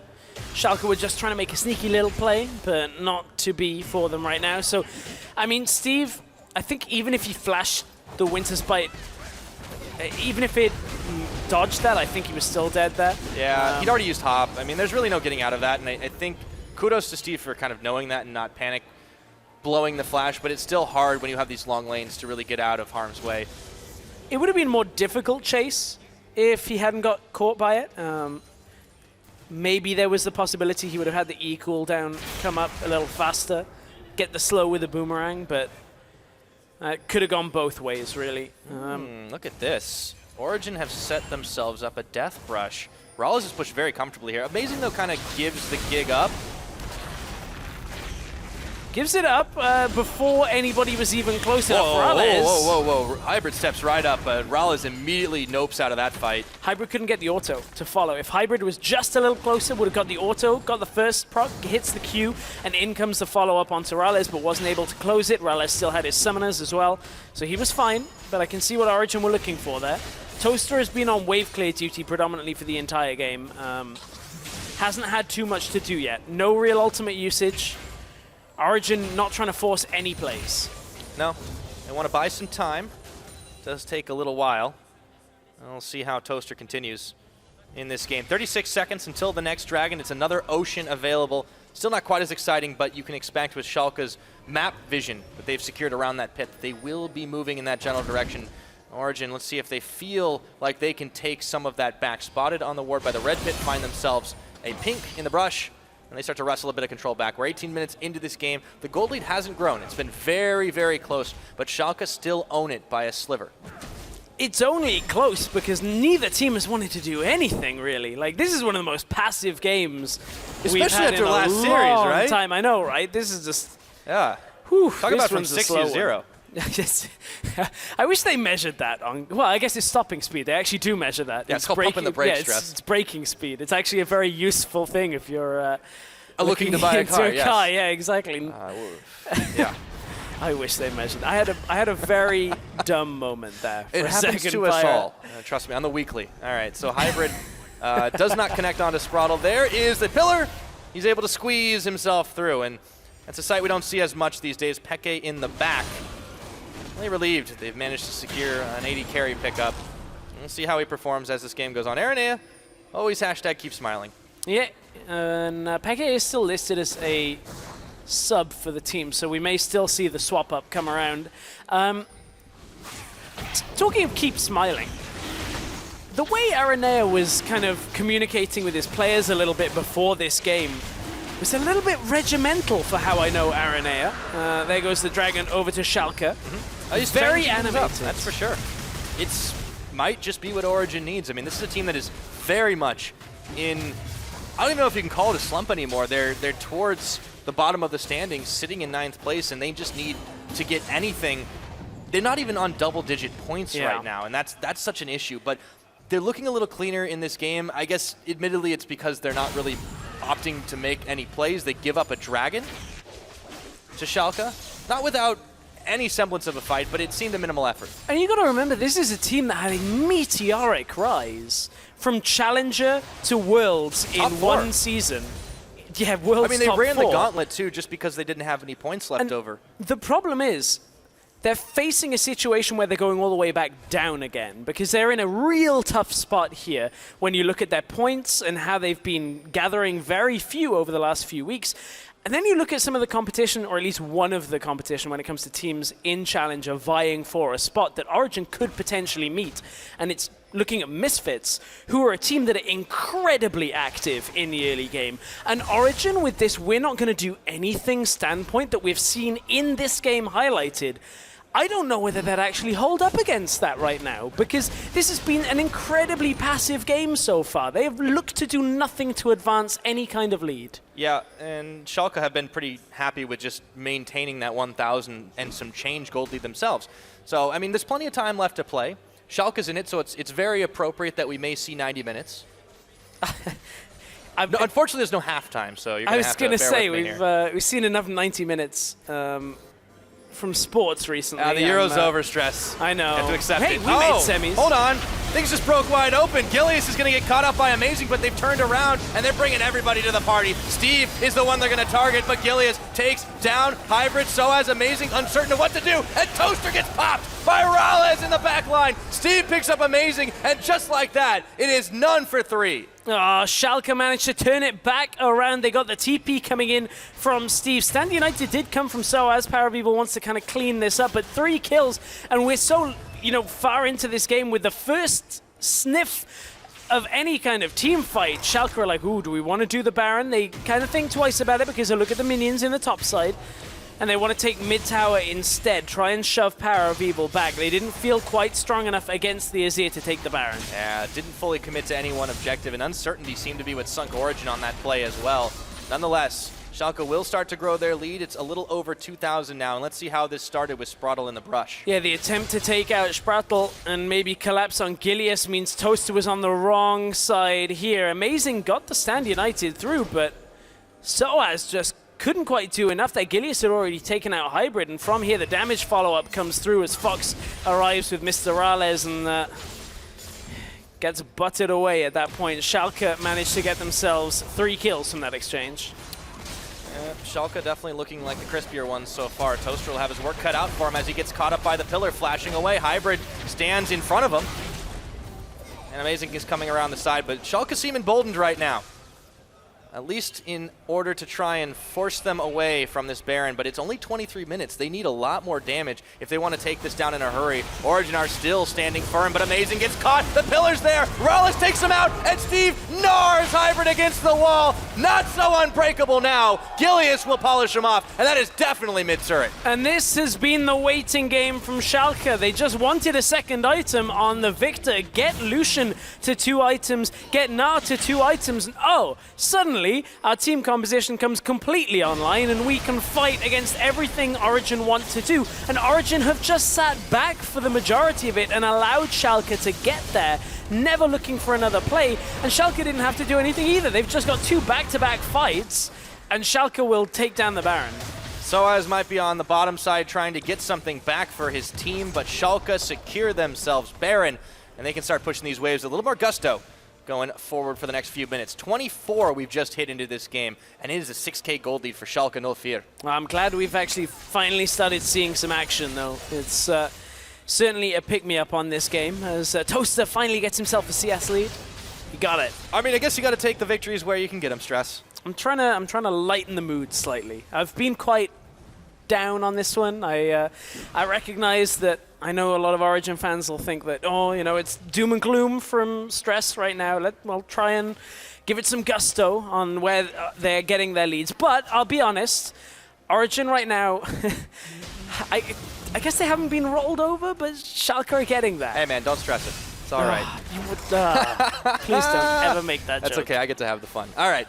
So the bright spot, though, is that, as you said, they haven't been rolled over. They're not like losing a massive amount. That was one bad fight, but they can still hold here. They still have the tools to do it. Power of Evil has still pushed them back when they haven't lost a bunch of members in close succession. He has been holding the line against 1, 2, potentially 3 people. But Schalke now are on the offensive. They're going to try to push in for these final turrets, and it's going to be hard for Origen to hold this and try to capitalize on an overstepping that Schalke just haven't been keen on making. This tower's going down. Yeah, this is the Baron buff at work here again. Schalke able to push fairly freely through Origen's side.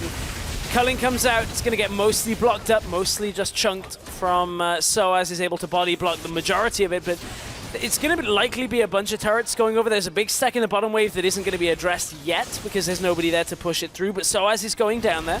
Will absorb some of that experience, but Toaster, ooh. Okay, he's on the hunt in reverse. Won't take any more damage. The death lasers are really starting to live up to their name, though. That is a lot of damage, and Schalke are still looking to push this in. Hybrid is thrown on the shield. Soaz comes in, taunt is evaded.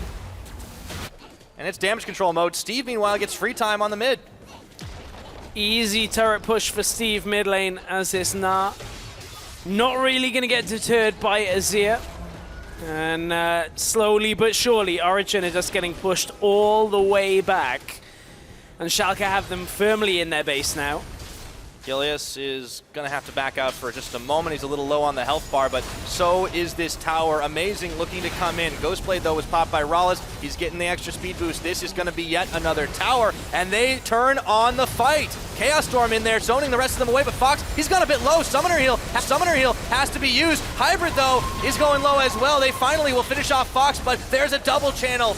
Amazing, very low. Toaster, very low. Soaz secures the kill under Rallis. Gilius, they shut them all down, and they managed to capitalize on the over-aggro from Schalke. Yeah, Schalke couldn't quite get the inhibitor. Maybe that's what Origen needed to turn this game around slightly, but they are still well up against it. And Origen right now are backs against the wall. Only roughly 2 items on each player, and on the other side, Schalke have basically crested 3 items apiece. Such a big advantage for them. Gives them so much more fighting power. The only person on Origen that has any real strength in this game for now is amazing. It is still going to be a big hole to climb out of, and even further if Hybrid gets caught. No, he's able to put the ward down and walk away. But yeah, they bought a little bit of breathing room. Maybe they can secure this Cloud Dragon, but it's not going to mean as much for them. Really hoping for more of an Infernal Mountain type. It just isn't going to be enough at the time. And this could even be contested by Schalke. Origen are making a risky play here. Yeah, well, it's risky to be around a Cloud Drake as well for this. Like, why do we need to fight for a Cloud Drake? No point. If it's Infernal, maybe you rush it down, try and pull the 50-50. Doesn't really matter about the Cloud, and it's gone. Origen going to get backed away to their base now. So Schalke no Baron means they can't continue to make this push, but let's see where it kind of went wrong for Schalke here. They lost a whole bunch of players.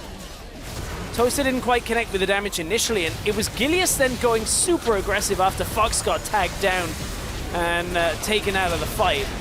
Rallis thought he had Hybrid and Amazing, and then he dashes in just too much. Oof. Power even lives after this too. Steve nearly polished him off. It was kind of a game of inches. Yeah, at that point it was Schalke, as you said, Rallis dashing in thinking he could pick up the kill and keep moving forward. So Schalke just a little bit of an overreach and will turn back the aggression, turn it back on. Still have a lead. The Dragons aren't playing too much in effect to this, as it's only Ocean and Cloud, but Schalke still have themselves, third one coming up. Start to add up a little bit more. But the really important buff in this game is going to be the Baron. Yep. It's 2 minutes away, as you can see on the top left. Schalke have been very slow, very methodical about this, but they've continued to grow the gold lead despite the over-aggro in the base a few minutes ago. They're definitely looking on track to close this one out, and Origen are very much in damage control mode, trying to shove back this powerful squad. Yeah, however Lucian's top lane. Oh, amazing. He's going to go a little bit late on popping the Ragnarok, and he uses it to get away. Lucian's top, Steve is bottom. Yeah, Origen can't even take advantage of Schalke having 2 players not in position to respond effectively enough, and now Origen have to back themselves away. They didn't want to take the fight and put everything into the middle lane despite having the numbers advantage, and Steve would have been able to TP, but Morales was never going to get there in time. Fundisk will demolish itself. Origen still trying to hang on here, but Schalke, they're content just pushing it in slowly, time and time again. Poke and prod and find an opening to get into this game and close it out. Pyra, I know you're not an MMA fan, but this is very akin to one of the UFC 200 fights, Cormier versus Anderson Silva, where Cormier, all he had to do was just keep Silva down and he'd win by a decision on points. And that's exactly what this is. Schalke are just slowly grinding Origen out. Technical victory is the best kind, though. Well, I mean, Schalke right now is just going to hold him down. It's not pretty, it's not exciting, it's not fast, but Schalke are just going to wear them down for the next Baron. If Origen can get a steal, if Origen can just somehow turn this one around, maybe there's a chance. But if this next Baron goes over to Schalke, it's basically the game is done. Yeah, Schalke really hoping for this grind out right now. Origen, anything they can get back in this game, it is looking to be desperation mode for them. They might be able to get a push onto this tower. The minion wave's coming in, and Spraddle is going to be able to back freely. No, he stops it right now, and he might be able to push them back. This tower is still very healthy. Origen need a golden fusion badly. Yeah, they need it from somewhere, but they just can't get any. They still have, even this gold lead is extended by a couple of hundred, with Origen just trying to hold on. Yeah, and that's just, honestly, it's just interest at this point for Schalke. Uh-oh, amazing he's caught. Okay, he's going to be able to get away. He doesn't need Ghost Summoner spell, wasn't up anyways. And yeah, it's just getting harder and harder for Origen to do anything. And this is the indecision that has plagued them this split. You can blame it on the team just kind of, being in a state of flux, looking for a new AD carry and all of this. But at what point, something has to give. Schalke are looking to make that something Baron. Can Origen pull this trigger? It's already down to 6,000. Now, it looks like it's gone. Look, Amazing doesn't even want to contest. He's behind Braum. It's gone. This Schalke team is just going to now push Origen, and as long as Schalke don't overextend, that's basically the game. Like, if they don't make the same mistake at the inhibitor, it's going to be a very, very tough game to topple. Power of Evil on this Azir, well farmed, may somehow, with the perfect team fight, be able to get damage out, but it's such a tough, tough ask. Yeah, we haven't actually talked about the individual, farm and the gold as much this game, but it just hasn't been so much a feature. It's Schalke as a team just being able to find the openings and push in, but not too far 9 times out of 10. Origen, it's hard to combat this, but you have to be able to pull the trigger earlier on, and that's something that you have to start thinking about for game number 2. Aranea has to be talking to the team saying, guys, you need to be more decisive. I mean, it's a rough thing for Toaster to come into and be expected to go off right away, but I mean, you may want to start seeing some different picks and bans. This comp didn't really enable them to do as much in the early game as well. And honestly, I don't really feel like it's Toaster's fault as much as it is the team not having a leader. I mean, Origen have been used to Peke, calling some of the engages, some of the team play. That's everything Peke was strong for. And Toaster has none of that experience, and I do not mean that in a disrespectful way. I mean, you have plucked somebody that hasn't even played in Challenger Series, that is mechanically gifted into a lineup that has had very little direction for when it comes to team play, and you're expecting him to play at the same kind of level. It's no wonder that Origen have made almost no plays on the map without Amazing being the one to call them. Yeah, they've definitely not lacked for individual talent, but direction is always the issue here. Now Schalke looking to push in, try and go for this endgame. We're 33 minutes into it. Hybrid does get caught. The Azir is commanding all the soldiers to try and clear the waves away, but there goes the gravity field on down. Meanwhile, down bottom, Steve and Soaz continue to duke it out. The Fun Disc comes in, and that will be the end of that push, but Steve is nearly on Meganar. They keep on pushing, turning their attention back towards the mid, chipping away as much as they can. They're getting stalled out, though, for now. Origen look like they want to go. Amazing's okay, there is a repel up. They've caught Spraddle. Rollis is around the side. That is actually a decent bit of damage, and Meganar is close to running out for Steve. You can see OG not wanting to step too far forward and get caught out of position. There goes the Chaos Storm onto Soaz, onto Hybrid. Will it be enough? In comes the Glacial Fissure. They knock up Gilius, but they've run out of damage, and Hybrid has to burn his flash to get away from the damage. Back to Fountain before he can get back into this fight. Spraddle's still holding, and they have run out of steam. This is going to be the inhibitor tower for Schalke. They're staying for the inhibitor as well, though. Toaster isn't quite back from base. Could be overstaying for the second inhib if they look for it, but looks like they want to back themselves out. Power Evil still has his ult. There's some good chunk, but there was a massive Lucian calling. Soaz goes in, flash taunts, finds Spraddle and Steve, but Meganar is nearly back up, and Soaz goes down. Gilius gets the kill. They answer back onto him as well. Power of Evil will pick that one up, and Origen are not going to give this up without a fight. Ooh. Big damage. Steve's still looking for the engage. They've got nothing left, though. Hybrid, he's trying to get out of there, but that will just not be enough. Fox takes him out with a death laser pop. Gets that aftershock, and now Schalke are looking for the next inhibitor. 2 people still down from Origen for another 30 seconds, but there is damage here. Toaster and Paravival are still alive. You said it yourself. The action hasn't been exactly every stage of this game, but it has been brutal to watch. Schalke are looking to end it right here as Toaster goes in for a Fox. He's a brave little Toaster. Will it be enough to turn their fortunes around? Flashing in, double kill onto Raleigh. This might be what they're hoping for. Oh, can't quite slow Sprattle, can't quite get the damage down either from that Q. And man, Schalke, they get pushed back again, overstaying. Origen are looking to draw this game later and later. They're not done yet. Soaz was on the chase here, but with Steve back in Mininar, gets the speed boost, able to get out of harm's way. OG still looking to chase it down, but the death timers aren't quite that long. 25 seconds, 30 on Raleigh. Will this be the moment they finally are able to skill the mid-tier turret? Whew, this might be one of the latest mid-tier 1 turrets we've seen. Look at the damage that still comes from Power of Evil. You've got to kind of respect that at all times. Schalke, though, go back aggressive from this, and you can see Tower has fallen. Somebody else is dead. Yeah, Gilly as well. They managed to pick him up. Toaster. Okay, well, it only took 36 minutes, but he's certainly popped off. Now it's going to be tower number 2 in the mid. Origen are revitalized. All of a sudden, they take another one. The gold starts flowing. And it's all from the mistake that comes out from Schalke. They overstayed twice in the top side of the map. Now they're going to get pushed back slightly. Ooh, full channel culling. Hybrid face tanks that one. Meganar's out. That should spell the end of that push for Origen. Amazing. Walks away from the trophy. There's not a trophy in sight for them for this split, unfortunately, Pyra. But I thought this game was brutal. But no, man, I'm sorry. Savage. Right now, at least, there's another 2 weeks. Maybe if they get back-to-back 2-0s time and time again. But that would be certainly running the gauntlet more so than the one that got into Worlds. Origen are sitting on a lot of points. It is worth noting that this is a team that secured second place in the spring split, but it looked like a very different squad ever since then. Let's take a look at this push again. Great taunt from Soaz, and Gilius just gets stomped on. Yeah, easy to squish him down after taking that taunt, and then tower falls.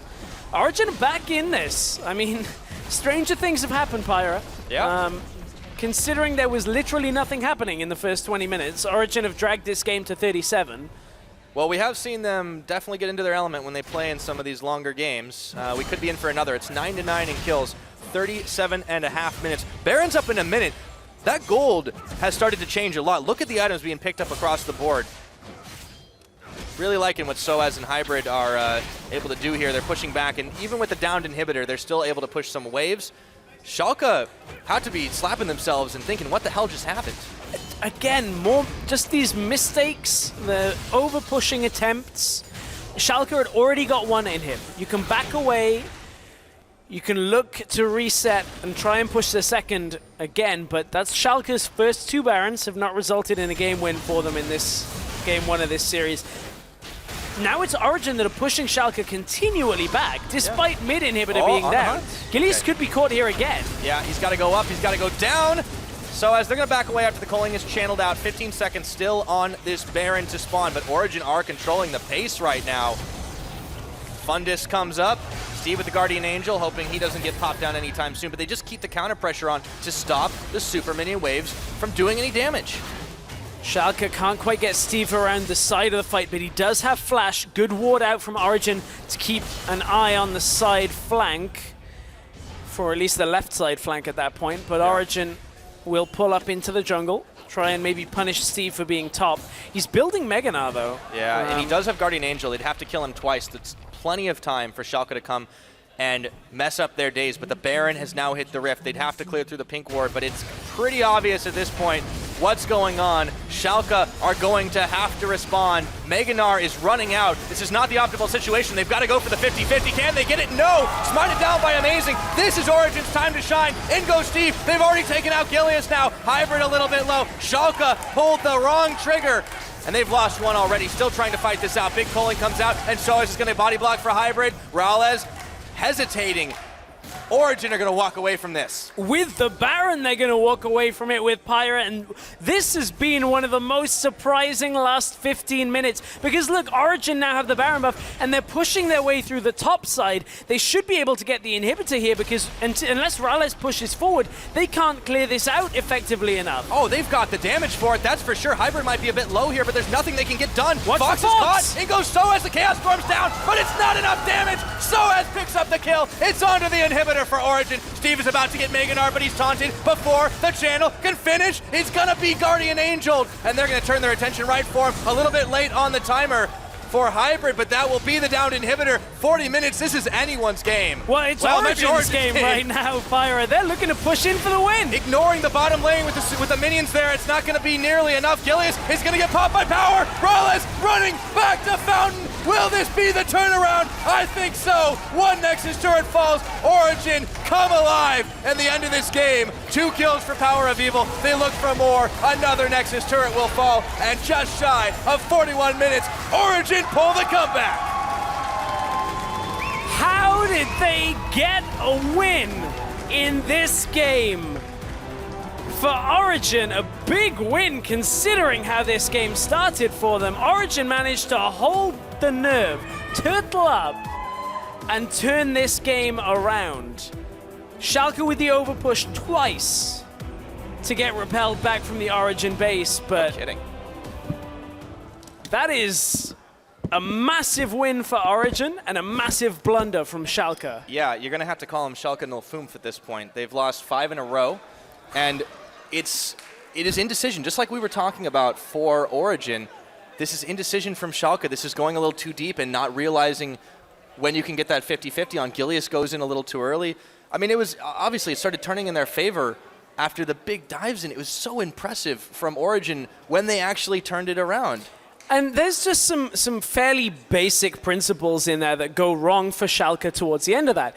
You're half health, and you stay against an Azir who's defending. You get mid lane turret and look to transition to top lane, and you stick around with like an Azir and 2 other champions to keep themselves alive. Schalke can back away from that situation with some of their Baron buff left, come back for top lane and look to push through. But they overpush on the first inhib. Dive, Mr. Rales doesn't quite get the kill. He, Gilius, and Fox all die from that scenario, and the Azir punishes them. And just that happened twice in a row for Schalke, and then Schalke just regressed all the way back. Gilius gets caught twice, and from there, Schalke can't maintain their lead and hold it to win the game.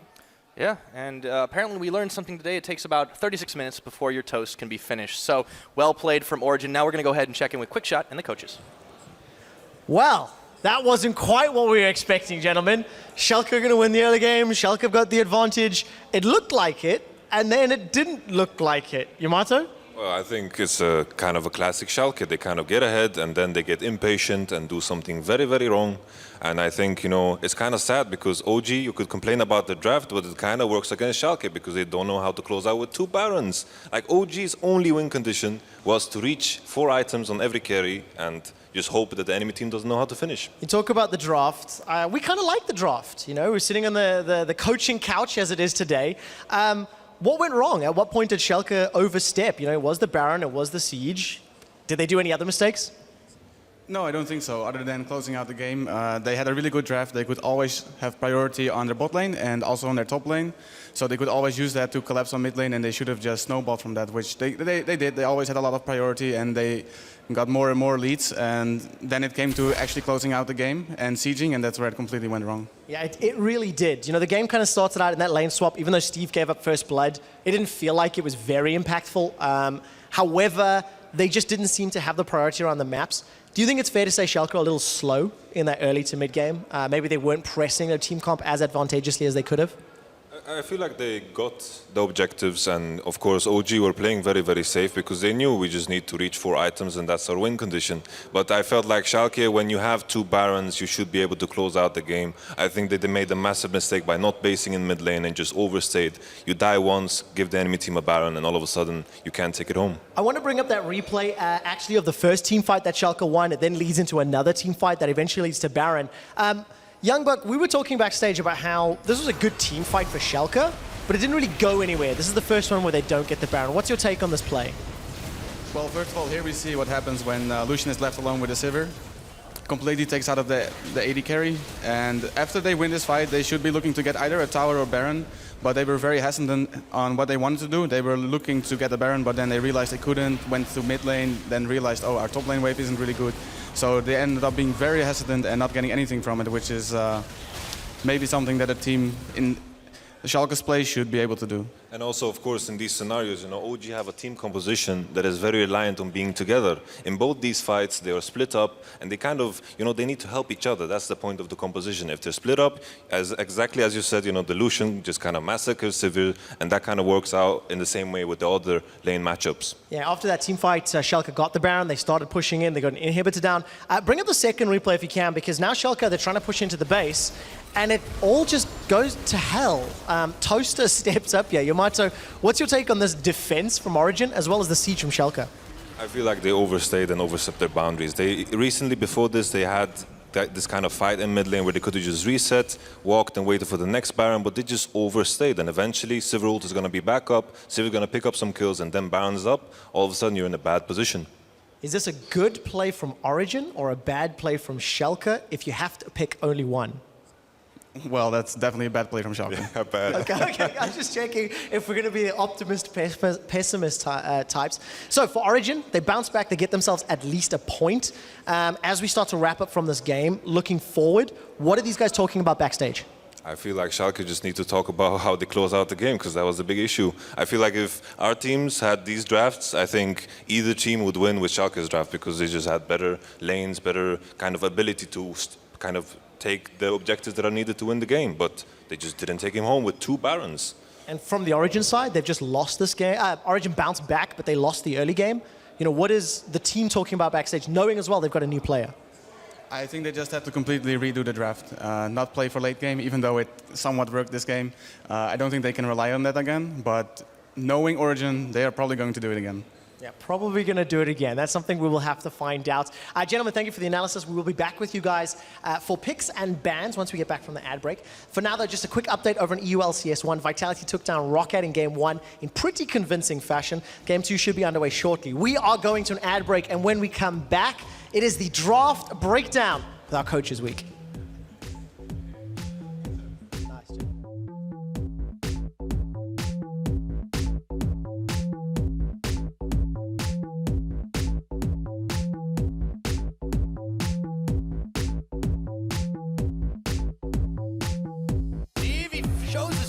And he gets taunted up right now. This is gonna be first blood, and they give it.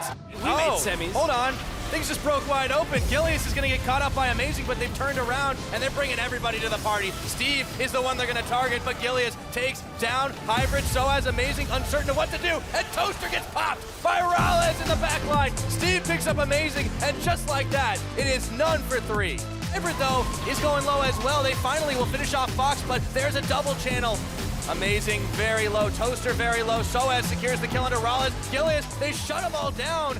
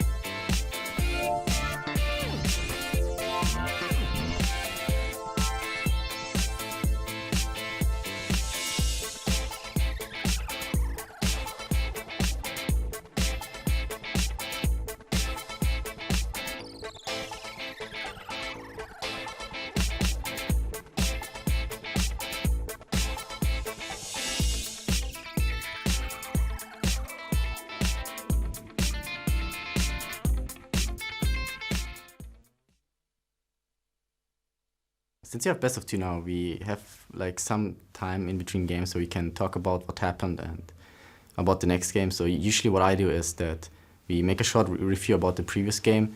Nothing too special, just short, important moments, what we do wrong. Did we play towards our winning condition, yes or no? But then you have to focus on the next game because the other game is in the past. There's no reason to be sad about whatever happened in that game. So you should put all your focus on the next game. And I think we have done a pretty good job at it. If you look at all the stats, because we have lost a lot of early games, like the first games, and then we came back and won the second game. So I think it's actually really good for us. So I've really hope for playoffs because then we are able to continue doing this and have strong showing in best of 5. And welcome back to the European LCS. It is Coaches Week, in case you hadn't heard. Just before we get to the coaches' content, it is time to announce the player of the game.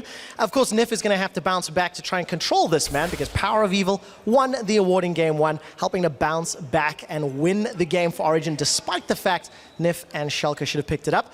So that does it for the player of the game. We're about to get ready for Game 2. So I think I'd like to re-welcome our coaches, Yamato, Cannon, and Youngbuck, back to the European coaching couch, is what I'm calling it this week. I've got a question for you guys. We've been using hashtag Coaches Week. Thank you for doing the Twitter AMA, guys. It was very nice. I got one more for you. This comes from @Dinosaurus, I hope. What do you see as the most important trait for a coach to have? Yamato, maybe we'll kick off with you. I feel like the most important trait is to be able to lead by example. I think, myself, in the past, I've made a lot of mistakes, and you have to learn from them. And you have to, if you learn from your mistakes as well, your players will do that as well. So just lead by example, show leadership, and don't just ask for leadership because the players will always follow. I think the most important thing is being able to read your players. When you play in a team, you have a lot of different personalities, so knowing what ticks makes a person tick, what motivates them, and in what way you need to give feedback for them to actually receive it and do something with it is very important. I like both of those. I do have a follow-up question. This comes from @RiotQuickshot. Winning the Best Dressed Coach Award and then coming second, Youngbuck, what does that mean to you in your tactical neck here, Yamato? I think, I don't spend much time preparing my dresses because when I shop, I have it all in my mind. You are so full of nonsense. Come on. It feels good, First place in something. I'm trying to get first place in something else, and hopefully that will work out too. 2 first places in 1 split. That's what I'm aiming for. Joey, how do you claim the title of Best Dressed Coach? I was pretty happy about it. When I opened the link, my heart was beating. I was slowly scrolling down and kept not seeing my name, and then I hit second. I was like, wow, yeah, nice. Nice, I like that. They're pleasantly surprised. Back on topic, we're about to jump into Game 2 here. You've got your notes for picks and bans for Game 1. What are we expecting? Schalke this time are on blue side. Traditionally, they can target ban. Origen, they ban Nidalee, Vladimir, and Gragas. I don't really know if the pick and ban strategy worked or whether Schalke gave them the game, but what would you adjust here? I feel like I want to raise a point you raised before about Origen. They just play 1-4, and I think banning Victor, aiming for first pick Azir is a genius strategy. I stole that from you, but yeah, I'm giving you credit. I'm actually going to say ban the Azir because Origen likes to play a lot of Varus, but I do think you can ban something like Azir Victor and first pick the Karma. I think that would be really good, but even first picking Victor with Karma open is fine. And, we talked a lot about how if champions were played to their best ability, Schalke should have probably won that game. I mean, they kind of threw it. Does that now factor into your equations? You've seen teams' performances. As a coach, these guys have gone backstage and looked at their opponents. Do you bring that in, or do you still say, hey, under best case scenarios, we can't give them like a Trundle into Braum matchup, for example? I feel like, based off how OG interacted in the past in the split, it feels like they are very happy with this win. I don't think they should be, because Schalke, with they usually, first game, they do a lot of one mistake can lose in the game. It's very uncharacteristic of them to make the same mistakes. I think, if they're in a position where they get 2 Barons with a similar composition, with strong lane phases, strong split pushes, I think they will take it home this time. All right, some strong words. I've heard one prediction from Youngbuck regarding the Azir as a potential ban. What else do you think could come up? One of the things our viewers love is when predictions happen and seeing whether or not the reasons for them. So what else would you look at? I would look at maybe Olaf, maybe Shen. I think Solus has been performing pretty good on the Shen, and it's a champion that is really hard to punish and really strong in this meta. After the TP nerfs, it's really hard to get flanks, it's really hard to play 1-3-1, but Shen makes it really easy. And Yamato, anything to add or different predictions on your side? I feel like it's going to be very, very similar to the first game. I think the big major adjustment could be the mid lane meta, but the problem I still see is that Fox and, of course, Power Evil have very, very similar champion pools. And I think the one outlier is the fact that they play Varus, as Youngbuck mentioned. Can I ask both of your opinion? What do you think of both of these guys' champion pools? Yamato, you've already said that Fox has kind of got this slightly limited or boring champion pool, maybe. It's very meta, it's very similar.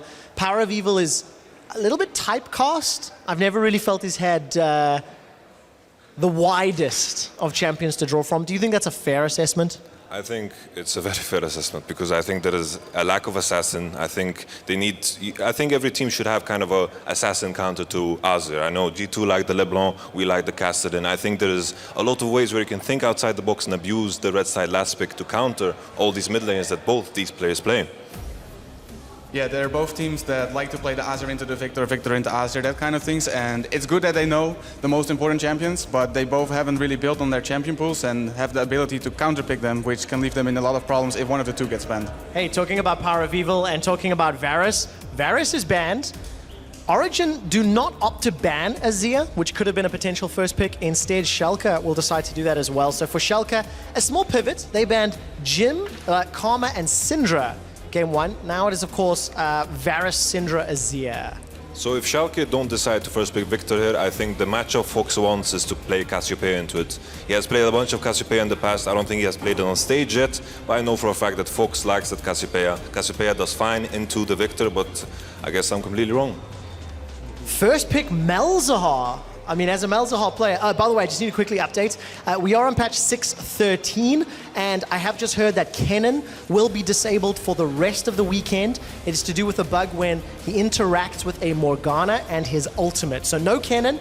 It is only relevant because Vitality have played that, and they're over on the other stream. Let's get back to this one. Malzahar, blind, first pick.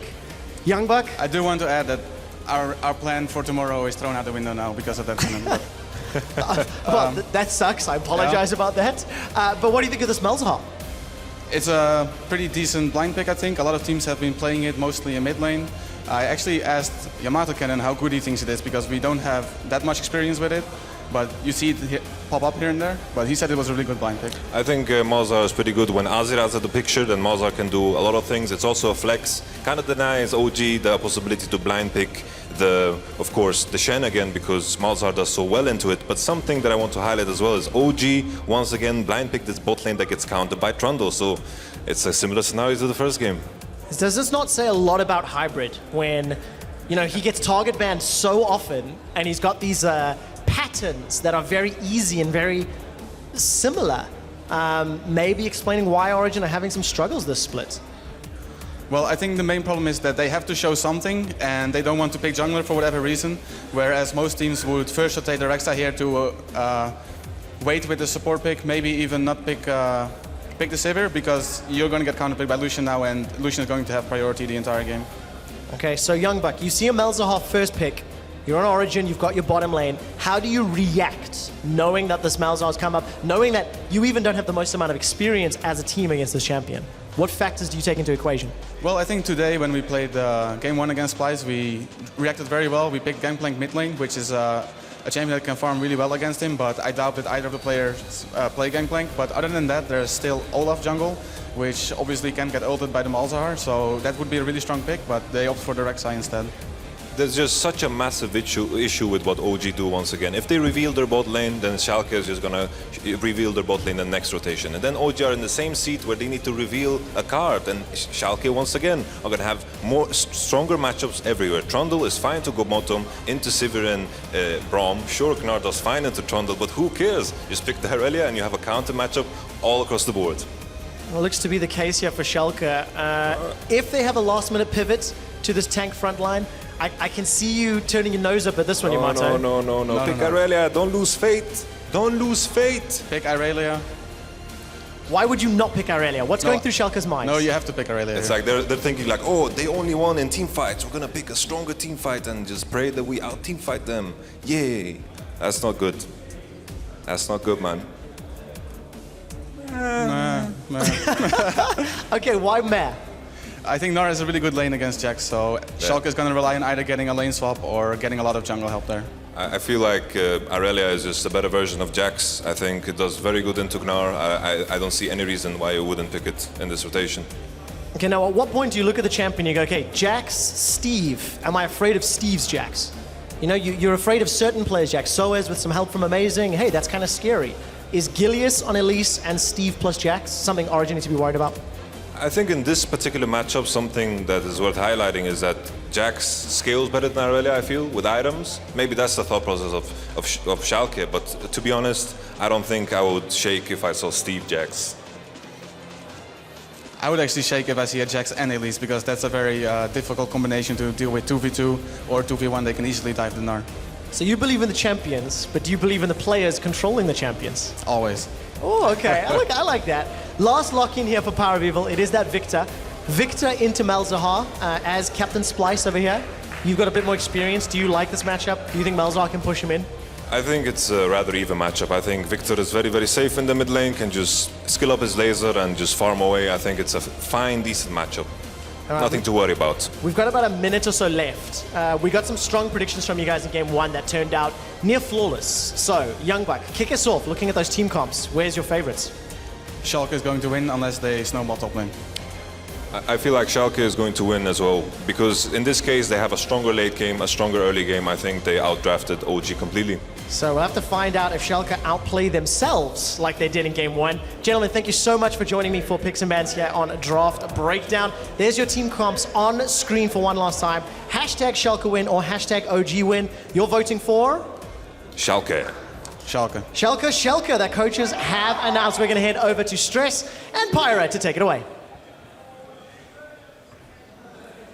All right, let's get ready for this one. Schalke, they're going to have a climb to come back into this game.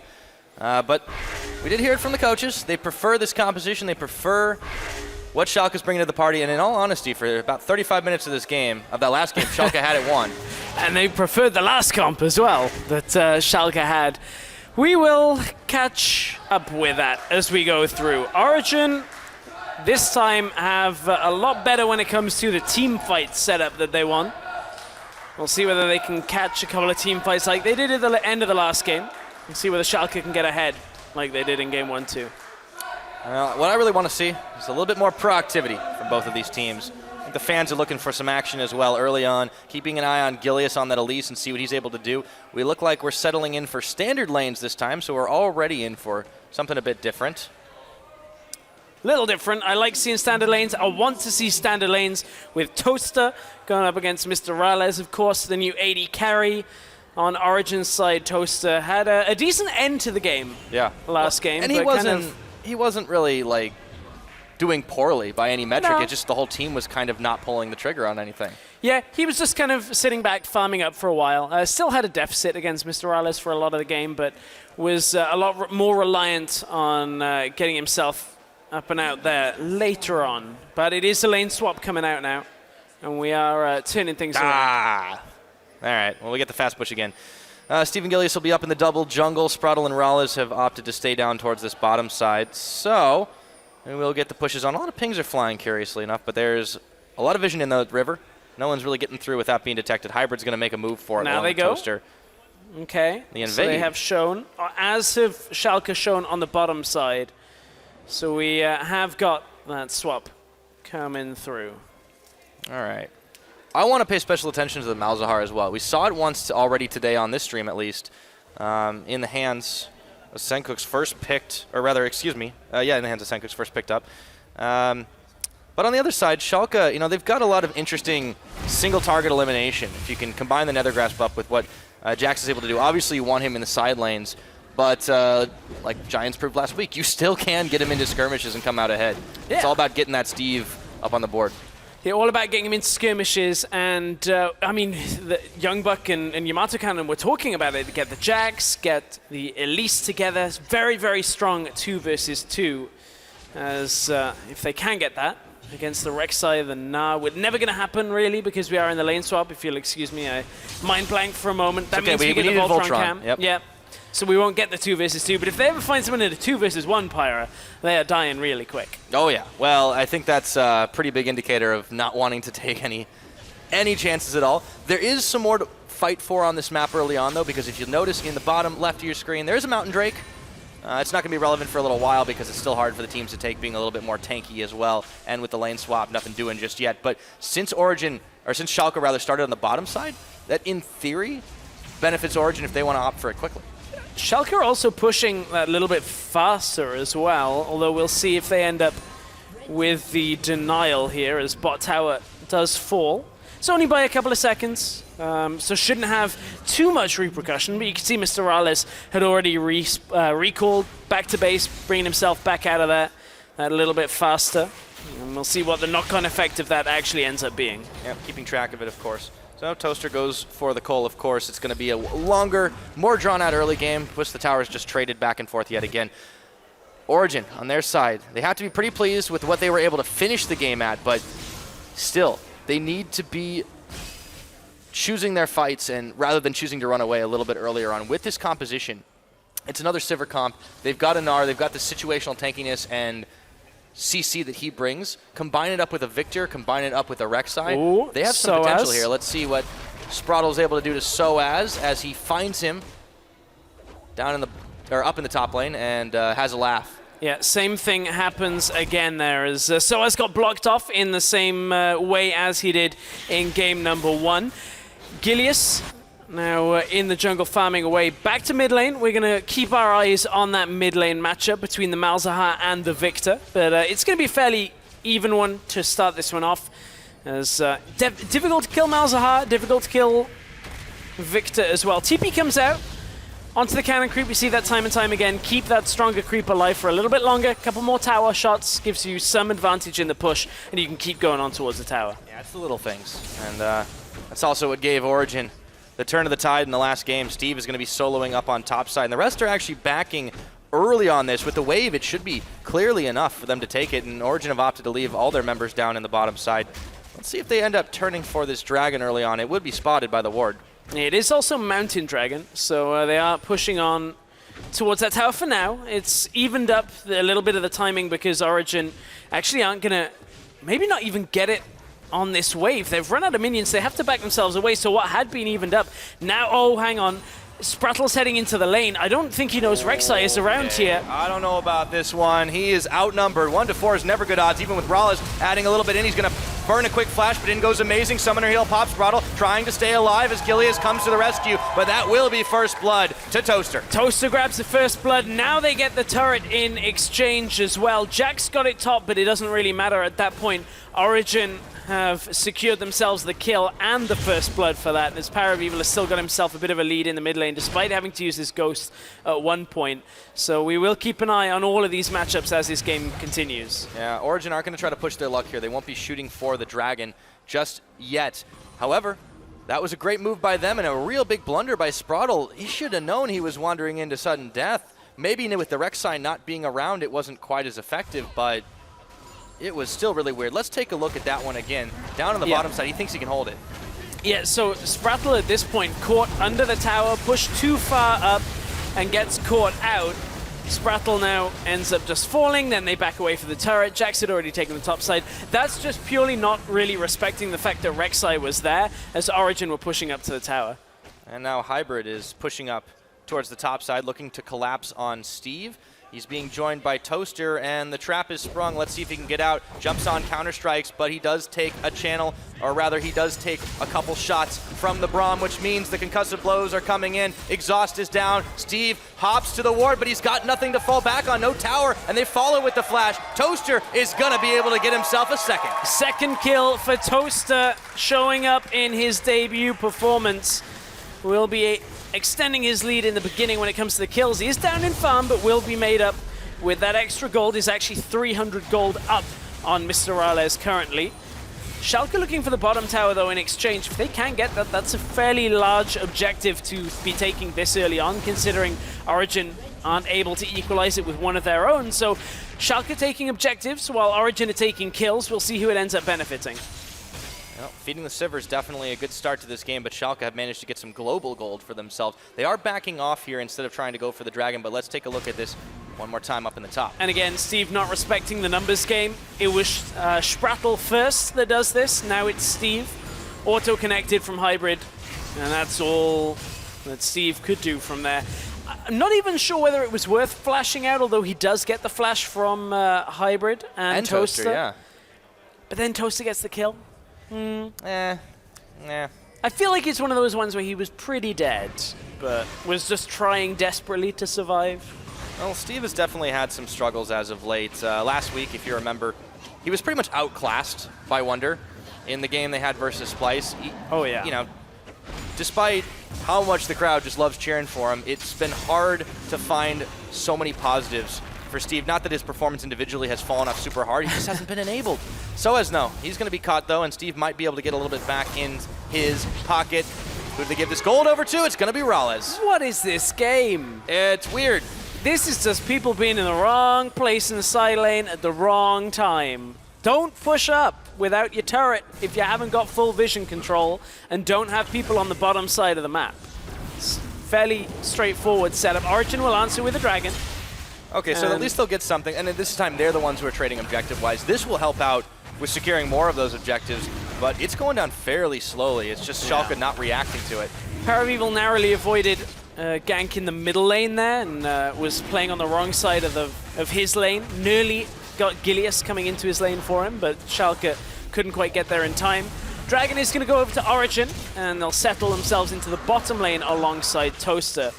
Fairly interesting. I was talking to some of the players in the lead up to this week that used to play with Toaster on an old UK team, FM Esports. Tundra was playing support with him for a while, and then the old analyst for Fnatic speaks very highly, Jarge, about Toaster. So they're talking a lot about how he's a mechanical player, but generally a lot of it is you tell him where to go and he'll do it really well, and he'll execute mechanically amazingly. But honestly, that's not what Origen need. Origen needs somebody in some position that can lead them around the map, and that was what Peke was good at. The mechanics, still good at, but got caught out a whole lot. So for Origen, I don't know whether this is quite the right fit for right now. This is the kind of fit that will work for them over a couple of splits. Really nurture a talent that's mechanically gifted with an in-game leader as well on the case of Origen, and maybe we'll see a lot of improvement from them later on down the line. It's definitely evident from the way they played so far this game. They may have eked out that win on a big turnaround, but we just need to see a little bit more from this team in terms of shot calling, what they're able to do, making plays around the map in the early game. Toaster is also, kind of facing an uphill climb in terms of the meta. He's the kind of champions that he does prefer, the Vaynes, the Jinxes. They're not in vogue right now. No, they not really in the meta right now, but he's happy playing Civ. It's a wave clear he's got 2 kind kills. of champ. He's got 2 kills, having a good game. RNA will be happy about the 2 kills that have gone on to Toaster and the way that they can kind of control around the map from the early games. This is better out of Origen. Yeah. A lot better. They've been making active plays compared to game 1 where, we were talking about they were sitting very far back, not really doing too much. Schalke are struggling a little bit more than in game 1 against Origen, but still Schalke trying to play for this time when Jax is around and Malzahar in fights later on. Yeah, you got to take the mental impact into effect with Schalke. You could see it last week after the game with H2K, just how much things fell apart for them. And you have to be able to recover from that. A game 1 disappointment as Soaz flashes away. Gilius didn't quite have the catch on him, but they will get some damage on this tower. Clutch, or not Flash, sorry, Hop. Yeah, the Hop, but it was the prediction cocoon ever so close. It's the kind of play that you try and make, Gilius and it's burned just the like, flash. Yeah, Gilius, but it's... What I mean is if that hits, everyone's like, oh, Gilius, such a good prediction. And then if he misses, it's like, oh. So credit for the attempt at the prediction on that one. Yeah. Nice try. Very close, so as managed to avoid it. A for effort. So they'll be able to clear a ward away from the Rift Herald now, still just pushing in the top side. They've left it away for Toaster to start farming it back up. You can see Origen moving around for the defense and keeping the vision clear for themselves, though. It's still a fairly quiet affair, just not on the same level that last game was. Not quite, but last game was so slow up until 20 minutes. From this point to 20 minutes, we had like nothing happen in game 1 of this series. So maybe the fact that we've got a Sivir that has 2 kills and is starting to farm her way up, maybe we'll see a little bit more action. But here comes Amazing back onto the Rift. No dragons. Rift Herald is available right now, so the only dragon in the game has gone over to Origen with that Mountain Drake going over to them. Yeah. Still keeping eyes on Steve to see if he is able to get ahead of this Gnar in the matchup. It's going to be a little bit hard for him, but he does have a solid CS advantage. You'd think that Schalke would be the ones that are focusing on this Rift Herald to give him an edge and maybe give it a little bit more time so he gets that for longer. Remember, it's a very long buff and it persists throughout death. Yep. Origen, on the other hand, you know, they're keeping everything warded up. They want to make sure they've got Schalke in their sights for as long as possible and to just keep letting Toaster absorb side lane farm until he's, you know, sitting on a couple of items strong enough for them to group and push. I'm very interested to see how Schalke utilize this Jax as well, because Origen are one of the teams that has played Jax and picked him and then team fought with him and built tank after the Triforce. So I'm wondering whether Schalke will prioritize the side lane as you would normally expect. Gilius is the one that managed to get that red buff. It was smited away by him. It was secured. So yeah, Schalke, if they play the side lane, play the Jax out, Soaz at some point is going to end up unable to deal with him. You can see 87 CS to 65. The lane matchup for Gnar is good, but the later the game goes, it is not so great. Gnar struggles to get away from a Jax and can't output enough damage before he turns into Mega Gnar, and then Jax just keeps running straight through him. Well, and there's a lot of catch potential here. When you've got a Malzahar, the suppression gets very real. Oh, Spruttle, speaking of he's going to face check into this, and he has to quickly burn the flash, but it won't nearly be enough as Power of Evil lays on the Chaos Storm, and in the Chaos, they find one. 2 out of the 3 kills so far have been Sprattle in the wrong place at the wrong time, or if you're on Origen side, right time, because they've been catching him out a couple of times. Now they turn it into a Rift Herald. Will help them if they can get this onto Soaz, but look how far away he is. Gilius and Steve are here, but this is a 4-on-2, 5-on-2. There's no way they're contesting that. Okay, taken down. It's going to be Soaz they give the buff over to. So bad luck for Steve. That'll help him. A little bit of damage reduction, a little bit of damage on top of it as well. Sprattle hit by the Q, and that's a dead Trundle. Not too much to speak about on the Power of Evil's call. Oh yeah, they got the Nether Grass Bomb, and Fox is going to be able to finish that one off. He does take a lot of tower shots, but there's no one here to stop this. Just out of the blue, they pick up Power of Evil. Ghost used, Flash used, Malzahar going straight under a tower, results in the tower falling. Schalke fire straight back with a catch of their own. No way of Power of Evil from escaping that. Wasn't running anything like Cleanse, so can't get himself out of it, and Origen find themselves a man down as Drake is spawning. Yeah, Gilius is going to start this one off along with the rest of his team. It should go over in Schalke's favor. No way to contest. Malzahar with a whole lot of money. He backs off to the base, gets himself a needlessly large rod, and he's starting to rock and roll for sure. Yeah, starting to get himself further and further into the game. So I want to watch this Malzahar. Second one we've seen today. I want to see how much it can do. As we saw one in Challenger, Selfie dominated on Misfits with it. I saw it very crucial for Splyce's victory versus G2 earlier today. Coming up pretty big. Utilized a little bit differently, though. It's a different kind of composition for them. And it was a very different matchup. Yeah, it was a different matchup, for sure. I mean, these are very different compositions as well with it. We've got a Jax alongside, so looking for the push. This is what happened. Looks like just Ghost Flash is coming. Yeah, here we go. He even Ghost ahead of time. Oh, man. Good calling around the side, too. There's no way you're getting out of that trap. So much damage comes out. Can't really get your way out of that one. Yeah. So, Schalke, they keep themselves this little gold lead right now. The next dragon to be fought over will be Mountain. That'll be very crucial for both teams. But Origen have the first, remember.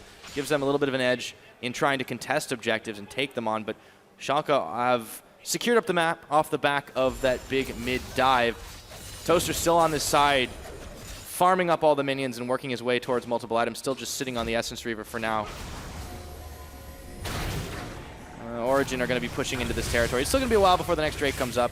We just saw the Ocean fall a little bit ago, and we've hit the 17-minute mark in this game. It has just been a game of trades. It has been. I have to correct something I said about a minute ago. Power of Evil running Ghost because Cleanse will not remove a suppression. So not effective in that matchup against Fox. Oh, yeah. One of those unique interactions on Cleanse. There's not a lot of suppresses in the game either. QSS will work against it. QSS will work, Remove Scurvy will work, but Cleanse will not. So Mr. Rallis, gotta get caught, maybe getting caught bot lane. Okay, gotta be careful there, Rallis. He has his Ghost Blade, but he's still working his way up for the Black Cleaver for everything else. Not a lot of damage he's able to put out just yet in this game. Origen, sensing a moment of weakness, are going to start pushing towards this bottom side, seeing if they can get a collapse on. It is a 3-on-2. Rallis, though, he's staying nice and safe in the back. Should be able to defend this tower, no problem. Soaz, however, in the top lane is getting the big push on. Remember, he's got Glimpse of the Void. It's going to be hard for Steve to outmatch him. Yeah, the thing is, Jax, the later and later and later it goes, going for the Blade of the Ruined King build, which is the I'm going to stick on you and just annihilate you, whether you're mini or mega. The old Jax build. Wonder whether we'll see the Gwynsus. You don't see it so much anymore. No, but that was a fun time. That was fun. The start of the season, well, it was fun if you're for playing Jax. it. Yeah. Or like Tristana. True. Oh, man. That was a lot of fun. Fox is not having as much fun here as he has to back away from the tower. It's being pushed on by Origen, but they've run out of minions. In goes Rallis, instantly Ghostblade into Culling. Hybrid tanks most of it. Still, it's a game of feeling things out. It's, similar to last game in that both teams are probing for weaknesses, but they are making a lot more of an effort to do it. Yes, but both teams are just running 1-4 comps, which means if nobody really feels like they have an advantageous position, nobody really engages. So it's up to kind of Toaster and the rest of Origen maybe to use that Sivir ultimate, get themselves around the side, but Amazing's caught. He is going to be caught. How tanky can he go? Steve goes in, but he can't get enough in time and has to flash back out. Misfire there from Schalke. They burn a summoner for it. Does trade for Amazings. Yeah, flash for flash. Steve, however, is quietly powering up. And this is the difference between this Malzahar comp that we're seeing and the one out of Splyce earlier. Splyce were running it with a teleport, so they're able to regroup a lot of distance when it came to pushing out side waves. If Fox ever goes to the bottom side or to the top where Steve isn't and looks to push it back out, there's no TP available. They can't bring him back to the fight to actually collapse and punish Origen. Yeah, and Origen just haven't really shown as many weaknesses. They're finding that they can find ones on Schalke, though. Steve was the counter-strike up, but it only hits Amazing. He hops, but the Glacial Fissure was just too much to slow him down. Soaz will find him. Meganar near as Hybrid tanks the last tower shot. Origen will once again get out with only damage to show for it. Schalke cannot get in there and contest. No flash available for Steve, and Origen go right for the teleport user. There was no help for Steve available, and they easily pick him off, and there has not really been a reaction coming out from Schalke. Fox is trying to shove mid lane. They have basically a neutral lane because it's pushed away from them in the bottom lane, so they can't actually do anything with it. The only things that Soaz has to now reconsider is if he pushes up to that wave, they're actually going to end up potentially losing mid tower. So Soaz comes mid. Oh, and Gilead steals red buff. Actually, Soaz should have gone bottom. Toaster could clear through mid, and they can't play on the lane that Rallis is in right now. So actually, there was a little bit of a miscommunication on Origen when it comes to their lane assignments, which was one of the issues that we looked at in the last game as being a problem for Origen. Still working on those issues. Spraddle will slow down Toaster, throws on Frozen Domain, and is not able to chase into there, not feeling confident enough to take him out, but now they've turned their attention up towards topside. This tower is going to be done real quick, but the minions are also falling. They'll have enough damage to take it out, and Toaster gets chunked before Hybrid comes in to stop the bleeding. And now Schalke looking for the mid. They might be able to get it off this. This was enough with Toaster having to still clean up on topside. They got Victor, though. Power of Evil can hold this with Aftershock. He's got enough AP that it means Schalke will back away. Pixel or two away from Power of Evil getting cocooned. Amazing is still here. They're looking to contest. The Dragon is up in 7 seconds right now. This mountain is going to be so crucial. Can Origen get in here to fight it? Toaster hadn't backed away, but he's not close enough. Origen aren't looking to contest this. Not for now. They do see that Schalke are kind of split, though. Jax and Elise will be able to do this easily as a two-person stack. Steve doesn't yet feel confident enough about going up against Soaz, despite Soaz being in Meganar form. Obviously, he doesn't want to get ulted into the wall, doesn't want to get walloped and locked down, but still, Steve is getting closer and closer to the point where he's able to actually take this fight. Amazing uses ult to top sides, there's no real way of stealing. Look at how effectively those minions tank. Easy, nobody takes damage on Schalke, and they're able to back themselves away. Plainly taking the Mountain Dragon. That'll be the first for them, and Origen couldn't really do anything about it, so that definitely helps Schalke the further this game goes, waiting on that Jax, ticking time bomb, but Still, grabbing objectives will be even easier after all this is said and done. Gilius throws down the ward inside of his own jungle, spotted as well by Origen, who just continue to try to play this back and forth game. It's all been about who can get the most vision in each other's jungles. That's pretty characteristic of both of these junglers as well. Even in the lane swap situation, they haven't had as much to do in the lanes. They just keep moving around the opposite side. Origen now looking to push on mid, and it was uncontested momentarily, but there goes the Nether grab onto Power. He pops the Ghost, but he couldn't go anywhere. And now Hybrid taking a lot of damage. Double tap from the Lucian. Rallis flashing forward. Now it's Amazing who's backing out, and Fox flashes in. Not enough damage, but the Malefic Visions will finish the job. Gets him with the dot. Fox clearly plays a Warlock at that point. Rallis once more. Toaster, he has a spell shield, but he's also burning down off the back. Rallis is a little bit low. Voidlings come in to tank the damage of the tower. But they've run out of minions for a few more moments. Origen, can they hold the line here? Rallis ducking, dipping, Toaster. diving, and dodging. But Gilius, look at the damage he's dishing out. Toaster is on his last legs. The tower falls. Schalke make a big power move. Schalke push right at mid. Hang on, here comes Soaz cutting in from the bottom side. I don't think he can actually group just in time to stop Soaz from, to stop Schalke from pulling back actually, but man, that was a bit of a hectic moment. Origen should be able to finish pushing this mid lane tower here, although Soaz has to turn Mega, but just the minions plus, no, they got no range. No, they just can't do it. They can't get it. With Soaz in Megana, they cannot afford to push up. Another Nether grasp. Amazing. He's taking tower. He's interrupted from getting back. The Gnar doesn't knock anyone backwards, and now they're on the retreat path. Goes into mini Gilius, having to cocoon flash away to save his own life. Origen still can't finish this tower. No, they're not going to be able to get it for now. Soaz, more dots. No. More Jumps dots. on. Stop It's Fox. 3-0 in this one. They just keep getting the catch on. Origen and run out of steam before it begins. Oh man, just this damage coming out from Malzahar in these fights is too much to handle for Origen right now, and they're trying to force mid lane time and time again. Rallis on the top side does have Sprattle around him and will be able to back himself away, but Origen were looking to collapse. But man, Origen, again, they've kind of had this, they had a decent start in this game, but have regressed back to just kind of receiving what Schalke are giving them.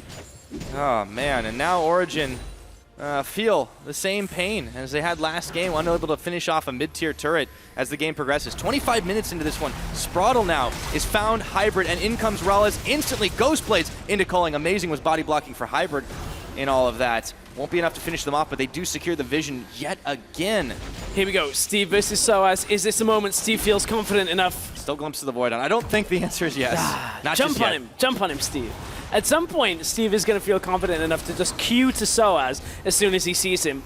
One of the difficulties is Soaz does have a Warden's Mail, so he's slowing the attack speed, and Megana was building. Although when you're in Megana, your dueling potential is actually significantly lowered when it comes to your damage output, unless you hit all of your crowd control, because your attack speed ends up so slow. So this Black Cleaver build is a lot better in Mini Gnar at dueling, but Steve just throws Counter-Strike on and you end up doing nothing from it. Well, that's secondary affair now for Schalke, who really are critically thinking about keeping the vision in this jungle. It's 26 minutes into this game. They can start to force on Baron. There's TP for both top laners.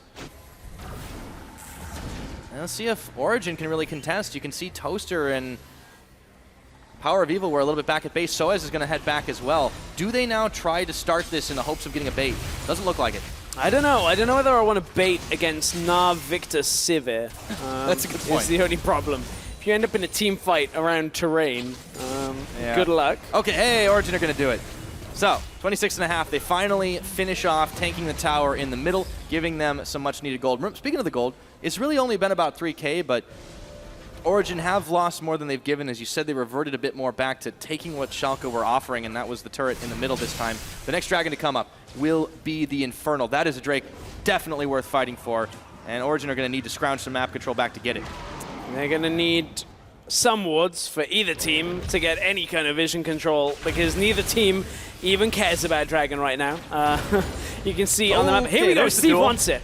Didn't get the Counter-Strike he wanted. Here we go. Meganar there. Here we go, even with Glimpse of the Void. So as now he's going to go in, getting the shot on, and the duel will slow down for just a second. The chase keeps on coming. The boomerang kite. Does Soaz have it? No, the jump, the flash, followed by Soaz. Gonna try and heal up a little bit off the minions. What a tense moment. And Power's going, no, here. let the This is a 1v1 happen. 1v1. What are you doing, Power? Okay, turn his attention. Gravity Field, Chaos Storm, goodbye, Steve. The sacred 1v1 interrupted. We'll never find out. Schalke at this point could have just said, okay, let's go Baron, but now they're pinging it. They're a little slow on this. The reaction time. They're going to set up the trap in the brush. This is not spotted by Origen, but are they moving into it? Doesn't look like it. Origen have 2 blue trinkets available right now. There is no way a bait is going to work in the numbers disadvantage. And SOAS is pushing bottom lane right now. So Origen are getting the benefit of all of this happening. Calling the bluff of Schalke. Origen will be able to push more down on the bottom side with SOAS a little bit low, no one there to oppose him, and no more teleports available until Steve comes back on up. Origen have actually snatched Baron control away from Schalke as they take down the tier 2. This puts the gold even closer to them. Origen hanging on again. Schalke want to go. Rawlez, he finds Toaster. He's really low, and Rawlez will take him down. The full channel continues, and Fox jumping onto Power. Gilius following. That's a double for Rawlez, and they snap the trap, and this time, Baron's for real. 1 second of mispositioning means Toaster eats a full culling. And boy, was it delicious for Schalke at this point. It's going to result in a Baron. Steve is already preemptively looking through the jungle for his next target. Now with the Baron buff, can absolutely take SOAS in that side lane, especially if any minions are around him. But Steve did use his TP, so won't have that available for him. Dragon going down a little slowly, though. Schalke are coming down to cut into this. Yeah, they might have to fight this one over. It does finally get smited, so Origen will manage to get that consolation prize.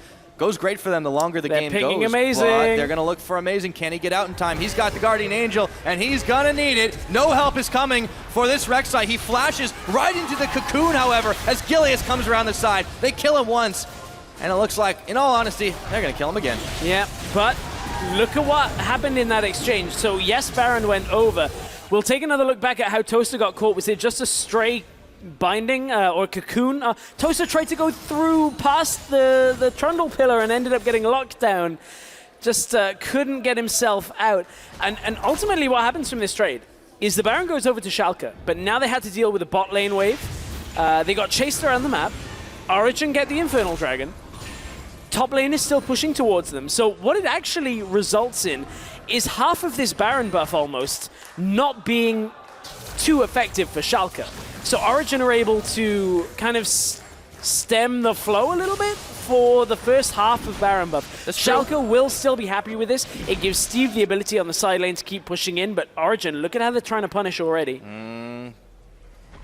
Bait the trap again. Steve, will he wander right into it? He's getting dangerously close, and surprise! Let's see if he can get something back. Toaster already a little bit low, but there's the Braum stun. Exhaust, hop, not enough damage in the 1v3. Toaster will get the kill. 1v3 as the rest of Schalke push up through the mid lane, but they can't push onto the inhibitor turret right now because Parabibel is defending again. One of the main factors for why Schalke couldn't end in the last game with such a lead was that Parabibel was wave clearing with Toaster. They were just constantly pushing back the Schalke lineup, and I mean, it seems to be the same story again. Schalke get themselves the Baron and cannot make enough headway off the first Baron to really put a crippling blow onto Origen. They've got to put the full game away. Schalke weren't able to do it last time. Right now, Origen have still managed to get a bit back.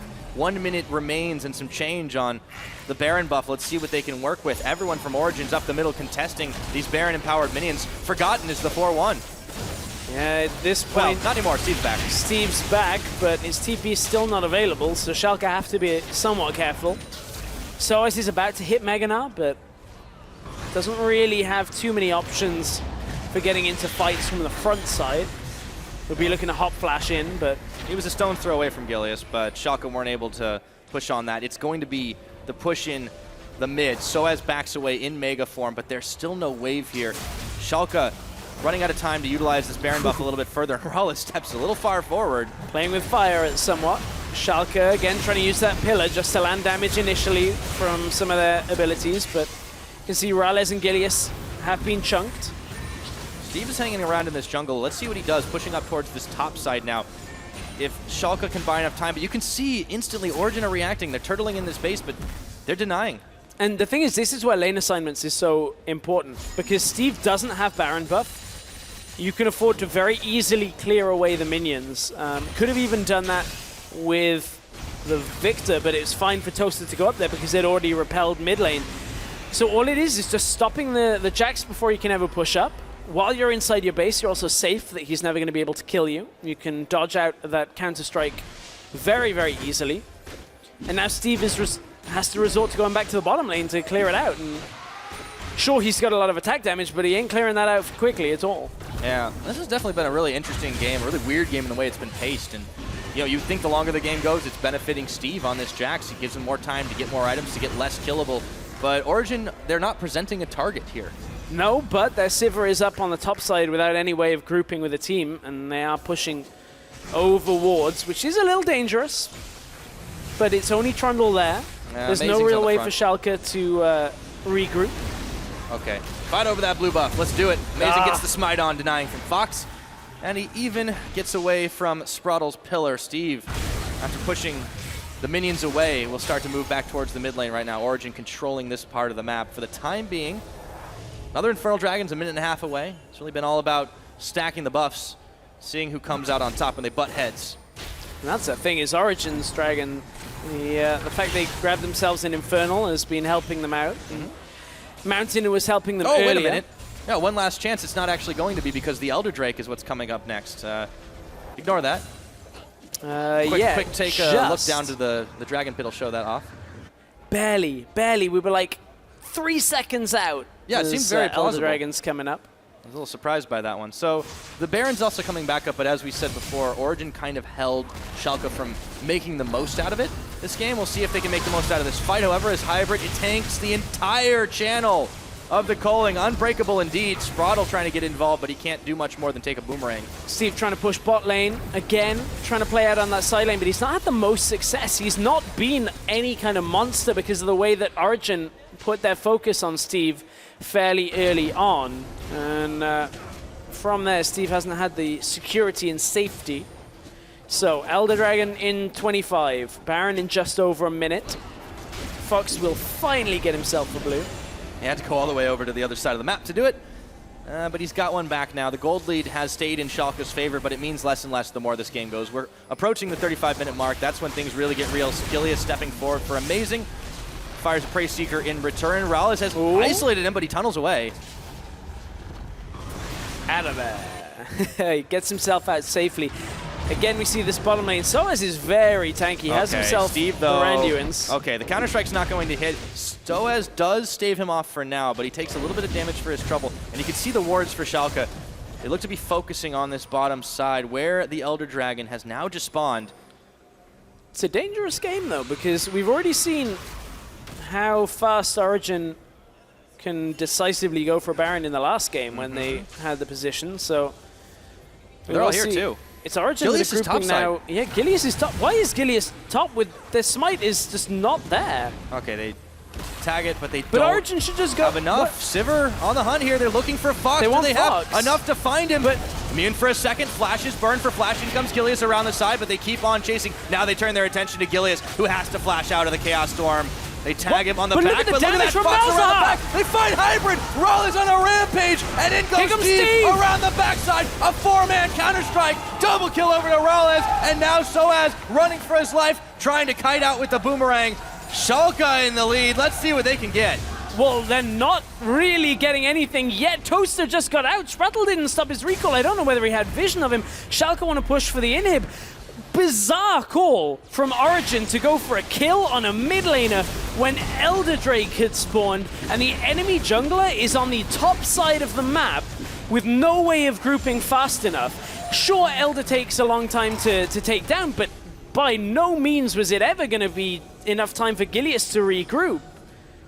Origen looks like they had the edge there, but Fox finally turns it around and Schalke group and get a massive Jax joining them.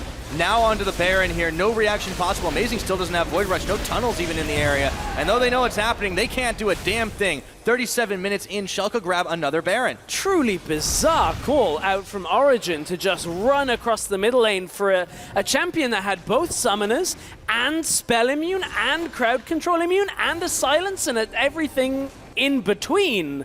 really, really odd. Now Origen are going to try and bait. I mean, maybe they'll get some success here, but Steve has his TP from the top side. It's going to be enough for them to get the Elder Drake here. There's no real way of Gilius grouping fast enough to get onto this. Although they are running out with Home Guard, they are closing the gap. So Origen, if they get this down, may choose to fight after this. Soaz is nearly Meganar. Oh, and he throws the boomerang, hopping out. They don't have enough to finish him off, and they denied with the pillar. However, look at the damage they're turning on Desperado. He's healed it, or rather he had the shield for it all the way back up. And there is going to be Origen picking up Elder Drake. Let's see this fight again, or the chase, I should say. Yeah, the chase comes up. Fox, spell immune, flashes away, gets his ghost popped as well, and Origen then turn towards Gilius, but do not respect the damage that is going to come from Malzahar onto Hybrid, and they follow it up. Steve, beautiful four-man stun. And that was it. Hasn't had the best of games with Origen focusing him as a weak point, but Steve, big stun lands, is able to catch him out. He got walloped. Oh, and he had no vision. Okay. Was around the corner, I think. We had the wrong vision toggle at that point. All right. It's okay. Well, back to reality. In the present, Schalke looking to push with the Baron empowerment onto this bottom wave, but it's Baron versus... Jack's unanswered top lane Elder, with Baron buff as well. Steve's waiting. Here goes Soaz. Soaz is nearly Meganar, though. But Can he fight this one out? Soaz can't clear. They somehow have to deal with multiple waves. That tower is getting shredded through right now. They are able to clear some waves, but it's already down to half its health. As is top, though. Soaz is a slow clear on these Baron up minions as well. So as long as Schalke don't end up getting engaged upon bottom lane, Amazing's looking for the flank from the side. They know he's here, though. They do, but this is still risky from Schalke. If Rallis pulls up to that wall, Amazing can get on top of him. All right, they have enough to finish the job. Fox Spellamy, they turn onto Amazing, but it's Gilius who tanks one shot from Hybrid, throwing on the Unbreakable. Top's already down. Top is down, he can't contest. Soaz unable to do it, and they take another turret. The walls are starting to crumble for Origen here, as their hopes of a 2-0 are slowly draining away. Schalke should look to get an inhibitor. Steve is definitely going to get the inhibitor. And there's not much base left for Origen.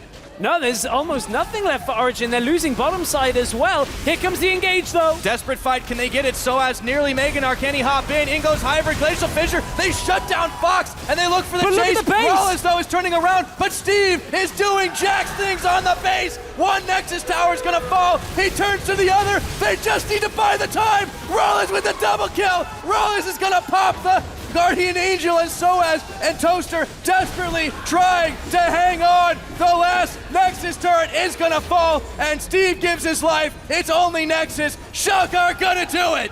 Schalke, they're gonna take him out. Toaster's trying to get the damage, but it's not meant to be. 40 minutes and Schalke, GG. What a game, and whew, it was a sigh of relief you could see from Rales there at the end to pick up a point from this, what should have been, perhaps, a fairly clean 2-0 from Schalke's perspective, but a tie, a 1-1 on the day, is where we find ourselves. And, I mean, a couple of fights at the end, really going Schalke's way, was able to turn it back around for them and ultimately get them the point. But at this point, you got to look at some of the plays early on that just didn't quite hit the mark from both teams, and it was a bit back and forth in the early game and reliant on these very 50-50 later game fights, objectives and where... Jack's team fighting, like that's the whole thing. It's so strange. This series was anything but conventional past the 10-minute mark. And Schalke really turned it around on Origen after what looked like a very close mid-game. And we ended 40 minutes on it as well. So surprised at that Origen Sivir play attempt onto the Malzahar. Yeah. So surprised when you're sat in front of Elder Drake with all the opportunity in the world, but they'll look back at that and maybe look into decision-making at that point. They're still finding their feet with NU80 Carry, who I think actually had a decent performance in this series, all considered. No, Toaster definitely stepped up, and you could see his mechanical prowess, but as you mentioned, it's not necessarily what the team is lacking right now. No. They need to get their calls in order. They need a strong voice in that team, and Peke is no longer on the active roster. there's still a lot of question marks surrounding the squad, but they did at least grab 1 point away on the day.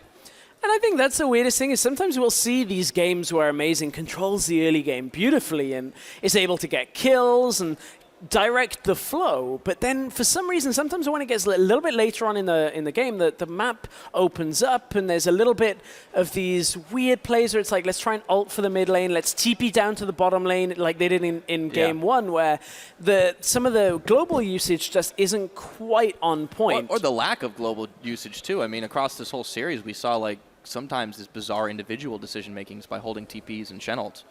Yes, there are just some bizarre plays. I mean, Steve in this game for Schalke had pretty good TP plays, but was generally perhaps conservative on some of his plays because of the way that Origen put the pressure down on that. Jax tried to hold him back, try and stem his aggression, and it worked for a long, long time in that game. Ultimately wasn't enough to hold it. Steve, beautiful TP into the 4-man stun from that mid lane play. That's when you say, oh yeah, Jax can team fight in certain situations. I can't disagree with you, but it pains me. I know, it pains me every time kind I of see defies all the logic that we've, especially that we've kind of built up. No, Jax is going to split push with him. But then, 4-man Counter-Strike. He got it, and then set up the rest of the fight pretty well for his team. We saw Malzahar again. I kind of have to, after this couple of games, maybe tip my hat to Vedius and say, okay, maybe you were a bit right on Malzahar being blind pickable on everything. Okay. I'm going to give him a bit because he said every game, every mid laner, and I was like, oh, I don't believe in that. But 50% of the games we've cast today had a Malzahar blind pick. 50% of the time, it worked every time. Exactly. It actually won both games. So. How about Pretty that? Strong. All right, well, that's enough for us here. Schalke has tied with Origen here in the studio, but we're going to send it over to Quickshot to hear what he and Schalke's coach, Nif, has to say about it. It did win both games. Stress, you'll have to talk about that a little later. For now, though, I am joined by Nif. Congratulations on winning at least the second game. To be honest, it feels like it should have been a 2-0. From the coach's perspective, what went wrong in game one? Yeah, it should have been a 2-0, but what went wrong was basically that we played too aggressive when we shouldn't, and we played too passive when we should play aggressive. So when we had the Baron, for example, we waited way too much time to use it. Like, we used 1 quarter just to base and then push, and then we overstayed. Like, Fox tried to flash in, I think it twice even. And I think that just cost the game. I mean, Asir Sivir is really strong late game, so we had a time ticking kinda, and that's what we removed in the second game as well, and then I think it was easier to close out. It's actually very interesting you mentioned that. Removed that in the second game. I was sitting with Youngbuck and Yamato doing the picks and bans, and they liked the Schalke draft in both games, but they were debating Irelia versus Jax for game 2. Is that a debate that you had? I can tell by your smirk it was. Yeah, we talked about it, and I think Irelia would have been really good. So you have a little bit more team fighting pressure than Jax. I think Jax is more where you actually want to split. But then we decided to go with Jax because I think he was really good as well, because you could just... They had a lot of auto-attackers, so you could just stop them with your E, and then you still had a lot of teamfight pressure. And I think Steve felt more comfortable on Jax. Yeah, and you also know Origen's going to let you get to late game at some point, right? So that helps out. I think I have to ask about the struggles last week. It was a very rough week. There's some people on Reddit even saying that, Schalke, maybe they're still tilting. Do you think that's fair? What was week 6 for you guys in terms of the 0-4? I think the first game took the team really hard. I think they tried to brush it off or whatever, but I think they took it really hard, and it wasn't easy afterwards. I think the first game we played really well, but then we just threw it. And the second game, we just did so many mistakes. We were not in our game, we were not focused. And basically the same happened against Splyce. The first game was good, but we didn't pull the trigger enough. And then the second game was really bad. I think it just took over the games. And today was a new fresh week, and I think we did much better. Yeah, it definitely seems to be the case because, again, it feels like it should have been a 2-0. I've not had a chance to speak to you yet this split. If we step back and we look at all of the weeks up till now, Schalke's really been quite impressive. One of the teams that I think was expected to be sort of middle, maybe lower middle of the table, but you seem to be mostly performing above that. What are the expectations for you and the team looking into these last 3 weeks of games? I think the expectation is still 6th place, like playoffs for sure. So if we keep up the level and we don't pull another 0-4 week, then I think we are secured. But we also have to get some wins. We have too many ties, which gives us not that many points if you compare to EUL or Giants, where they get a lot of wins. So we have to like push harder and try to secure the wins, because that's what's gonna push us in the playoffs. Yeah, definitely the case, especially with how tightly the middle of the table is. I do have a tweet, actually, that I'd like to ask you. It comes from @ThanatosStream. I'm not sure how to say that. Which are the most important things to highlight, to do or to say between games of a best of 2 or best of 5? We actually heard you talk about reviewing game 1 when you go into game 2, but what specifically do you talk about with your team? Okay, so what's really important is if the enemy does something cheesy or something level 1 related, any wards that the team doesn't see, because you have the replay now, like, so you can actually see everything they do as well. So you have to highlight for them so they know what to expect. And I think you have to prepare that for them. So you go over the game fast and say, okay, this we have to do different. But then you just forget the game and then focus on on the next game, because it doesn't matter if you lose or win. The next game is always what matters. So just talk about the next game, prepare pick and ban already, like myself, and then just ask them if they think it's good or not, and then agree and find a solution fast. I really like that. One last question before I let you go. Who has the final say when it comes to picks and bans? If Fox says, I want to play a champion, or Steve says he wants to play something, do you get to overrule them? I have the final say, but I believe in my players. So if they say, okay, I really want to pick this because it's good, then I trust them. But if they want to pull out like a really stupid pick, then I obviously deny it. So, but usually I trust them in their picks. Who made the final call, Jax or Aurelia? That was Steve, actually. Steve? But I mean, it was up to debate, right? I think both were really good, but then you go with what the player is more comfortable with, and so he does perform better then. Fantastic. Steve, Nif, thank you so much for the interview. Congratulations. Thank you. Hopefully we can clean up some of that play looking forward. For now, we're going to head over to the cast desk. When we do, update for you guys, Vitality have 2-0'd Roccat over on stream 1. Fnatic versus H2K is being started. We will be going to that after our PogChamp is announced. Over to you guys, Pyra. All right, well, we'll talk a little bit more about our PogChamp. Thanks again, Quickshot, insightful interview there. Our player of the game is none other than Mr. Rales, who was pretty much popping off the calling as soon as he could. Yeah, good play from Rales. Kept himself safe for a lot of the game. A lot of damage came out from overall.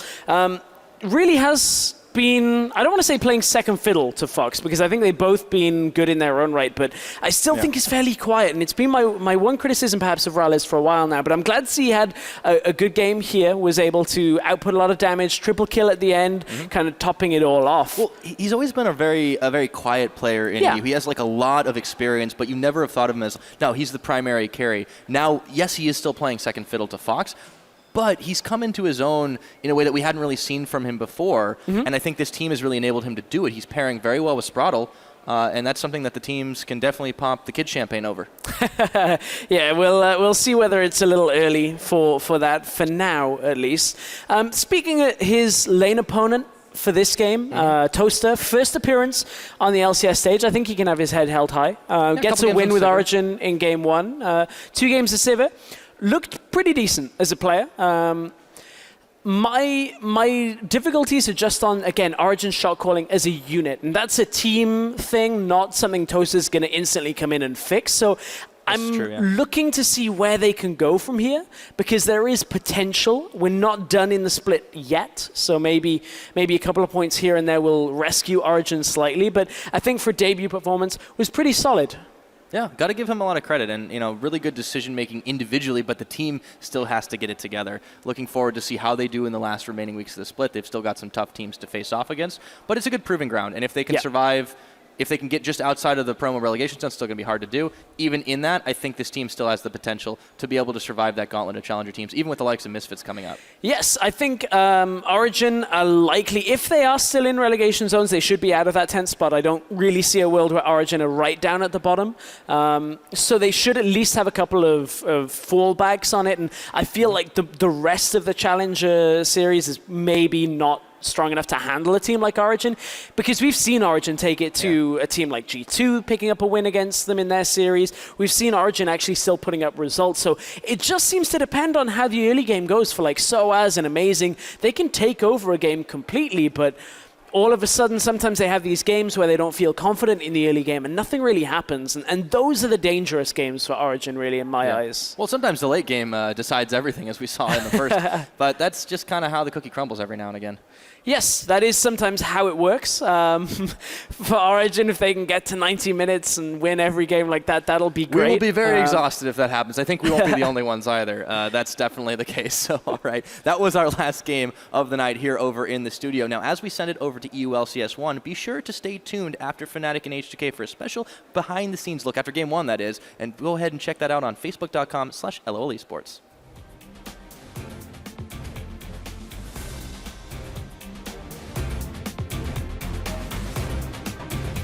Nowadays, it feels like just everyone's much better.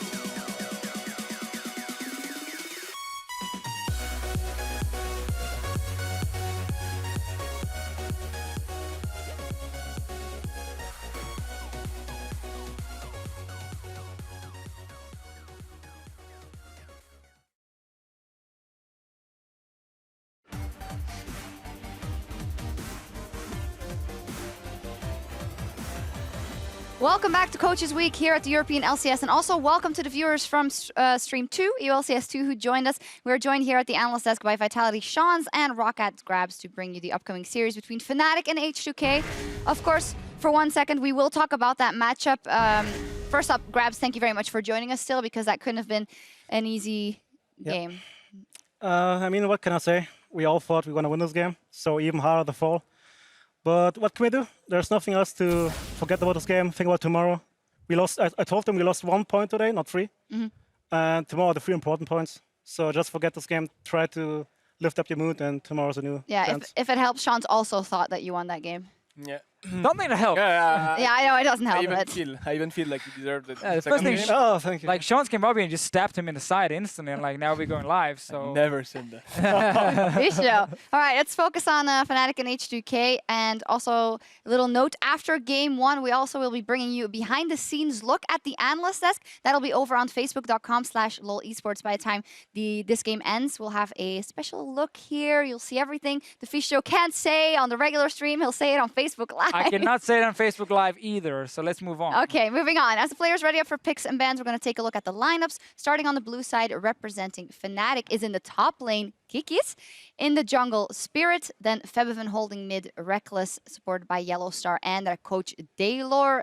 Indeed, Kikis there, and Gamsu out in the top lane. And on the red side of the Rift in Game 1, representing H2K, will be Odoamne, Jankos, Ryu, Freeze, Vander, and their coach Prolly. So, biggest news here, obviously, is that Gamsu is completely out and Kikis is in for the lineup. I'd love to hear from the coaches first up, maybe Grabs. How do you react to that news? What do you think of the change? I actually was surprised because for me it's not that big of an upgrade. And they take the risk to disturb the whole synergy between especially top and jungle, just to make a small upgrade, even if. So it felt kind of desperate, and I don't quite understand why. I think the main important point into Kikis coming in is the communication. Because from like what we know about Fnatic, what we hear in Life of Legends too, really informative, it's always like Gamsu is shy, Gamsu is not talking a lot, we have to ask him questions to give him answer and stuff. And Kikis is someone really vocal, like really talkative, always saying, I have TP, this guy is here, this guy is here. So maybe, you know, this influence will bring Fnatic to a better communication during the game. So you guys have obviously both done roster changes before. When you get in new players, do you try and kind of like reset your system and figure out something that works for them, or do you kind of expect them to kind of slot in and just kind of fit with the way you're already playing? Go first if you want. So yeah, I think it's a 50-50. Because like usually a new player will come with new ideas or like wrong ideas. And you have to make him understand what the team thinks, and maybe he can upgrade those ideas, maybe he can downgrade it, and if he downgrades it, then you have to say, okay, this is not the way you should play, listen to us. And I think it's just a 50-50, like a good player will bring good natural talents, which can be always helpful. I completely agree. It's not helpful to force the new player into a system that's working or didn't work because you make a change. And on the other way around, you can't expect 4 players to suddenly change because there's a new player. So just, you tell him to be himself for the first 2 days, and then you can think about, okay, this worked, this didn't work, and this is how we're going to do it for the next days. All right, that's also something you probably did with Memento coming into the new lineup. We are going to jump into picks and bans in just a bit. To talk about H2K quickly, though, how much of a top team are they this split, Sean's?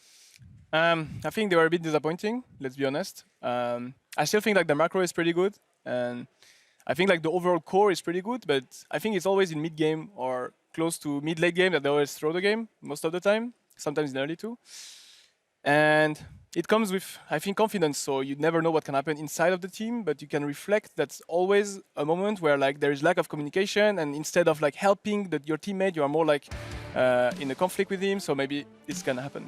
Yeah, they also picked up Forgiven again as a sub now, which is also very interesting. Maybe we can talk about that in a bit later. For now, though, we're going to take a look at the picks and bans and what's coming out. That Malzahar ban, we've seen it so many times today as well, as Shen for Fnatic and then Azir for H2K. Yeah, so let's start with the Malzahar ban, because it's been happening quite a bit here. Obviously, it's a fairly new pick in Europe. It's been used a lot over in Korea. When teams are banning Malzahar, are they looking for something specific, or is it just like, oh, this is an annoying S-tier pick that we think is S-tier, that's why we remove it? Or is it because like, oh, we're setting up for a specific pick now that Malzahar would otherwise counter?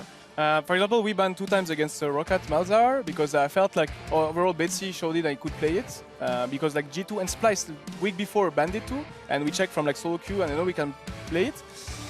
And we felt like we were not ready to face him because he has a new passive, like it's really special. He has his ultimate, really game breaking, and we did not know how to play against. So Malzahar was really important to ban. And here, yeah, we have the same. We have Shen, the champion that is really strong right now. Yeah. And about Elise, yeah, well, Jankos is pretty good on Elise, but I think he can play other things. Especially because we know that H2K, like Jankos dictates the tempo of H2K in the early game. So taking away the lead from him, where he has a lot of pressure, is very good. Like also they set up for the nearly first pick if H2K don't decide to ban it. Okay. Yeah, they want to create a bait, obviously, like being Nidalee open. Maybe, like H2K doesn't play a lot of Nidalee though. You have to make this in account. There's a lot of draft where H2K is not picking Nidalee. So maybe they're sending Fnatic into best champion of spirits, and then they want to trade about something else. And now, obviously, like a key advice then, because we see Nidalee coming in. Rek'Sai would then often be the jungle choice. A lot of teams will either take the Rek'Sai here to see more picks and try and counter, or they would not pick Rek'Sai in the first rotation. What do you guys think about that? Like, in this case, saving the jungle pick for later, and just aiming for, let's say, pick up your bot lane as an example. In this meta right now, I think I like this meta because there's no clear what we have to first pick. It always depends what your game plan is, what you want to have. So it wouldn't surprise me to see a Rek'Sai, but it wouldn't also surprise me to see a Jhin and like a front end already, or no, like a Jhin Braum or something. Yeah, exactly. Sivir Braum. Like there are just two schools. Either you match the picks so that you don't reveal and you just counter pick every time. Either you get your favorite pick because it's open. So this depends on the team, I think. Yep.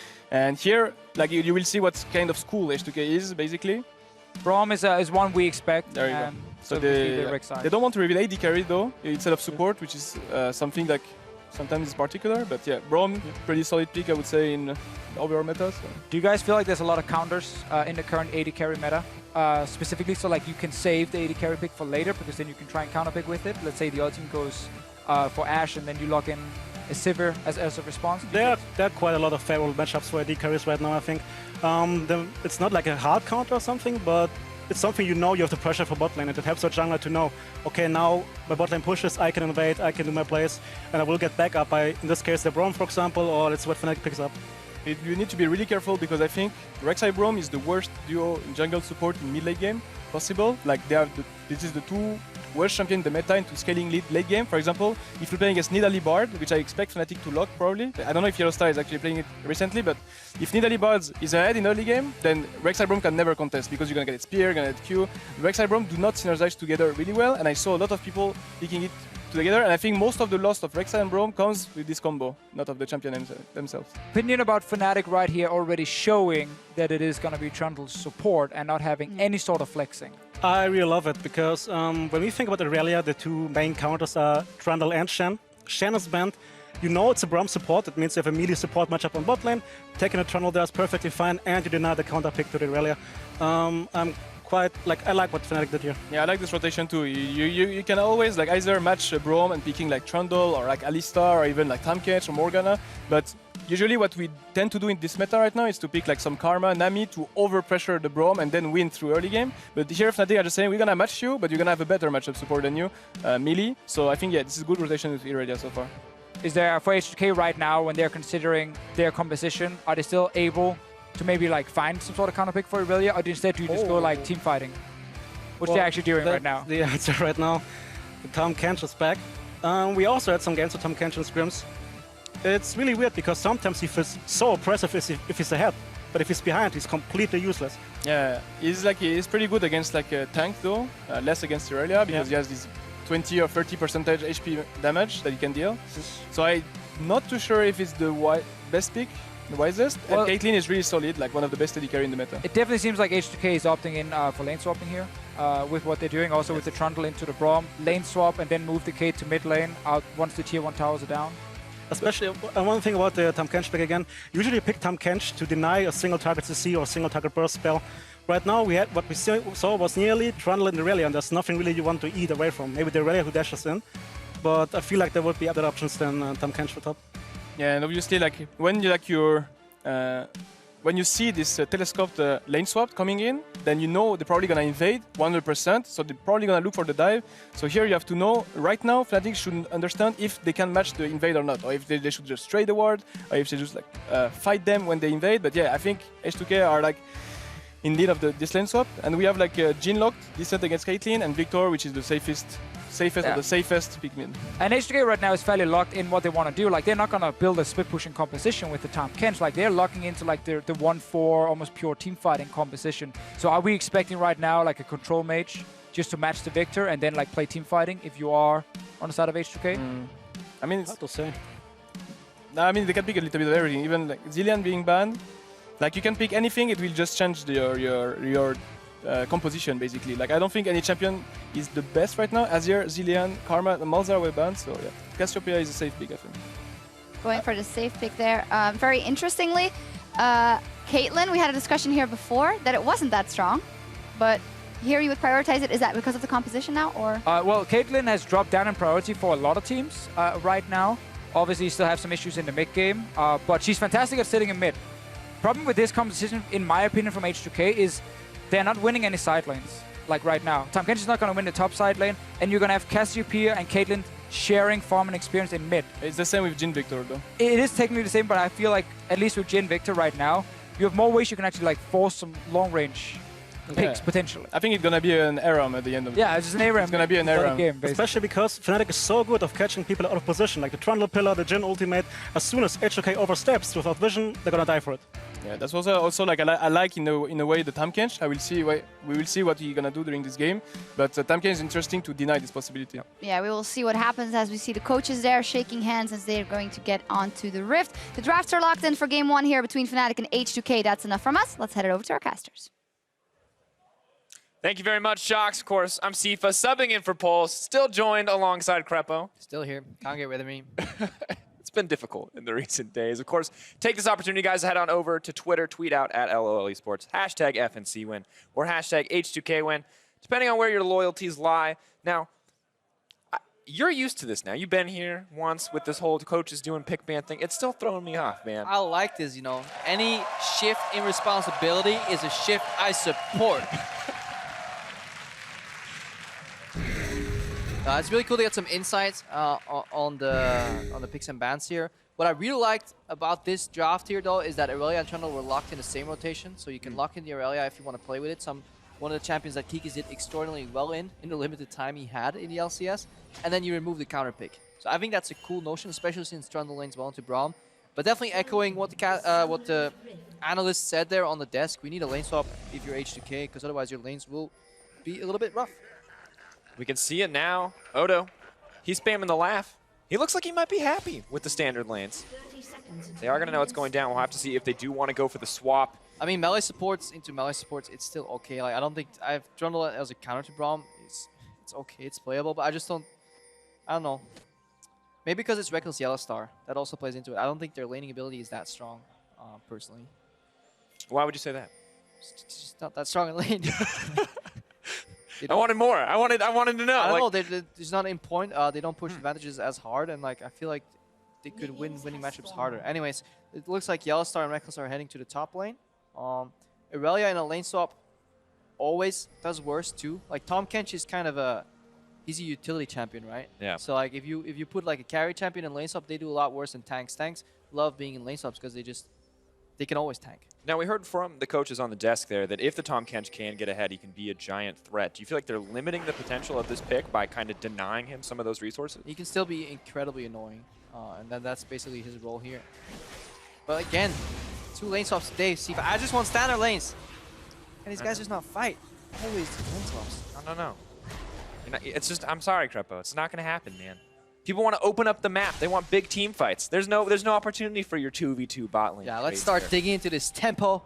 Of course, looking at the mid lane matchup, this is one that we haven't seen quite as much of. It's one that Vedius and Pulse talk about all the time in their repeated office 1v1s. Who do you think really has the edge here in these early levels? I mean, Victor always is passive in the early game.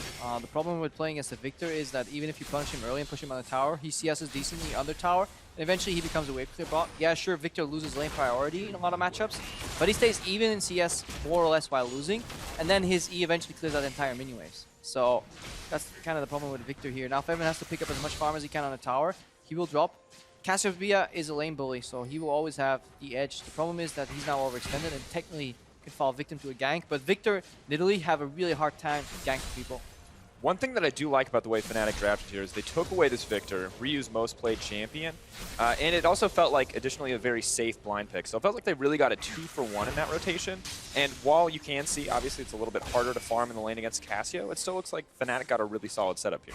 Yeah, no, Victor as a blind pick, super safe mid lane pick. You can always do that here. Lane swap also means very little action. The one thing that I worry about for late game in H2K is that both Caitlyn and Cassiopeia, you know, they're only damage dealers in these fights. Yes, Cassio can get some AoE off with her ultimate, but eventually their damage is heavily limited, especially when an exhaust comes into play. If Yellowstar gets close to Cassio, exhausts Ryu, and then Freeze doesn't really get to use his runouts to the maximum potential, they're so much funneled into single target DPS, and they need to deal with like some exquisite backline divers. Like a Nidalee or an Aurelia can't take out either of these carries, so it will be paramount that Odoamne eats up his allies on the right timings and then puts them out for maximum DPS. A lot of executional kind of difficulty here potentially for H2K as we move further into the game. Of course, still very early here. Lane swap continuing as expected as Fnatic moves into the bottom side of the map.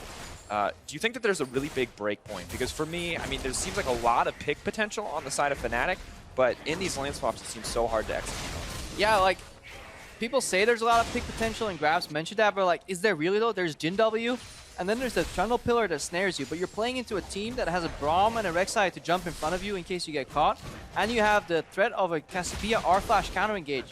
So Fnatic, they really like drafting these low CC comps. Or if you look at H2K, you have allied CC from the Tahm Kench. He can also stun somebody. You have knockout from Jankos, AoE stun from Ryu, 5 traps, and a 90 caliber net, and then you have a wealth of CC plus exhaust on Braum. There's so much more crowd control effects on the side of H2K. Yes, they run out of damage. There's much more damage on the Fnatic lineup, but this is a battle that we very often see, you know, CC versus hard damage. Will be interesting to see how it unfolds, especially with Fnatic. Some of their success and execution last week, although it was a little bit shaky here and there. A similar story for H2K. Jankos just trying to soak up some XP as he backs out here. Now, interesting, we did see Odo use the TP into the top lane to continue this trade. He is a bit ahead in terms of farm, but Kikis having that TP advantage could potentially be an opening for Fnatic here. Yeah, if he gets punished here. Now you see the return to standard lanes here. Ramen can actually not finish off that turret because he was expecting to bounce the wave much sooner. Gets kind of surprised by this Kikis teleport. So this is good. This is actually one of the strengths for Kikis all around, communication and teleports. He's a good low econ player that's suddenly surprised with the Aurelia coming out in a lot of these matches here for G2 before eventually, you know, he moved to the full substitute position and wanted to be kind of cycled out.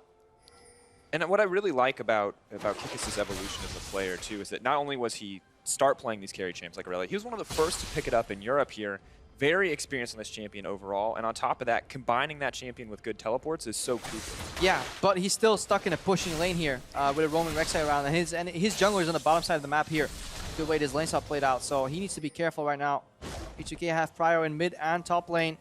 But it does look like the Jankos is not looking to gank more. He just puts up the vision and then wants to match Spirit in camps here, not get invaded. Look at 3 pink wards here in the top side. They're really helping Odoamne stay alive here. And this is just excellent vision control coming in on the side of H2K, as you mentioned. Giving up a little bit here and there, but now Spirit potentially in trouble. Yeah, they don't need to duel him. They just need to find out where he is, make sure that Nidalee can't goop and use their damage edge on people here. So that's a really great job by Jankos. Also, this lane swap meant that both junglers kind of paced equally because they're kind of hard capped on camps because the map gets divided like really roughly, you know, one left side for you, right side for me, and you stay equal in camps. And because H2K was quicker on the tempo with the teleport too, there's no distinct farm advantage here for Spirit yet, something he loves doing on that Nidalee. Yeah, usually we see him crawl or pull out pretty quickly in these leads, but Jankos has been doing a good job of keeping up, limiting his impact with his because of the lane vision. swap. Yeah. I mean, really limits the kind of creative jungle pathing that you have available to you when you divide the map up like that. Spirit, though, interesting that he's continuing to put pressure on the top side of the map. Kikis, a very new player to the team, but not hesitating to make his presence known. Definitely what he needs to do here, because all the other lanes are fine, and he needs to snowball that Aurelia in that lane. It was a bounced lane, so initially it was Kikis overextending, but if his jungler shadows for him, overextension turns into pressure, and then obviously now he has a pushing lane, and Spirit can start looking to duel Jankos. Jankos, though, being patient on that Unburrow, knows that he wants to cancel at least one of Spirit's abilities. Ooh, Spirit barely makes it out of the miasma there. Not going to get the grounded effect. Could have been disastrous, actually, for that Nidalee. No flash, no dashes. Pretty potent CC if placed correctly, but just barely missing out there in the end. Started the animation before the miasma hit. Yeah, now this is good synergy here. So Spirit is contesting Raptors and Krugs, you know, while challenging, putting pressure on Odoamne here, and now we see some CS gains here from Fnatic. They have a 500 gold lead. It's going to shrink, obviously, as this lane gets absorbed here by Odoamne, but good little map movement here. The right position of Spirit on the map, something he's always been strong at. Him and both Trick, honestly, Very similar in that style. Very, very intelligent when it comes to their pathing. Have to see where he shifts his attention to next. You can see Yanko's peeking his head out of his jungle. Wants to get back some of that vision control. I feel like just minutes ago, we saw H2K with so many pinks starting to push into that Fnatic vision control territory, but now Spirit makes that response on the top side, and suddenly the vision is once again in the favor of Fnatic. And as Feven picks up this blue buff, it looks like they're pretty comfortable just stalling this game out so far. Yeah, good start from Fnatic. Very even game. Gold's even now, right now. Odoamne soaked it up. Supports are on the level, as always. Somebody has to pay the price for lane swaps. Always got to support. You got this angry look on your face, reminiscent of the... It's fine. Our diabolical plan is still in motion. We're convincing junglers that side stones are great. That's step one. Then we let them have the kills. You can't reveal this on air. Yeah, no, You can't. Then we give them the kills, and then eventually we just happen to forget to build side stone because they build it anyways. That's when the true carry comes back. You start playing like brand support where you trade and you accidentally pick up some CS. It's like, yeah. Oh, I couldn't. It's a passive. Just you AoE, just man. Sit down. There's flames everywhere. Oopsie. All right. I mean, now everybody knows, but only EULCS viewers. Don't tell your friends. Keep it secret. Keep it safe. Just us here. On the stream, and the crowd. Surely nobody would go out. Spoil this diabolical plan. I feel like the way you should have approached it, as we watch Ryu move back into mid lane here, is though just like, Sightstone is such a good buy on junglers. You should buy it every time. There's no reason. You don't need stats. You just need vision. Vision. This vision is knowledge. Knowledge is power. All right, we're going for lane swap version extreme. We keep swapping around here. That tower that didn't go down earlier finally gets dropped here. Fnatic looking to match. And we're just waiting, you know, anticipation. The tension is building up here. I'm not like face first in the screen yet like I usually am, Preppo, like waiting for a team fight to break out. I'm a little more patient this time. I'm ready. I know both these teams are just looking for an opening, and it looks like H2K thinks that they have one on the top side as they start to push in for this tier 2. Oh, and Kikis is actually around here looking to soak up, so be careful here, because obviously Reckless is an AD carry. He can't teleport. There's a bunch of traps here. I feel like this may be a Dragon for a tier 2 trade here. I can just move. There's going to be 2. Oh, they're going for a dive with Tom Kenshult, the creative play here. Bold move. Kikis just going to flash out 3 stacks. Oh no, is he going to spin him back into the team? Is that going to be Kikis dropping? Yeah, first blood. H2K making plays with the Tom Kench. Yeah, another greedy defense on the tier 2 tower. We saw it in Roccat versus Vitality, and we see it here again. Really nice play from Odoamne to flash off there and then just garble up Kikis, spit him out, get the bonus first blood. If they can make it back to this tower, it'll be a really good trade, but it looks like Fnatic's at least going to even out the turret trades. That essentially makes it first blood for Dragon. You know, Pulse always big on those Instagram plays, although hold that thought, Spirit. Waddle his way on out of that one. The turret does finally drop. Moving in, getting aggressive. Feven just poking down the turret, just getting a little bit of damage now, maybe making it easier to take in the future. But despite all this action across the map, the gold remains even as we look back on this play. Yeah, because turrets roughly even. That doesn't mean Fnatic's ahead though. If gold's even, unless this experience advantage on Odoamne potentially snowballs out of control. You love this move here. Aggressive use of Town Kench ultimate. Repositioning. But then they still lose tier 2 to our bot because I think Reckless used his ultimate for impromptu wave clear to accelerate that push too. Good awareness there. Moving down, Vander and the rest of the H2K just going to clear out these waves. They've taken a play now, but they need to look for more setup in the future. Great tunnel network on the top side of the map, though, if they can get a collapse from Yanko. But this is a really hard map to play on macro-wise because the game got accelerated at 12 minutes. AD carry and mid laner are already arguing for farm here. This is what happens in 4-1s with not a distinguishable side laner. No Lucian or Ezreal that can go for side lane control here. Jhin does not want to be on a side lane usually. So he kind of groups mid and then just, again, accidentally, you know, trying to poke the enemy. I don't think this is your brand support. I think that they may actually consciously choose to split the farm here. Or is it? I mean, maybe in No, I think by now they do, but like in Season 2, you would actually have your top laner and your mid laner fight for farm, as opposed to just saying like, no, this is your wave, now this is your wave. It's like kindergarten. H2K grouping right now though. Feven can't laser through a shield. Oh, zoning Miasma, keeping them away from the tower. Freeze setting up the traps now. This is great use of the zone control that H2K have available. And this was the ARAM that the desk was talking about. Is basically one guy will push up a side lane. The other guy doesn't want to wait there and hold. Like, Caitlyn doesn't want to be on the sideline to hold, so he just moves mid, go for a little bit of siege. Now Reckless is the one pushing out, but look how afraid he is. He can't even go past the river. So he'll actually end up back, probably walking back to mid, maybe look for a pick.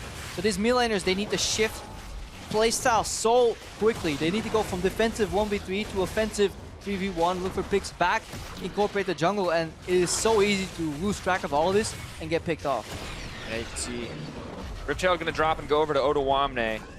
Mid laners continuing to kind of shift back and forth between play styles, but the role for top laners is pretty set at this stage of the game.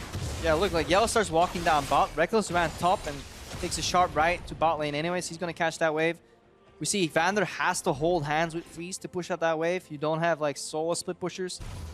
Now everybody's basing reset for the map here for H2K. It's very difficult to create an opening, but if you find a good one, you can capitalize hard. That's like instantly a turret down because you will always have then a big numbers advantage. Yeah, it feels like you're just raising the stakes in these lane swap scenarios. Like every opportunity is that much bigger, but every risk is that much greater in turn. Really large map, you know, with limited kind of chess pieces. The siege is great though. Miasma into traps. Oh, it's so brutal. I mean, you don't really appreciate how nice it is to have flash until you walk into that miasma and realize you're trapped and inevitably probably dead. Odo though, clearing out on the top side. Things, remaining patient here. We're just waiting for the setup. Both teams fighting for vision right now, fighting for these creep waves. It's not really it's more PvE at this stage of the game. We're patiently waiting for this game to explode. Oh, Spirit. Yeah. Not going to be able to net the cat there. Just going to make it out. Ooh, gets the blue buff too. Yep, and that's what we need to see here from these junglers. You know, weave in between these like lane assignments. And steal away some objectives. Blue Bull gets a Knight of Rio here. That's honestly a big pick off. Everybody's grouping here. Nobody wants to play on side lanes. Everybody's like, you know, objective in a minute and a half. Great. I'll go for it. You'll go for it. Let's fight for vision right now, and then we'll kill each other in exactly a minute and 15 seconds. Unless they then realize they don't have vision, and then they opt out of the fight anyways. But look, these side lanes, you know, top lane, nobody's been there for a while. They're kind of neutraled out. Bot lane gets shoved in. You know, it's like the rope tugging, you know? What's that called? Tug of war? Tug of war? The tug of war? It's not a war. It's a children's game. Are you kidding me? That's the thing. I was a camp counselor for a while, and it's like all the kids are like, yeah, fun, and all the camp counselors are like, no. You did not understand. But yeah, they're playing like minion tug of war here. Like barely over the river. Oh, Reckless. It's a war. Not happy with that. Does get knocked off. Great shot coming in from Vander. He's set to fall. Odo gonna grab that kill. H2K picking up another advantage here on the second kill. Man, I'm loving the use of Abyssal Voyage here. Well, Fnatic expects, you know, very passive. You take a wave, I take a wave, you know, taking turns in this minion wave tug of war. Suddenly, out of nobody, out of the depths comes Odoamne. He just gobbles up Reckless again. And now the positioning is good here for H2K. They have priority, they have the vision, and more importantly, they have a Caitlyn. The zone here with traps and the Cassiopeia W preventing any and all movement spells and flashes.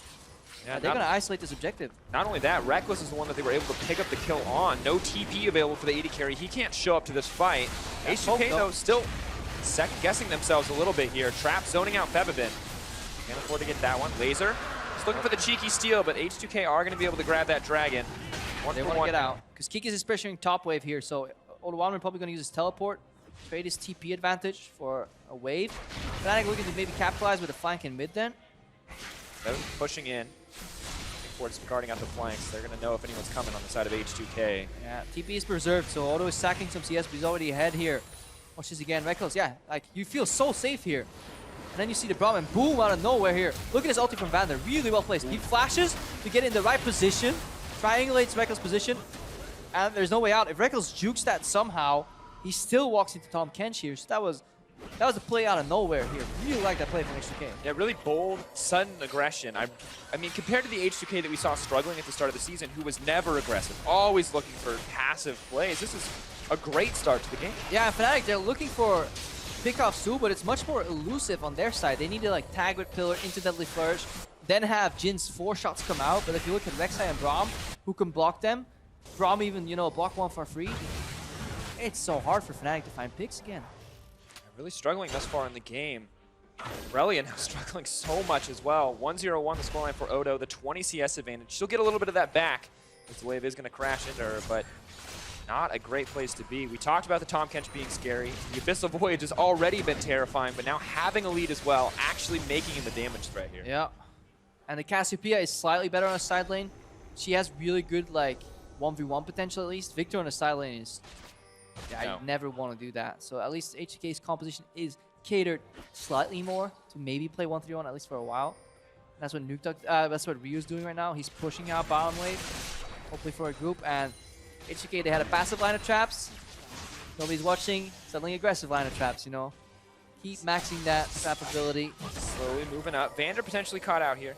Winter's Bite comes out. Vander going to make it to safety. Of course, what they're opting for here. Traps, of course, are going to be maxed. Good decision coming in for Freeze. Only 2 points of Pilt over Peacemaker to balance it out. I think we've usually said looking for 3. Opts for the second point in net. It's because of the lane swap, honestly. Yeah, he went 2 points in net. That's an adaptation. Because he's just going to max maybe net second. For more auto attack resets, I don't know. But like, you only want like 2 points in Q in the lane swap anyways. It's all about the traps. You look at the zone. HK is getting aggressive. Storm comes down. Gravity Field as well. Suddenly Spirit's on the flank, but Odo's there for the backup. And when they do this, they actually need to coincide this with a Kiki's teleport flank. That could actually be an aggressive counter to this move.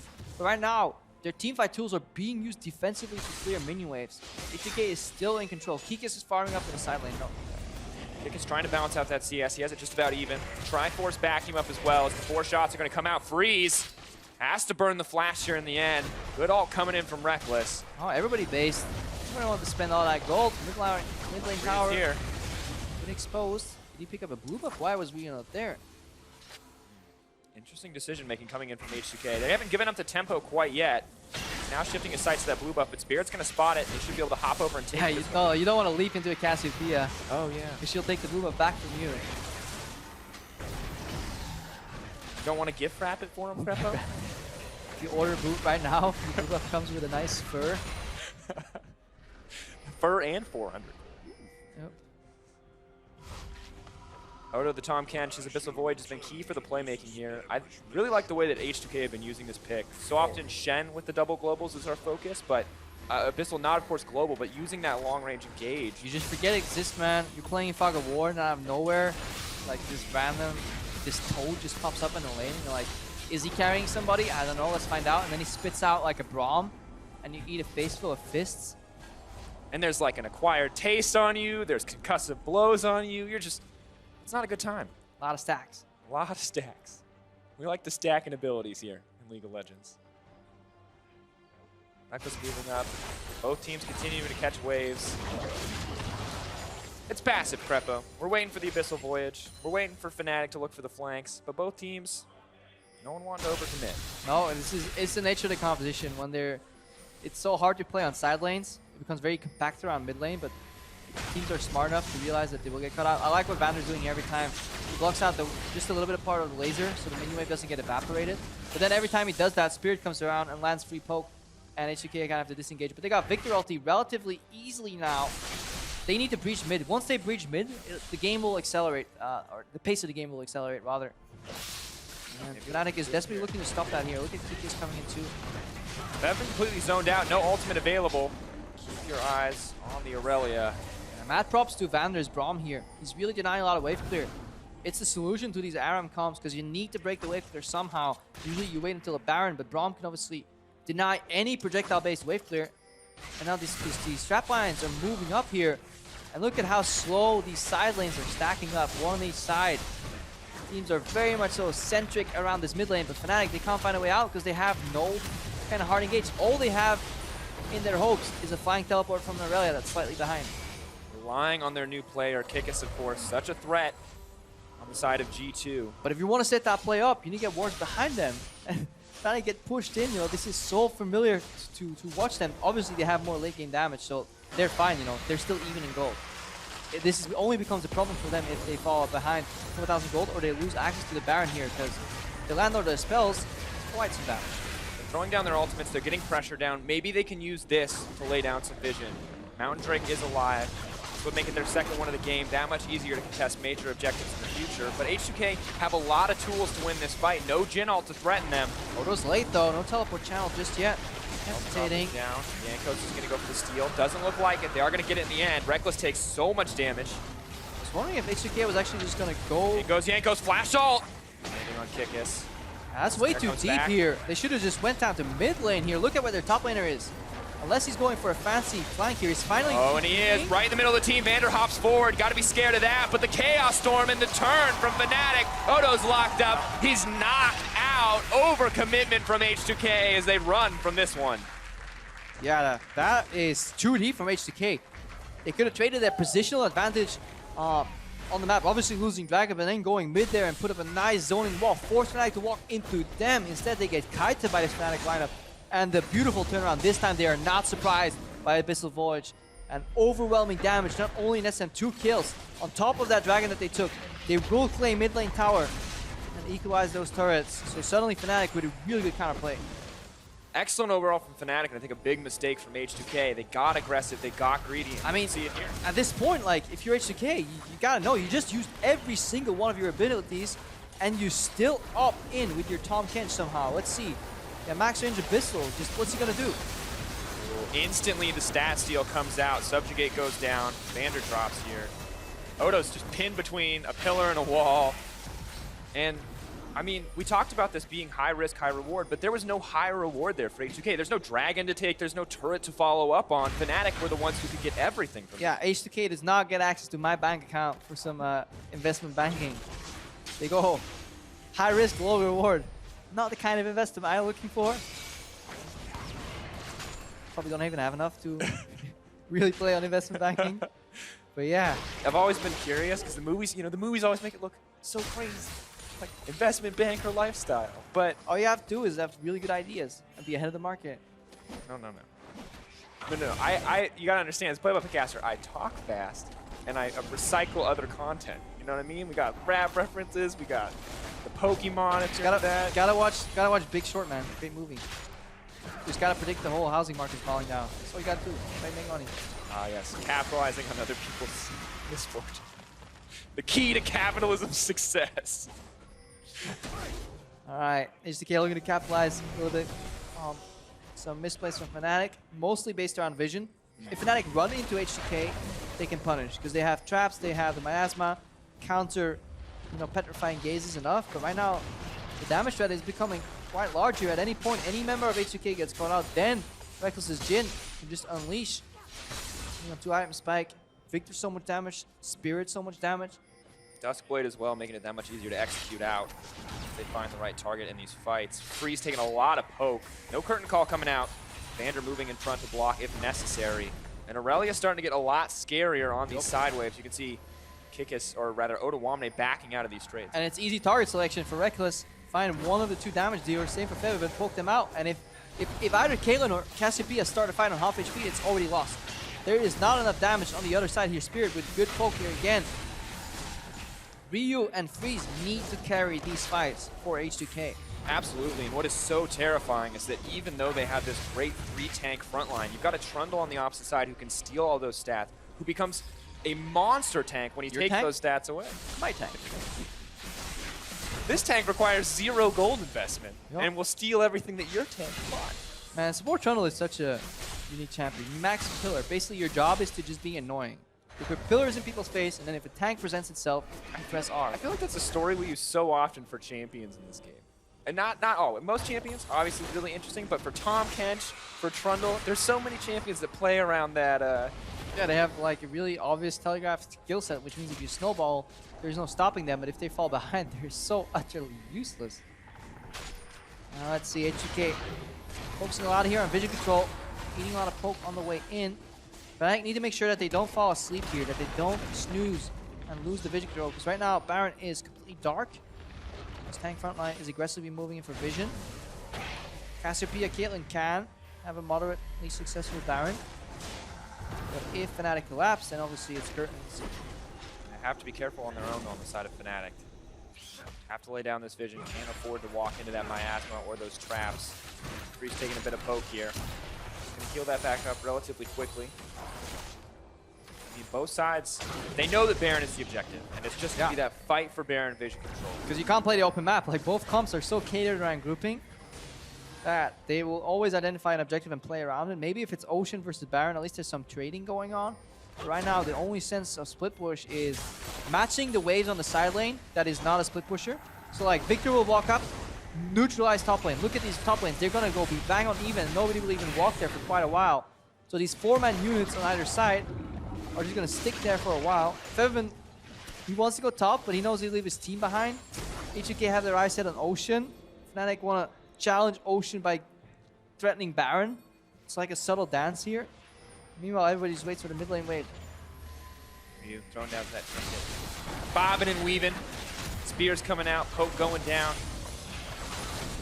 It's like we're a very slow waltz here. You know? Sometimes it's a polka. The EULCS, people just throwing stuff haphazardly. I don't know a lot about polka, so that's offensive. I apologize. All I know about polka is from Home Alone. That's the extent of my knowledge. But this Baron here is being polka down though. Voyage. They're just gonna burn it down. Are you kidding me? Fnatic, double Mountain Dragon. So easy for them to get this. The disengage now coming out. Snares landing. Here comes the curtain call. One shot, two blocked out by Vander. Third shot going to land. Fourth one, it's the crit. Eaten up by Odo. Save the damage in the end. H2K, they're great at disengaging from that exchange, but they lose the Baron. Yeah, they yield position and Fnatic use their damage edge. Obviously, what they lack in crowd control, they make up in sheer amount of brute force damage. Honestly, they have 2 Mountain Dragons too, so that went incredibly quick on the side of Fnatic, and honestly, that's a game-changing call here. H2K snoozing again, losing control. Honestly, that chase after the Dragon is what cost them everything in this game. They had a momentum, they had positional advantage. They had one more Abyssal Voyage they could have used. But right now, they're on the back foot here. And right now, they're feeling the brunt of Fnatic's pressure. Consistency and snowballing has been such a rough point for H2K thus far. Once again, giving something up, getting too eager. Try to find something else to try to get something back. Now Fnatic pretty comfortable to just push in. With this Baron buff, it's so easy to just start burning through these tier 2s. Maybe even start to pressure the inhibitors. And honestly, Kikis is slotting in just fine here in the lineup. His role is quite easily identifiable, but he's a player that obviously has better communication than Gamsu, and he can always tell his team that he's ready to teleport, which means the remaining 4 members of Fnatic can move with just that little bit more freedom. And my big question was, how is he going to play with Spirit? Spirit and Gamsu known to be these guys who are good friends outside of the game. How are these personal relationships going to, affect it? But it looks like it's all professionalism here. Spirit pays attention to Kikis, no hesitation, helps him out with that vision in the early game. And now the team playing as a very cohesive unit despite the new member on their roster. I mean, even if you're sad that you lose your friend, you could be a sad winner or a sad loser. And Spirit, I think he wants to be a sad winner at least. Here we see poke into ulti. More poke. You're caught out. Your body blocking for freeze. Congo line. Every time Jin ultis, an impromptu Congo line starts. With tanks in the front. Miasma goes down. No more need for the Congo line. H2K gonna retreat. Not looking to dance at this point of the game. It's Fnatic are like, oh, we're gonna lead. H2K are like, no. I want to lead. We're not gonna dance now. No, that's. Yeah, my back hurts. All right, now they're holding. They need to surprise with Abyssal Voyage. That's their only win condition at this point because they're engaged. Or they need to surprise with that Q Flash R from Braum, Flash knockup from Jankos, but they need to catch Fnatic off guard. Otherwise, this unrelenting poke here and zone will be enough to get them out of the turret here. They're waiting for Kikis to crash through the tower, so this is where HUK is looking for an engage. 100% because they don't want to send out Orwamne. 32 minutes into the game, and there's a 6K gold lead in favor of Fnatic. 3 Dragons backing them up as they pressure in the towers here. As you said, the wave finally crashing in on top side. Leaves open a vulnerable spot on the bottom.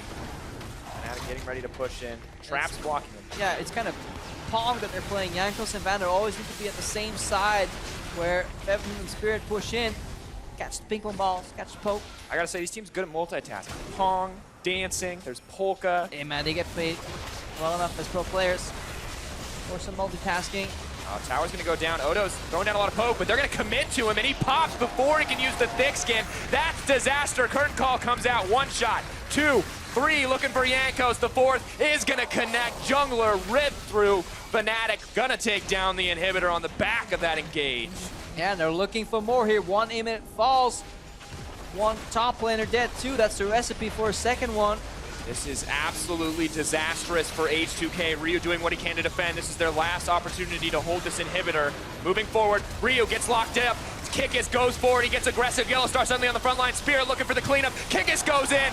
Down goes Ryu. Yanko's next. Will he fall too? That's going to be it. Fnatic, they're cleaning up house. H2K running for their lives. 2 damage dealers on H2K, both easily identifiable. Kiki stuns one, they turn. Petrifying Gaze was not enough, and Fnatic, after a very slow but tempered early game, it only takes one mistake from H2K and they punish it. They snowball straight from the Baron Dragon play into the Baron play, and they're looking to close. You give Fnatic an opening, and they're going to close it out. Vander running for his life. Fnatic, they're taking their time on the Nexus. They know they've got this win. They're going to close it out in style. Fnatic taking game 1 over H2K. And such a binary game, honestly. If H2K play it right, they snowball out of oblivion because Fnatic damage will never tear through the front line that is ahead. And then the 2 remaining damage dealers are strong enough. If H2K falter though and get on the back foot, then their tank line doesn't have enough HP to soak up all the damage from Fnatic, and Fnatic can play. And this is one of the worrying things about H2K as a team. We were looking a lot at win rates when you have gold leads this week for prepping for this week. I know, I was in that prep session. Oh, I know. I was explaining for the audience. Welcome, audience. H2K, of course, only have a 73% win rate compared to Fnatic's 93% when they have a gold lead in the early game, and we can see it there as that game unfolded. It's not that they cannot snowball, it's that they're getting over-aggressive. Yeah, and I get that you make a mistake in like a split-second decision, but that was a chase from well over 5, 7, 8 seconds there. At one moment, any of these H2K members could have said, guys, let's just, pull out. Let's just go back a little bit. And see, it was so rough because we talked about the plays they needed to make. We wanted to see the Tahm Kench flanks. We wanted to see the Flash Braum ultimates. And they were so good on those first 2 kills. Great kill pickups for the team overall. Because Odo started the fight. Here, he tried to finish it, and they finished him instead. He fell down. They didn't use they could have swooped around the mid, trade mid tower for Dragon here. It's just a mountain. If you don't give him access to a Baron, you're fine. Gave him access to a Baron. Yeah, and a little bit of tunnel vision here potentially too, because they're giving up these mountain dragons as well, and once again, raising the stakes, raising the odds, because it just gets harder or more and more risky, because if you start losing members, if you do not ward around the Baron, they've got 2 mountain drakes. It's what, 10 seconds off taking it down? That was a good call, though. I really like that from Fnatic throughout history. They're so quick and crisp on some of these Baron calls. Just out of nowhere, they just started 0 hesitation, and then they get it, and then they snowball the game. Yeah, crisp calls overall for sure. Fnatic is taking game 1 here over H2K in the arena. Let's hand it back to the analyst desk to break down exactly how that happened. Well, yes, thank you, Sifa. Thank you very much. Fnatic taking that in the end. The name? Sifa, yeah, that was the guy. No, it's right over there. Super interesting game for us to talk about from the perspective of both teams, and especially H2K, because you had a lot to say about their mid-game decision-making. So maybe I want to ask the coaches first. Before even watching this game, what did you identify as H2K's kind of biggest hurdle? So we are talking with Grab, saying like we think that Fnatic a bit outdrafted Rocket because Rocket composition. H2K. We can think I lost already. Thank you. H2K. Outdraft Rocket with too. Rocket coach. H2K, I think, had no possibility to come back if they get behind, basically. So yeah, I think basically, as you said, like in champs, like the losing sidelines, such a comp fall behind, it's so hard to get control back in the game because also nearly out pressures Rek'Sai. That means everywhere they go, they have free pressure, free wards. The Braum had to stay with the Caitlyn every time because of Jhin ultimate, so it's very hard for H2K to come back. Interestingly, they were in a fine position. H2K were doing just fine, but they weren't doing anything with, well, not really a big lead, but they were not being active enough to push whatever advantage they could, and that's something you've seen from them often. Yeah, I mean, so basically the big discussion we had like during the game was, first of all, as you guys talked about, the limitations of the composition from H2K, like even with the advantage, they couldn't really put pressure anywhere other than trying ARAM mid. And that's a very slow process, like chipping down tower. But then what we noticed a lot of, and something we've seen, or I've personally seen like before from H2K, is indecisiveness when it actually comes to following calls in the mid game. So often, we see this team going like, aha, we should probably Dragon now. Oh, Fnatic is already there. Now we're going to like slowly move down to that Dragon. And we actually have a replay. Let's pull up the replay. Yeah, let's pull up the replay, take a look, because it was Fnatic that in the end went for the Dragon. Yeah, because like this is such a clear and easy call. H2K should know, okay, we have the map advantage at this point. Obviously, Dragon is going to be contested. But they start moving in way too late, like Sean's. Yeah, just now stop H2K, stop. Even Tahm Kench can get mid priority, you can get a little bit of control, can reset. But then it starts like to ultimate, but Braum has no ultimate. Like they use everything. Caitlyn, like Cassiopeia cannot go into point. this. Maybe Cassiopeia can flash ult and maybe you can create something. But how hard is it to pull off when this kind of team fight happens and in the chokes? Then I think like Fnatic would have been winning this. Yeah, exactly. Like as you saw on the first engage, the Victor zoning field zoned Cassiopeia and Rek'Sai, I think. Yeah. And then after the re-engage, the Tunnel Pillar also zoned 3 people. So it's very bad position, as we said already, to engage in that fight. Yeah, and this is what I mean again. It's like they know they need to fight for the dragon, but then by the time they kind of like seem to make the call, like let's move down for the dragon, they're already too late. And then you gotta say, okay, guys, we're not going for dragon. Go back, push up mid instead. It happens later on in the game as well, where it's about the Baron instead. We're like, okay, it's just a matter of time before HK has to like send one guy back, and then double Mountain Drake, Fnatic, they're just gonna rush the Baron. Like HK's composition allowed them to do very little, and then their poor decisiveness in shot calling is a big issue for them again. So we knew that this issue was there beforehand. We have recognized it a couple of times. Do you think that probably then drops the ball in drafting a composition like this, or how should you look at it, Sean? In terms of on this shot calling issue, I think maybe the players are actually focusing about something else right now, because you have like you need to get some axes of improvement every time like you go into a week and a week and a week, and right now this week is not into like shot calling. And for example, what I would like to told them if I were probably is like, guys, when you think about something and you think it's good, just do it. Just do it no matter what. Even if like you die for it, at least you did something decisive. And then the more they get accustomed to it on stage, and the more they will be happy to perform on it next week. All right, take a look at player of the game is Spirit in this one from us. You guys called out the fact that he could get ahead and build up a lead for Fnatic, so rightful player of the game in this one. There was no clear standing out player who was player of the game, but he was always at the right position on the time to put pressure on the map to accelerate the lead of Fnatic, so I think he did a good job. Yeah, 100% team effort from Fnatic, no single play, as you said. So, Kikis, is there anything we could take out of this game? How much pressure did he put on the game? I do feel like I heard him make some calls, because we know he has a very distinct calling voice, and when that team fight happened, when he got Dragon and then the 2-for-0, we heard him. So that could be a factor, but that's all, of course. Yeah, I think it's really important because like Yellow Star usually is the backbone. Always say, okay, guys, our plan is this and this and this. And then you have like those crazy guy a little bit like, oh, right now it's so good, let's fight. And this is more like the command of war that will come into the play. And Kikis is a good one. Remember, like G2 last split, always like you see Kikis going first, and then his team is like, hey, Kikis, where are you? And then they all run at him, and then they fight. And sometimes it's good, sometimes it's not. In this game, it was. Did you see anything from him? Not right now. Like I have to see a game where he actually falls behind to see how he reacts with the team, if he gets more help or less help. So let's see next game. Yeah, we will see next game, and Shans and Grabs are also going to stick with us for picks and bans in Game 2 between H2K and Fnatic. So don't go anywhere. We will be right back. My grace. This is because you're watching too much Game of Thrones? Yes. Okay. I love Game of Thrones. Oh, I'm at season 2 now. Yeah. Nice joke.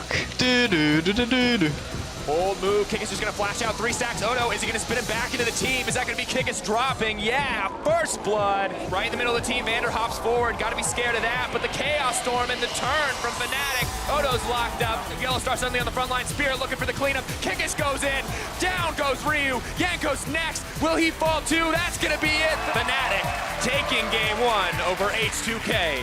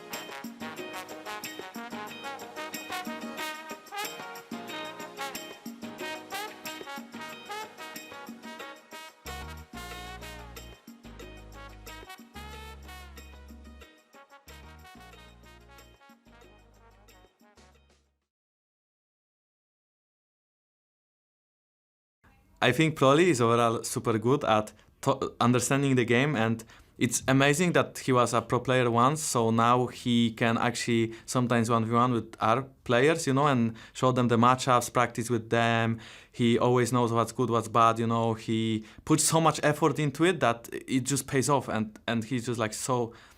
Like, he just knows everything, you know. I don't know how to like explain it. Every time we lose, like for no reason, you know. I remember against Schalke we played, and like we were so ahead, and then we played the team really wrong compared to what he taught us, and it was like, it's so disappointing. Like his look, you know, is like, Koma has like the best disappointment faces of our coaches, but you know, Proli is like, I know he like just dies inside when we do all those mistakes.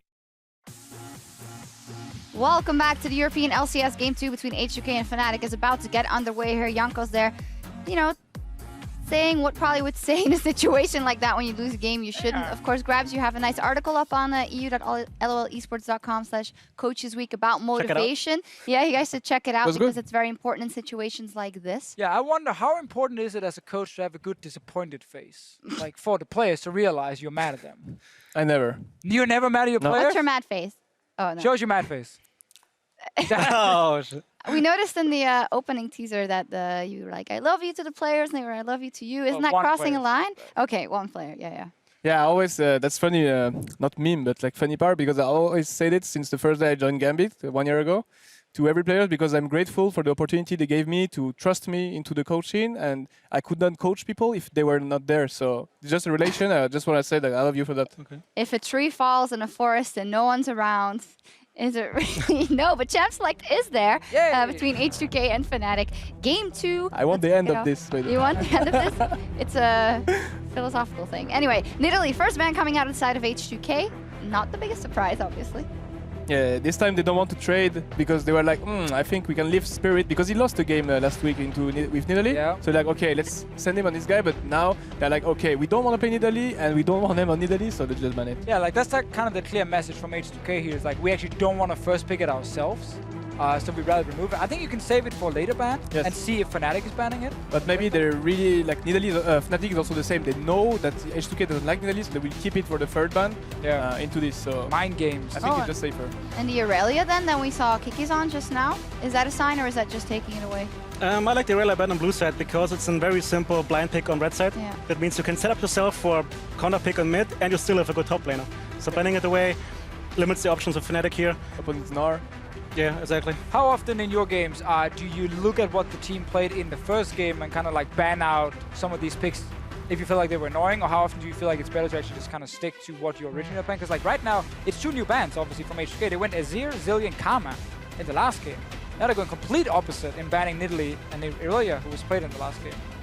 I think like you come up with a plan when you come into the first game and you're like, okay, so I think that these champions are good to ban, so we can draft around this. But then you realize that you're wrong, because even if you ban like those Azir, Zilean, and Karma, still like maybe Nidalee and Aurelia kills you. So you're like, okay, let's remember, never mind the first plan, let's go into new plan, let's adapt to the ban. And this is where like coaches like needs to work like during the game itself to make sure like the second game is better for the plan. Exactly. I can't add anything to else. Was exactly my words too.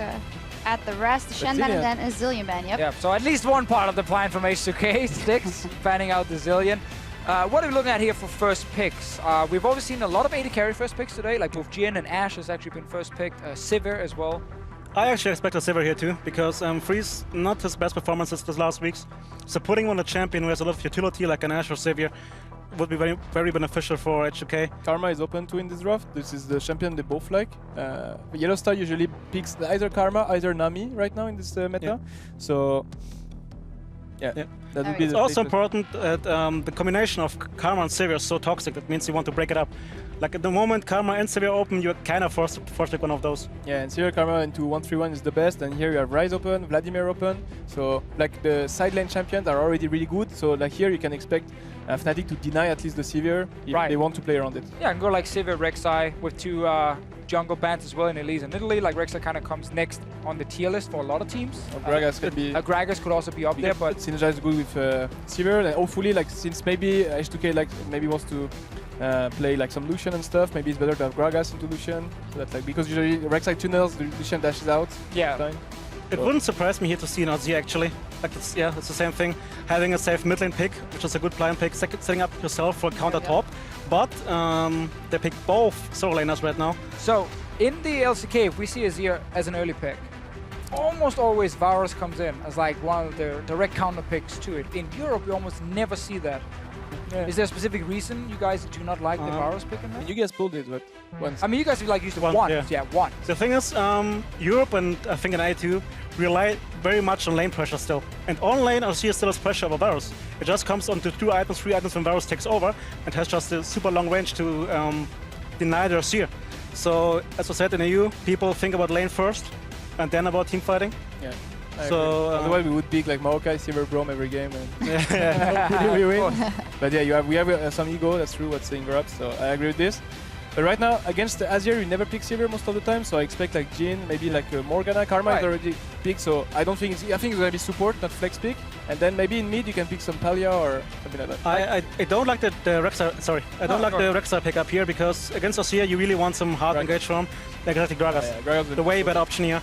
But Jhin alone is not enough, I think, to catch up in. I feel like a comp we see very often with Jhin in Europe is actually like Rek'Sai Jhin combined, and you Praise Seeker and you try and follow up with like long range pick from Jhin, especially against things like Azir, who tends to be used against weak against poke. Normally, like he wants to all in team fight. Obviously, you're diving at him, but long range poke against Azir makes him a bit weaker. So I really want Fnatic to play a strong bot lane because here they reveal top, they reveal mid blindly. So in theory, H2K can counter pick it as much as they want. And H2K revealed the bot lane, so we expect Karma to be bots. And in this case, if they pick like some Braum and Sivir, like I really don't like this. I hope like they're pulling some like Nami Kate, Nami Lucian. Nami Kate, the good old fully lane. Okay, at least they're saving the support, but Sivir is decent, I would say, against Jhin. Like he's even good because you can pressure him out. Yeah, but exactly. Please not Braum because otherwise you just dismantle this synergy. What about Olaf for Spirit? Yeah, very good. I think it crushes Rek'Sai in 1v1 scenario. And yeah, can match with the speed of Sivir. So yeah, really good pick. And that's even way worse. I think the Rek'Sai pick is even worse because you set up yourself to have a losing matchup, then why not take the Gragas anyway? Who benefits more for the team. Even if, like the official said about the Praise Seeker W coming from Jhin, you can do it kind of the same with a Mantra Q from Karma or a barrel from Gragas. So I think the Rek'Sai pick was wrong. What do you guys think? Is there a chance we get the Karma mid here and they actually lock in a second support like Nami? I'm not sure because the maybe actually, but I don't know what's Rio champion pool into Azir because there are some people that play Talia, some people that play Varus. So you could also just go Victor because he does Victor every day anyway. So yeah. And also the synergy between a Karma mid lane and the Jhin and the lead carry is not the greatest. Oh. I mean, I would expect Talia. I think it's a good pick into Azir. Yeah. There we go. It's good disengage too against them. So I like the champion. Yeah, actually a matchup a lot of people talk about and kind of the same deal again where you have like long range, Praise Seeker, like Talia poke as well, like consistently sitting there landing cosmic shots and then you can actually kite out of it very easily. And then like once you land one and you maybe knock in a guy into your minefield, followed up by like Jhin Snare, like it's a lot of pick potential on the side of H2K. Against Giants, we had also to play against the Rumble and the Jhin and it was not funny. It was, he just lays down the equalizer and then the Jhin will cut the curtain call and there's nowhere for you to run. Either.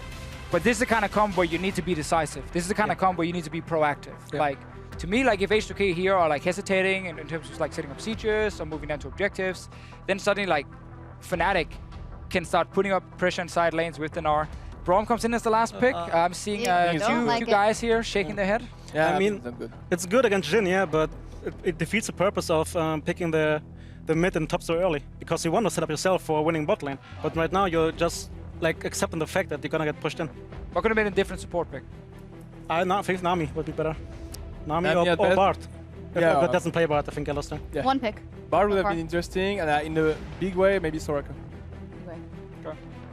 All right, well, we'll see what happens between these two teams. And Talia in the mid lane is always exciting, obviously, so we'll see what Ryu can do with that up against that Azir. The coaches are going to shake hands in just a second. And with the lineups locked in, let's hand it over to our casters to see how it plays out. Thank you very much, Shocks. Gearing up here with Crepo for Game 2. A very different pick and ban after that first matchup. A lot changed here. What do you think is going to be the most impactful pick? Definitely not the fifth rotation counter pick Braum into a race support matchup. I definitely echo what the desk was saying there. Nami or Bard would have been way better. Yeah, I feel like Fnatic need just a little more reinforcement. So it's like, Fnatic, What do we want? Hard CC. When do we want it? Now! I mean, technically it's... yeah, you know what, crowd? But it's technically is hard to see. Like, Fnatic, they want to stampede. They want to pop that Sivir ulti, go in, swoop, you know, get a Mega Gnar, and then follow with a massive Braum ultimate, you know, create a fissure and just almost like Jumanji stampede over H2K. But they're running into some really strong disengage there. Talia is so deceptively annoying to play against. Kites very well. Rushing into an equalizer has been proven in the past quite dangerous. It does a lot of damage, and of course a lot of zone control put up by that Talia as well. It's going to be really hard for Fnatic to force out these fights without being punished. All right, so H2K is going for the cheese. Instead of going for an invade and then dividing map and giving Fnatic a chance to counter swap, they go for the blind predict. So they want to move into the lane. And right now, Kiki is already pinging that out a little bit. Maybe he saw a ward be put down. That ward is been there for a while right now, over the wall. Pings on the bush. But it does seem that... Fnatic are reading the cheese. I mean, they're not, you know. Maybe there's... I think they're saying... Oh, my God, they might walk into it. Because they're pinging it again. Fnatic might be saying, let's walk top and wait in the brush here for enemy top laner to walk out. And H2K is one step ahead of that. H2K is reading what teams do if they want to go for a blind swap themselves. Like, there is a scenario where Reckless and Yellowstar straight up walk into their opponents. Oh.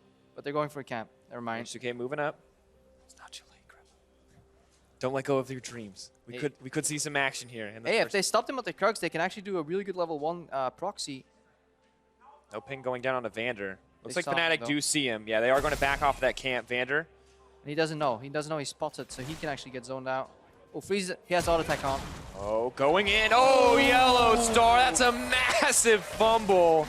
Yeah, yes and no, because they still get the push, which is great. So this losing matchup, they'll play with support flash down, but they still get the push here. Lost. Freeze challenges it back right now. Auto poke going down, but Reckless is better, or knows better than to let that push go away. A lot happened. Fnatic spotted Karma, they moved away. Karma obviously did not know, so had to check for the event at the enemy jungle, in case it was a lane swap, you know? Then, to punish him that, Freeze accidentally hit the creep, because he had auto attack still enabled. He didn't do his settings right. Usually you disable that spell. And then, Railstar's reaction wants to instantly Q flash, but he hits a minion. Oh. And then things go worse. Because if Yellowstar did flash exhaust on Freeze, probably would have been killed. A little bit of a fumble there coming in on the side of Fnatic, and they're giving up the lane pressure now. Yeah, now they're stuck. They minor pushed, but Freeze still got the level 2 sooner. Yeah. Unfortunate on the side of Fnatic, losing out there overall. Rest of the lanes, a lot of pushing going on, but not a whole ton of trading here in terms of summoner spells. Auto Omni getting that charcoal, getting the barbecue going. I mean, half the time I feel like that's acceptable because he's a giant evil monster, but the other half the time he's adorable, and that's probably not okay. I mean, cows can be adorable.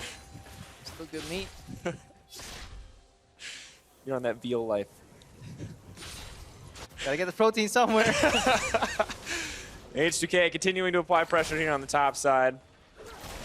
Probably not thinking too much about their dietary needs at the moment. Nope. Just want to crush CS. Want to get the CS gains. Gotta get the gold. Spend the gold on items. Get the wins. Use the wins on food. All right, Azir usually is a very push-heavy matchup, but Talia is actually one of the few champions that can out-push like these trading patterns, and then the Qs off of already worked ground are so potent at controlling the minion wave. Q off worked ground is not a harass tool, it's just a minion push tool.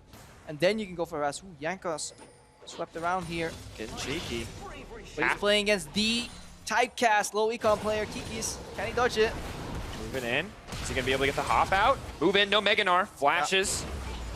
So basically, Jankos doesn't want Kikis to flash E out and dodge the hop, so he preemptively goes for a flash knockup, hoping to burn him down. Not enough damage there, so Kikis played it just fine. Making it out, does have to give up the flash. Gonna have to keep our eyes on Yanko, see if he wants to rinse and repeat on the bottom side. Kikis TPing down. Spirit moving his way down as well. Wants to back up. Knows that that is a point of vulnerability. Maybe Kikis here. Spirit No in fear. tow. Hop skip. Odo's gonna have to flash. Trades it back in the end. Spirit getting a little over aggressive there. He probably saw Spirit with the Ghost, which is what prompted the flash. Top lane, they're doing well though. Reckless and Yellowstar. Despite blowing that flash early, it's actually not that punishing because they dodged the roughest point of the matchup. which was the level 1, you can be infinitely put in that situation. If things go a little awry, you can be infinitely put on level 1. Like, you can end up level 1 versus 3 if Freeze and Vander execute like kind of the proxy just right. It's really delicate and hard to do, but it is possible when you challenge enemies on Krugs. It's been an interesting top side bot lane matchup here. Both teams kind of having to adapt on the fly.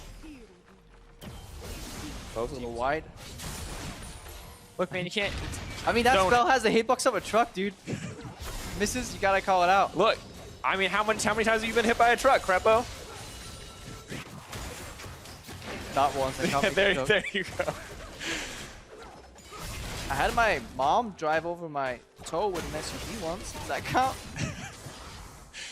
I mean, maybe that's the equivalent of just clipping him on the edge with the karma skill shot. Nope.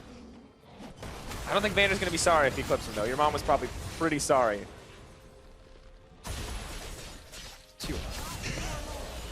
Poor mom. Ah, hits that one. Yeah. Mr. Negative. Straight to the face. Hey, we're yin and yang, dude. I whine and you praise people for hitting skill shots. Everyone deserves praise. Yep. Fevin moving back to the mid lane. It's just a game of wave clear once again. Although we do finally have the 2v2 lane matchups, it feels like there's no break point quite yet. I mean, the break point is the sustain. When these guys run out of pots, they continuously eat poke and they can only all in. And if they're put on like 30% HP, they can never really go for the all in either. Oh. So they're limited by their sustain here. Here comes Jankos. Weaver's wall coming in as well. Oh, they're going to push him back. Oh! Nice moves coming in there to cancel that out. Honestly, this is good for Fnatic. They're forced to base anyway, something they would have had to do at one point. They were at the verge of being out-sustained, and they blow like a major ultimate and time away from Jankos. So while it looks grim, like these are things putting in motion that would have happened anyways. Reckless would have had to base regardless. And there's not enough of a wave here for them to pressure the tower. They don't have enough strength. So Olaf's going to pick up a little bit more CS, and Fnatic are going to be happy. Looking to counter Ryu here, maybe. Cheeky play. Nah, he's just going to match out. So, honestly, HK botched that pretty hard, and now Freeze will have to flash Moving out. forward, tower's up. Just going to move away on that one. Nice dodge out from Spirit on the Deadly Flourish. I like that they turned that around. They know they have the damage here. Reckless was not in tow. The HK, they had large potential impact on that play there if that roam worked, but messed it up just a tad. I like that they're going for aggressive moves. This is what I like to see. Similar to that early game we saw from Tomcats last time around, but maybe a little bit too eager to make the play. Fnatic started to back off. They still continued to commit. Yup, and Reckless managed to at least stall his potion, spread them thin until he got the BF sword. Really important as Sivir that you're not forced to back before you get that item. You can play losing matchups 10 CS down as long as you get your major item spikes on time, because then you don't get put into the dumpster. Fnatic, that's one thing they've always done well, is play slightly losing matchups to a T. But then the few games where they do fall too far behind, they just get stomped and everybody blames draft. So gotta be careful about it. Oh, Fevin potentially in trouble. A lot of damage goes down. He gets kicked back. The patience from Ryu on the knockback. Ryu looking very experienced on the Talia here. That means Fevin can't get to his blue buff either, so he has to hand it off. This looks good. Small advantages coming in on the side of H2K. Continuing to make aggressive moves, and I gotta say, Ryu looks so much more proactive on this Talia than we've seen him in a long time. Yeah, it is honestly a favorable matchup here. It's so easy for Talia to play because you can always clear out the mini wave with you. Reckless, no spell shield probably. Shot, 3, 4, oh! He probably used the spell shield on their tower while getting away, and that's probably what prompted Freeze to use his ultimate. Otherwise, it's pretty random here. Bullying out, they've got pressure on the top side. Spirit's moving up to respond, but they're gonna get some decent damage down. And you can TP with Odawama too with Equalizer. TP. He wants that wave. Almost up. Waiting on the cooldown. And this turret pressure now, the sustain advantage, the force backs obviously gives them residual damage on the tower here. So the duel going on. Odawama seems to be looking for something. Oh, Kikis, patience there. Odo may have overcommitted here. He got played. Hop, skip, and a jump. He's going to go back in. Odo goes into the bush. Kikis, is he going to make it? Oh, first blood!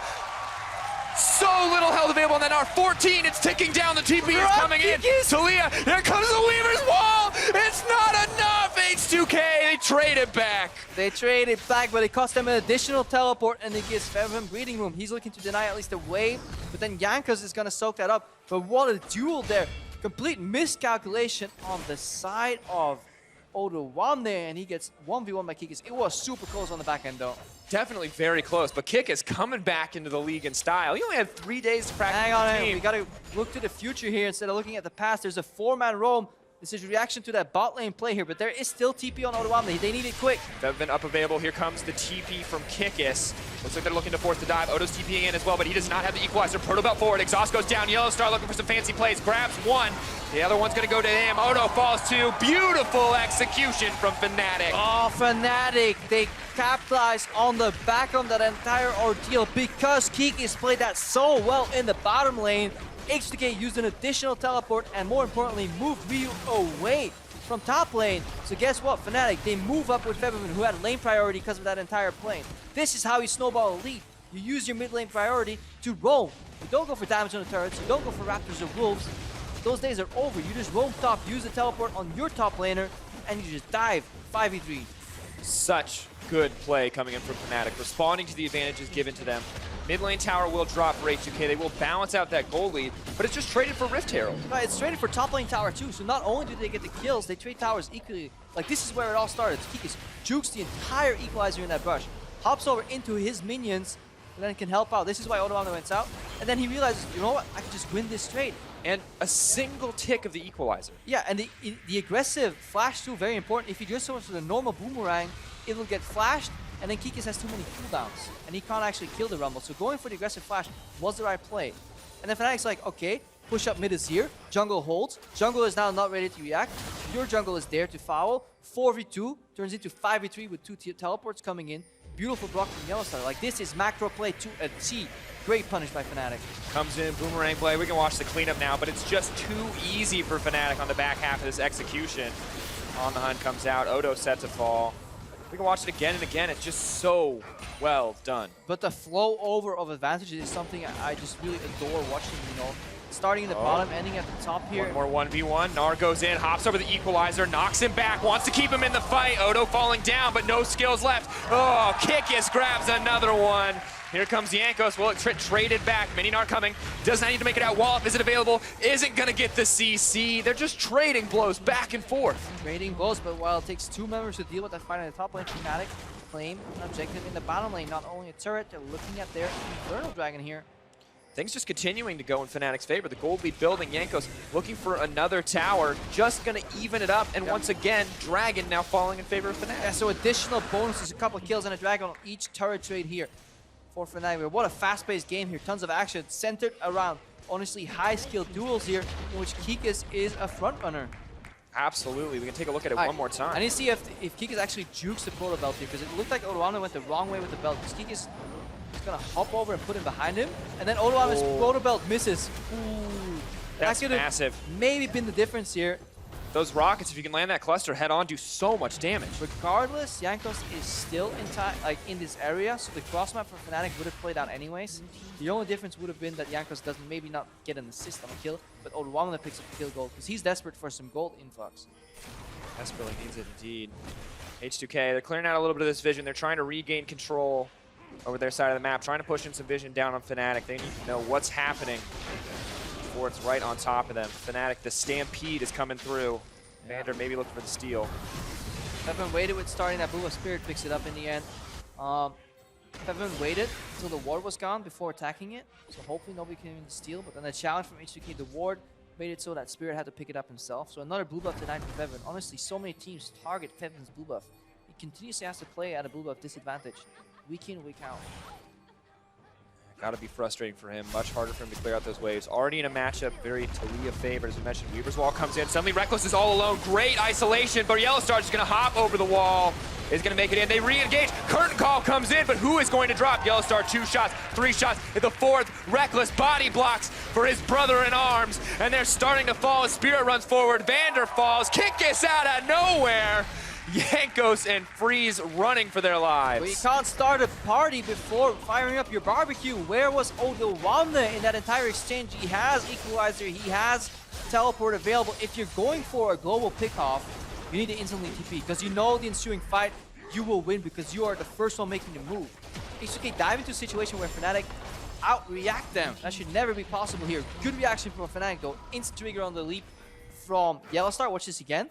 He's stuck over the wall. Ironically, Reckless then flashes over to the other side. The Spirit immediately puts on the aggro too.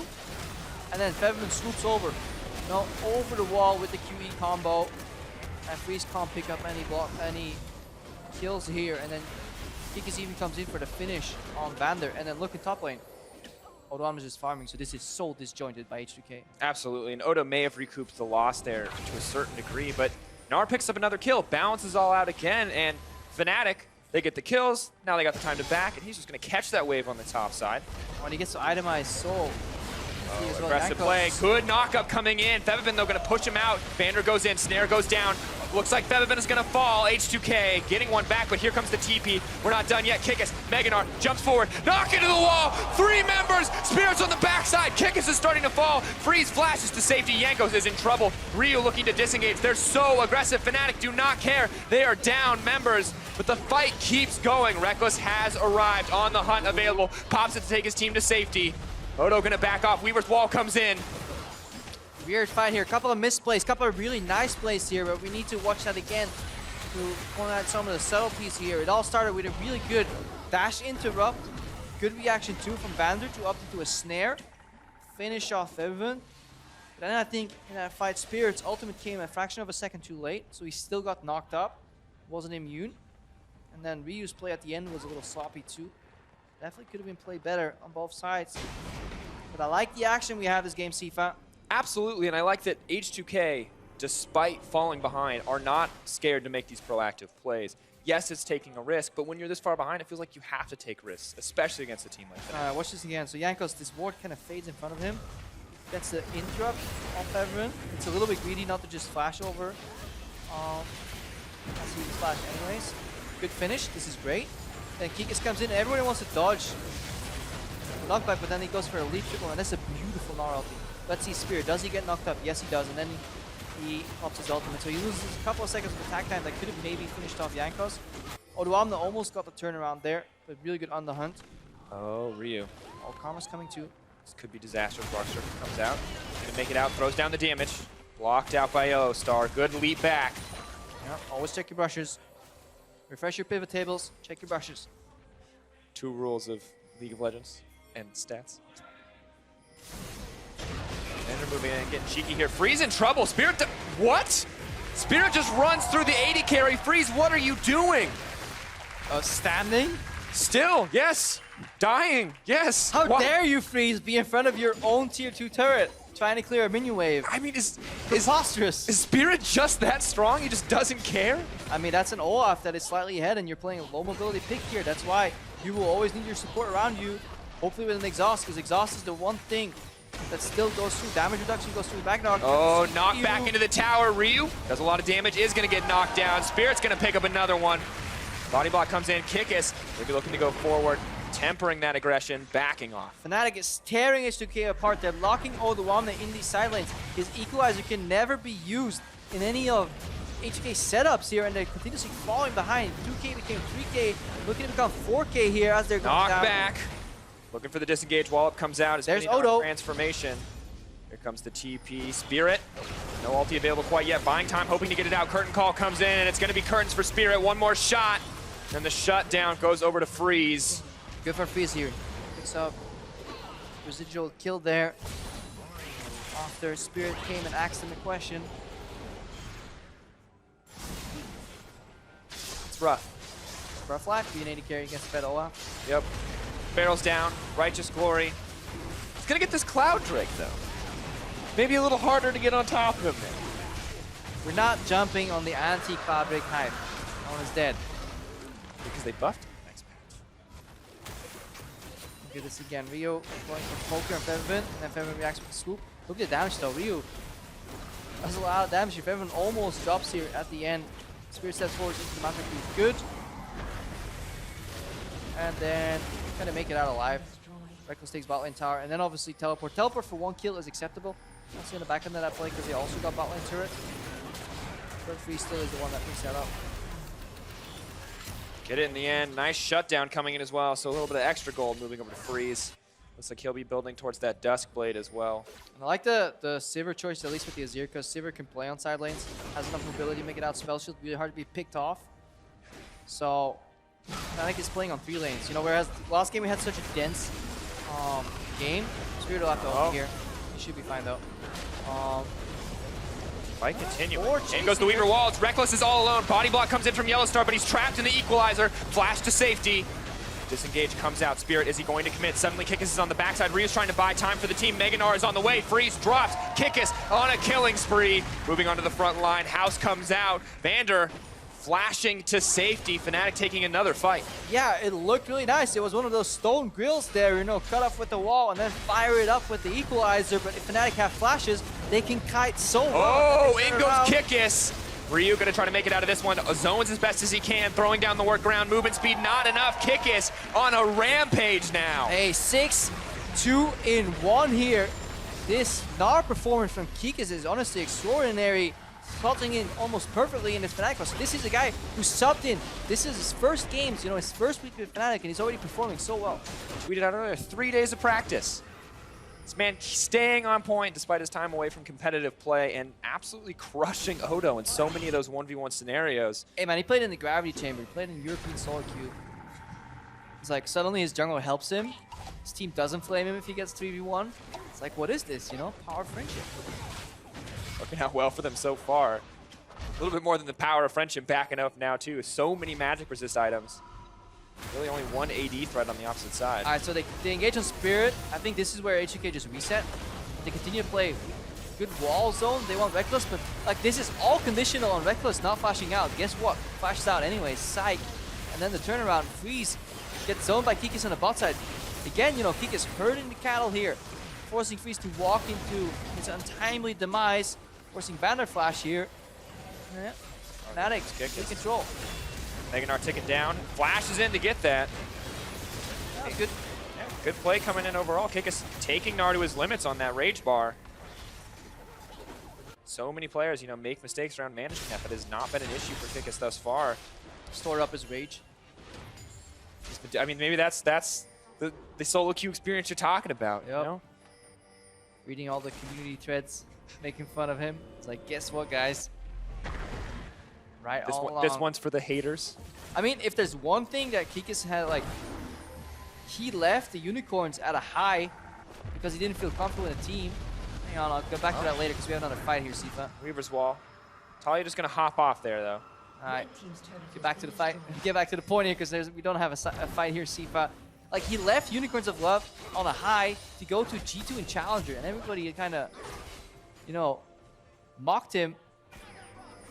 Switching roles too all of a sudden, you know, and then he leaves G2 Esports. Now Freeze is going down again here. Freeze about to leave this world. He goes down. That was easy for them. Fnatic moving forward, and this is disastrous because Spirit is killing everyone. Spirit is angry. I mean, I know he misses Gamsu, but damn. You can't do that to people. This is one way to vent. Always let your anger out, guys. Play Olaf. Anyways, Kickus leaves G2 Esports and then somehow ends up back into a good position here. When nobody thought like there was a way out, everybody thought he was going to play us teamless here, and he slots in perfectly. It's a great place to be, and Fnatic clearly benefiting from this. A very decisive play coming in both of their games, taking advantages back from H2K in game one, and this time building all the advantages on their own. Odo's going to get a tower back, but with Baron dropping with nearly a 10k goal lead in favor of Fnatic, their options and their time are running out here in this series. And this is such a good day one for Fnatic. Not only do they get what they desperately need, which is the 3 points to solidify them in the top leaderboard, they also close out in a very memorable game. You know, you can win close game, but like getting a confident stomp like this is so important going into day two. Obviously, they'll need to remain calm, but I'm sure Daylor will point them out on that one. But this has to just feel so good for a lineup that went through like such a high-profile roster switch. Whenever Fnatic makes a change, there's so many eyes on it, so many community threads, so many fans that are either happy, sad, angry, that twist your words. This is a make or break moment for Kickus. Yeah. When we think about it. I mean, this will set the perception for Fnatic fans. This is the level of performance they're going to come to expect from this guy. I mean, yes, but it's better than at least than things being taken out of context. So often people make rash decisions and then extrapolate on them regarding this. Like, there's one frame of Gamsu not talking to somebody in Life of Legends. Ooh, Gamsu never talks to anybody, you know? Like, people blow up everything in esports, so having he start out well is just so big for the team. Well, H2K are now looking to blow up Kickus. Yeah, but he's drawing aggro. Oh, now Weaver's wall comes in.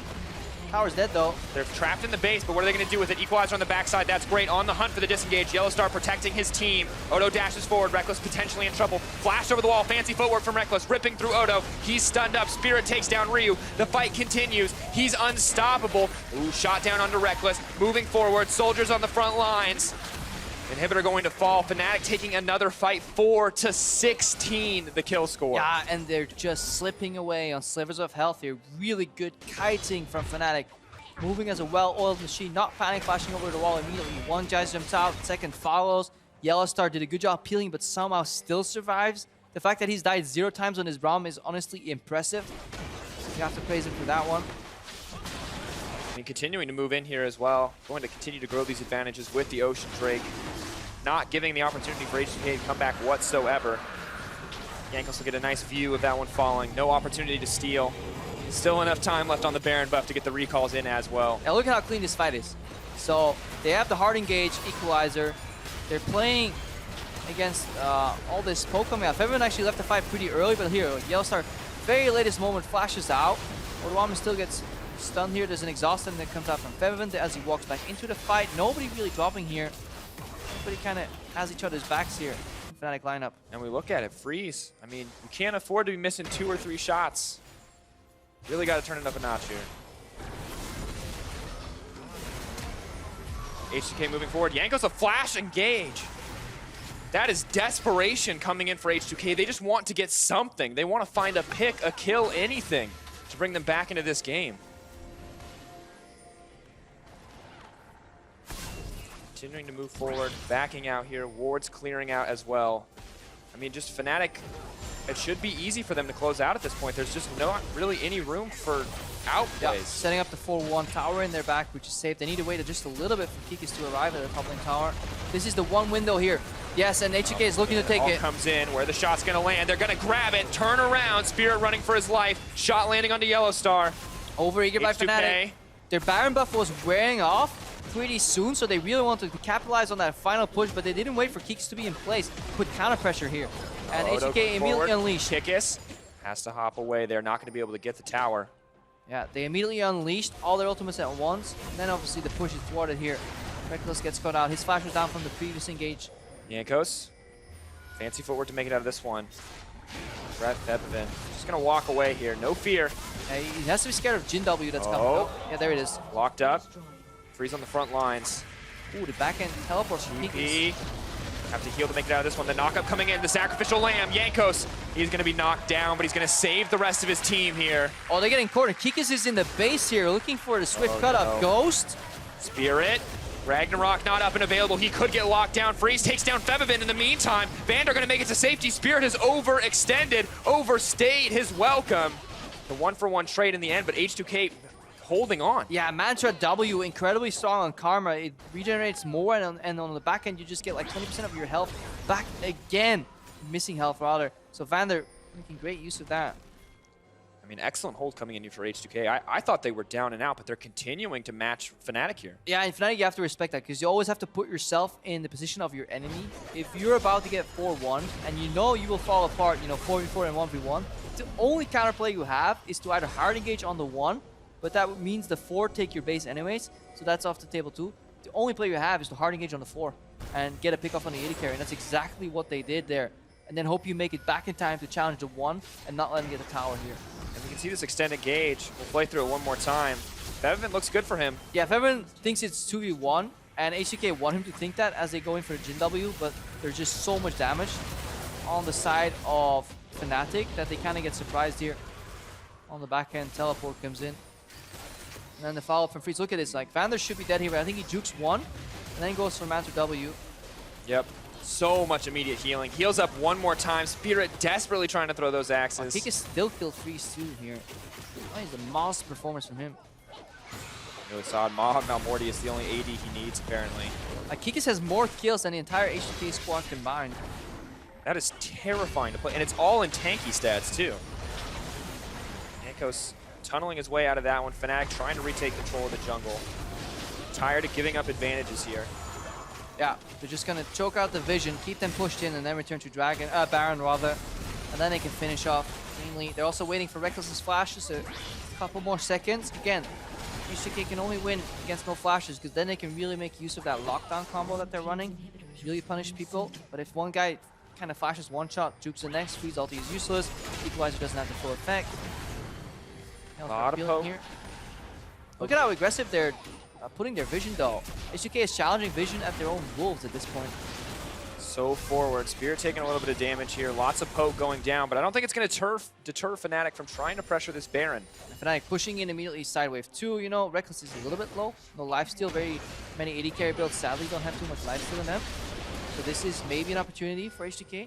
Baron started. Baron falling down. Got to keep our eyes on Jankos. Look for Weaver's Wall combo into the Jhin ultimate. Fnatic will have to reset here because they honestly, they put their vision too deep in no sustain.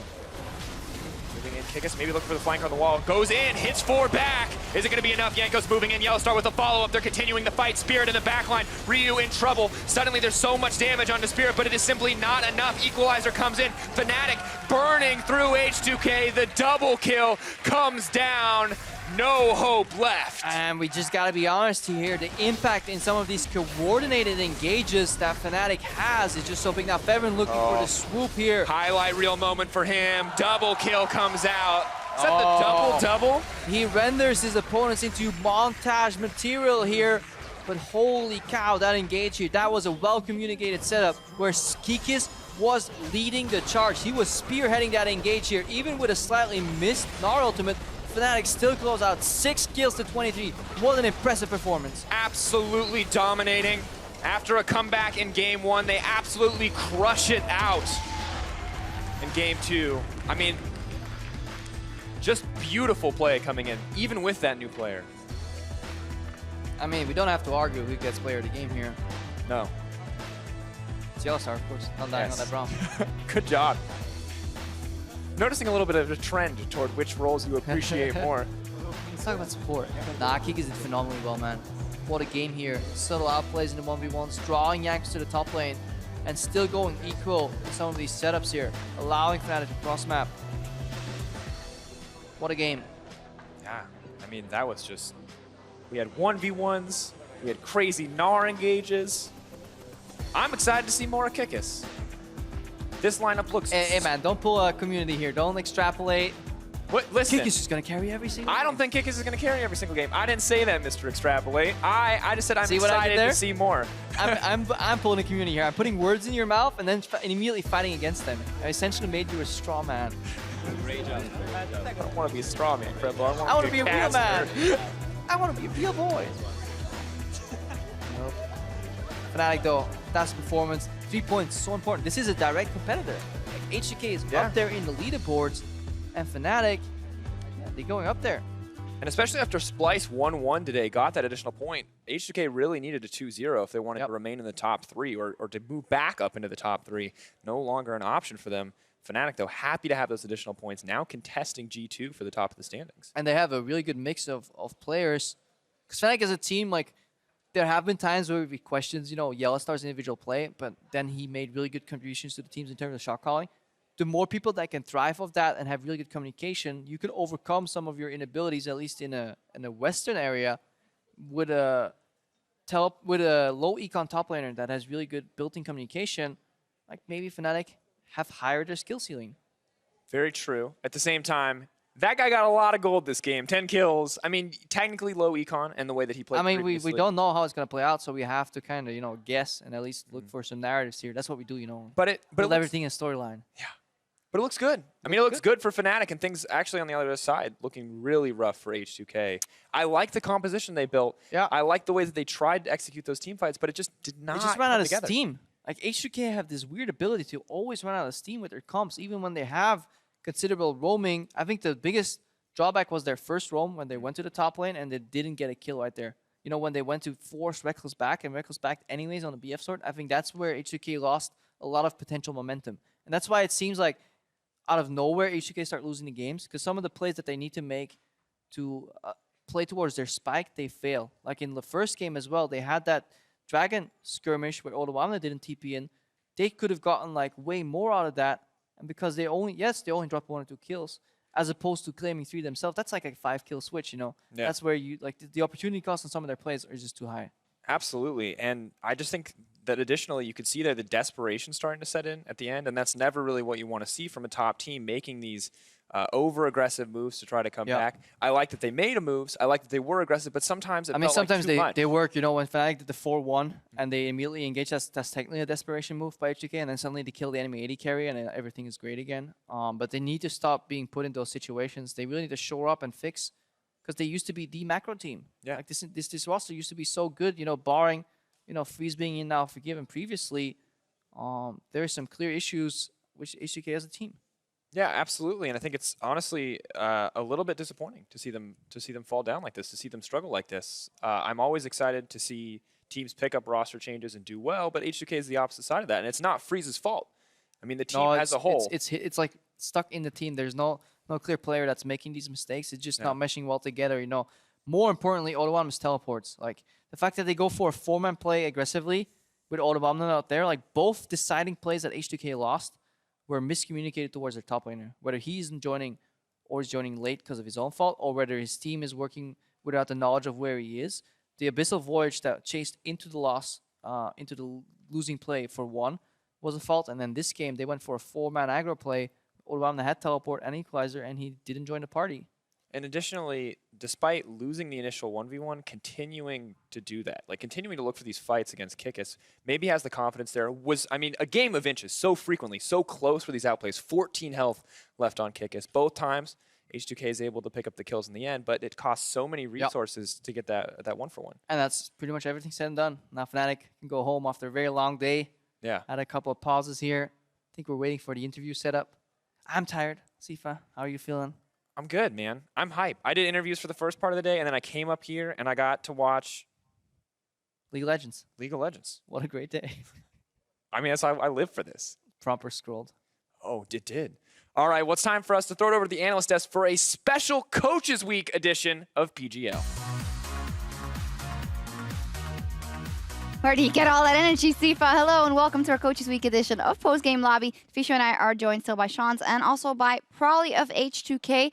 First up, thank you so much for joining us. Much like when Grabs joined us beforehand, and we know it's not easy after a loss like that. Can you just tell us your thoughts after that series versus Fnatic? Man, Riot must really like to talk to losers. But, no, there's not... Well, you were the rare exception. No, I feel bad. Okay. Thoughts about the game. I mean, game 1 was really annoying because our comp really was an objective fight only comp. So every 5 minutes we had to have that fight or else the game's going to kind of stall. And that's where, you know, you're kind of watching and then every 5 minutes there's a chance your team will say like, yes, let's fight, or no, we shouldn't. Or let's be late for the dragon. Or let's be and late. then rush in. Okay, I'm of the opinion that give up that dragon and just fight them to hell. So we didn't do either there, but that's still an idea. You can give up the objective just to get the fight. But so that game 1 was just annoying for everyone, including me. Like all the players were aggravated because, you know, we couldn't get the fight and then we like gave up that 5-minute dragon or the 5-minute window for dragons. And then so game 2, we were just like, all right, let's kind of fight, because Fnatic played a really similar style to us where they're not forcing as much and they're mostly just kind of matching, running around the map as much as we are running them around the map. So we kind of forced a lot more things in game 2, and one time it was called that they're going to do this top dive. Like, I think we had vision on all of them moving top, but we didn't respond by pulling everyone out. So they kind of got this like really free fight top, and then that kind of broke open the game. And after that, it was kind of like, you know, us trying to claw our ways back in. We're just quickly going to take a look at that dive because that's also something that you two wanted to take another look. Oh, I mean, I kind of feel like the game was almost decided here with Fnatic doing this. So this is where Ryu has spent his TP and ulti on bottom side to get 1 kill. And then Freeze Vander stays really far up in the lane. Obviously, Fabian will push in his mid lane and just roam to the top side. It's a mistake I feel like we see so often, and now we have 2 coaches here. Like, when you guys are watching this, it's a very clear mistake. And guys, we invest everything on bottom side. We have no pressure in mid. Please do not overextend in the other side lane. Yeah. Like, what's going on? I would have liked like just to see a little bit before the vision from H2K into like Asia roaming and Olaf roaming, because I feel like usually it's really obvious when like you make a play bot. Either the enemy is matching and you see them moving, you know, it's, oh, careful, they're coming, let's fight fast. or they're gonna cross map. This is a common League of Legends. So sometimes you know this, but you take like other decisions during the game, and you're like, oh, hopefully they will not cross map objective, but still like you realize it's too like late, and then you get collapsed on. So I would have like to see H2K vision at this moment.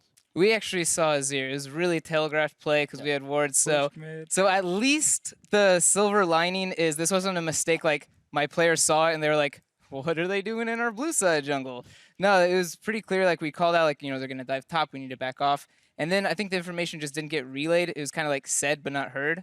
And it was like, no, we can stay top. It's 2v2. We can avoid Olaf gank. And it's like, but Azir's there. We see him. And it's just one of those things where I'm happier that it was said and like known and have it be like misheard than it being like confused. Like, why would Azir go top right now? That's like the big mistakes in coaching where you're like, what do I do with my team if they don't know what they're doing right now? Is it helpful now that we know that you guys can sit backstage and you also have the comms of your team so you can hear them? Is that something you guys use then frequently in between games or after? Oh, yeah. I think it's really important because there's always, when you're testing out something or if it's like a first time on stage, you can really tell if that's the reason or like if that's like something that's going well or not going well. Like if that's, a new champion, you lose on it.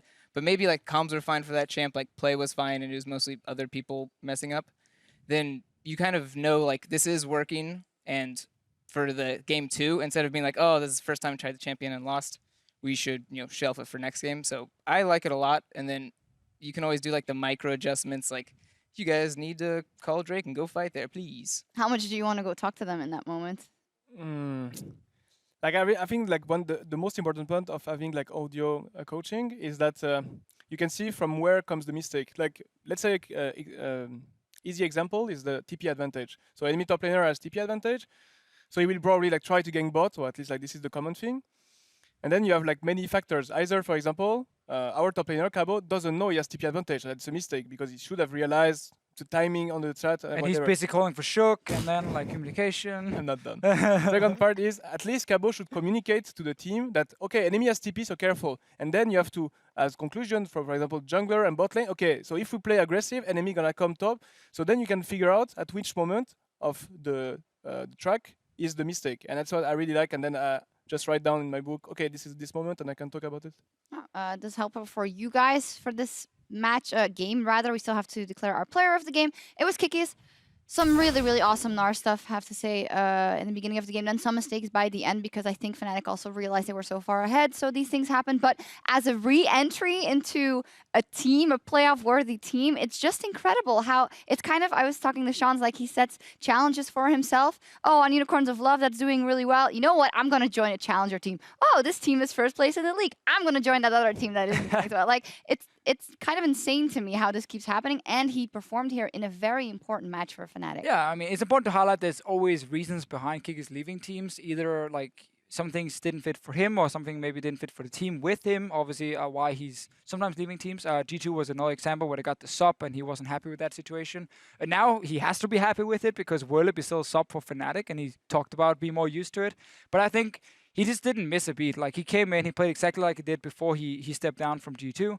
And I think there's going to be a better player in the top lane and also a more vocal player for Fnatic. But I don't know about the Spirit Kikis synergy and how important that's going to be for Fnatic. How did you read him in this matchup? Did you guys not expect him to be as, how would I say, integrated immediately with Fnatic maybe, or? Well, from watching G2, I always, like, yeah, it's very noticeable, like, Kikis isn't late on TPs. Like, he's really happy, like, I don't care about my wave, you guys are fighting, I'll join. So I figured that would stay the same because it seems very much like that's the player that's going to transition from team to team. It's not really the team forcing them to TP. So I figured the TP plays are going to be very, very similar. I figured like the jungle top synergy, yeah, would be kind of a problem. And I think like in that second game when Olaf did that like gank through lane kind of thing, I think twice, those were both like the idea behind them were good, but the execution was kind of off. And I think that, you know, is where like that synergy needs to grow a bit. And other than that, like, yeah, I think TP plays are fine. And then I think just jungle top synergy is where it's going to be going from there. All right, let's take a look at some other matchups that we saw here today. First up, the Unicorns of Love versus Giants, which I expected to be pretty even matchup, maybe even in favor of Giants as favorites. But the Unicorns of Love 2-0'd them, and in game 1, most notably, the Ilaoi and the Tarek coming out of the side of UOL. They keep innovating, man. Yeah, I mean, they had a fantastic team fight in the river where Giants made a big mistake, but I'm not sure if you guys watched these games. It was actually really one-sided. Like, Unicorns outplayed Giants in these games. Chachi had a fantastic performance. Exile in one of the games here as well really took over. So it's interesting. We have like this middle-of-the-pack team still. I want to put Vitality and HK actually in that pool of teams now, like like Unicorns, like Giants, where there's never a clear favorite. Like, whenever you guys play each other in that middle of the pack we have in Europe, I feel like it's impossible to predict, okay, yeah, HK 2-0 Vitality here, Unicorns 2-0 Giants. Like, all the teams are so even, and then all the teams seem to have so many good things, but also so many bad things at the same time. Is this, like, because teams are maybe not strong enough, or is it because all the teams can actually challenge each other at a high enough level? Yeah, I think it's more the second point, to be honest. I think like it's more about every team are like good, and like sometimes one of the team will do the biggest mistake compared to the other, and then in the other game the other team will do the biggest mistake. So then it will just impact like that. It's not really which team is the best, it's which team does the less mistake usually.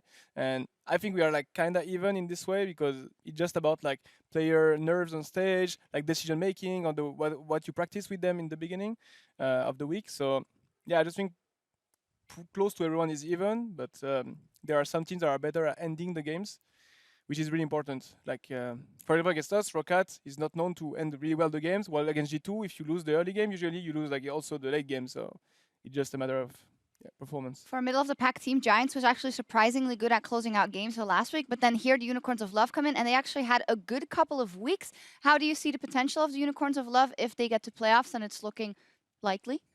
I don't know, I think the middle of the pack, I'm kind of on the other side of the statement where I think it's actually they're even but in a bad way, including us. Like, I would say the transition from scrim practice to LCS is really, really poor right now, and I think it shows in almost all teams. Like, no one really closes consistently other than G2 and G2, and then everyone else kind of has like these like moments of brilliance, but they're not consistent and they're not really repeatable plays. So it's hard to like give anyone high-level play credit right now, because it seems like it'll happen, but when they're in the exact same situation, they won't make that choice again. So let's talk about this, because this is something that we've heard for multiple weeks times and weeks from players, from coaches, from everyone. Of course, you know, scrims are not good in Europe. The level of scrims is not good. You're not approaching them in the right way, and it's keeping us from improving. Why? How could you change it, and why isn't it being changed when we're so close to playoffs and we're so close to possibly Worlds with those teams? I mean, it's a tough question. I don't think we can answer this in 2 words. I think it's very simple. I think coaches need to stop being little women, girls. I take offense to that. Yeah. Magikarps. They There need we to stop go. being Magikarps. Because, yeah, basically in scrims, when I notice, because, like, you know, I get to see the vision we have and they have, so I can understand their decision-making for the calls. So when they're making these calls, and it's very clear, like, they have no clue what TP situation is, no clue where jungler is, like, you know, no clue where, like, mid lane is or something like that. And I hear them call for an invades, you know, like, I have to go tell them after the game, you guys aren't playing like LCS at all. Like, this is terrible practice. You guys would never do this in LCS stage because we have no information to be making these calls. And when I'm watching other teams, I notice a lot of these players have, like, these egos where they want to beat the other guy, kind of like how you would in solo queue, where if you're, like, 4-0 versus someone, you're going to go 1v5 the team fight because you want to prove you're a man. And I feel like this is happening so much in scrims, and I don't know why people aren't getting angry with their players or, you know, straightening out their players. Like, this is a terrible call. You have no clue where anyone is on the map. You shouldn't be doing this. And this is something I have to do with my players constantly. And this is something I've been doing since, you know, a year and a half. And I've been playing with Odo and Ryu this whole time, and they still do it from time to time. And I have to, like, calm them down because it's really easy to forget. You play solo queue 10 hours a day. Maybe not 10. You play solo queue a lot of hours a day. It's really hard to break that habit of just playing, you know, I want to beat this guy and, you know, show my dominance. But if you guys, or if you are one of the coaches then actually trying to change it, obviously it's hard if the other team doesn't change and they like go all in, all crazy. The scrims are like 20 minutes long because then someone is going to FF. But if you are one of the guys doing it, why is then H2K on stage looking like, in many ways, like, I feel like they must look like a different team compared to scrims because there's so many indecisive calls you guys are making. Like shot calling seems to be a massive issue. Yankas in his interview were talking about how on stage things kind of like fall apart for you guys. Why are you guys of all teams not able to kind of show, hey, we can do what we do in scrims on stage at the same time? Is that something completely different then? No, it's really similar. That is definitely a huge issue that we have to solve quickly. I think it's hurt a lot by sometimes the teams we scrim when they behave that way in games. I actually took an average this last week or two of scrims compared to how LCS gold averages. At 20 minutes, we have 4K. Both teams have 4 to 5K gold more every scrim. So these 20-minute Baron calls you see in EU so frequently, yeah, everyone's been doing these calls in scrims, and it works great because everyone has 2 BF swords for free, and now the Baron's a lot easier. And now they're making these calls in LCS, and it like falls apart, and they're like wondering why. It's like, yeah, you have 5K gold less, no wonder. Yeah, I can agree on that. But to come back to the first point is that I think you can handle your team to play like better or to play like smarter or to play just professional. But if it comes to fix the problem as the whole industry of Europe and like all the teams, I think you cannot, because like it's also related to the human, like simply as that. Like in Europe, we are just a little bit more ego-wise like stronger. We're a little bit more toxic in a way. So like we can disrespect a little bit more. And then when it comes to the scrims, it's also hard for a player in itself. It's not that they didn't have any job before professionally, that cannot separate like solo queue from scrims like naturally, like would do an experienced guy. So you have to come through a lot of small points that maybe you can fix as a unit when you stick with the same team as a coach during few months. But if you try to do it all the teams and say, okay, for example, we scrim against H2K and we say, okay, we're gonna play professionally, but it didn't work. Like you can never do that. Okay, because I would actually think that would be the way forward, where some of the top teams, like some of the biggest teams, are kind of leading the way. Like one thing is how scrim times have changed, like over the years. Obviously, it used to be like you would scrim before dinner, and then after dinner you have like a new scrim block. At least back in the day when I was playing, and it got changed into like the 5 games in a row now, where you have breaks in between to kind of analyze. That got changed, and people adapted to it. So I feel like if like H2K, Fnatic, G2, like these teams, and even Vitality kind of led the way, technically other teams should kind of adapt to it. Otherwise you'd be like, we don't want to scrim you now. Oh. Like we're only going to scrim. H2K and Vitality are going to scrim each other and like try and make it 100%. That's maybe not the solution. I think it's easy in theory but harder in practice, because when Sure. we live every day with the players, like you can always like tell them and they will respect you no matter what. But if they have the results, then okay, maybe they will respect you. If you don't have the results, it's always like hard because you see something is not working out. So it just comes with like taking the players individually, talking with them about like their mental strengths, and then making them as a unit. Yeah, we'll see how it evolves, and I'd love to check in with you guys a bit later in the season and see how everything has changed or not has changed. Another series that I want to take a look at is G2 up versus Splyce. A very big matchup, honestly, because Splyce was in 3rd place going into this match, and they took the first game, and Trashy was also player of the game there, and just, well, he did fantastic to get everyone going and then dominate the mid game. Are you guys surprised with that result?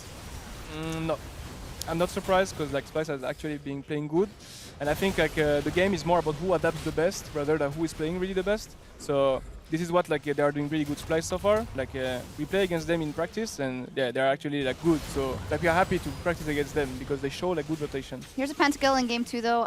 Perks on his gangplank. Expect on his gangplank. Expect on getting it in the very end. He just pick it up.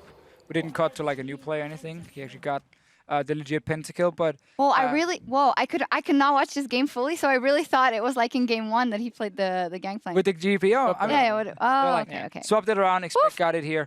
Interesting enough, I didn't get to watch the game because I was casting the other game at the time, but I saw after Splyce were like tweeting, oh man, we should have 2-0. Like this was bad, we should have 2-0 straight away.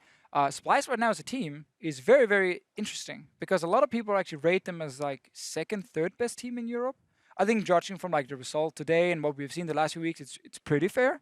Do you guys agree on that? Like, are they right now actually like a top 3 team?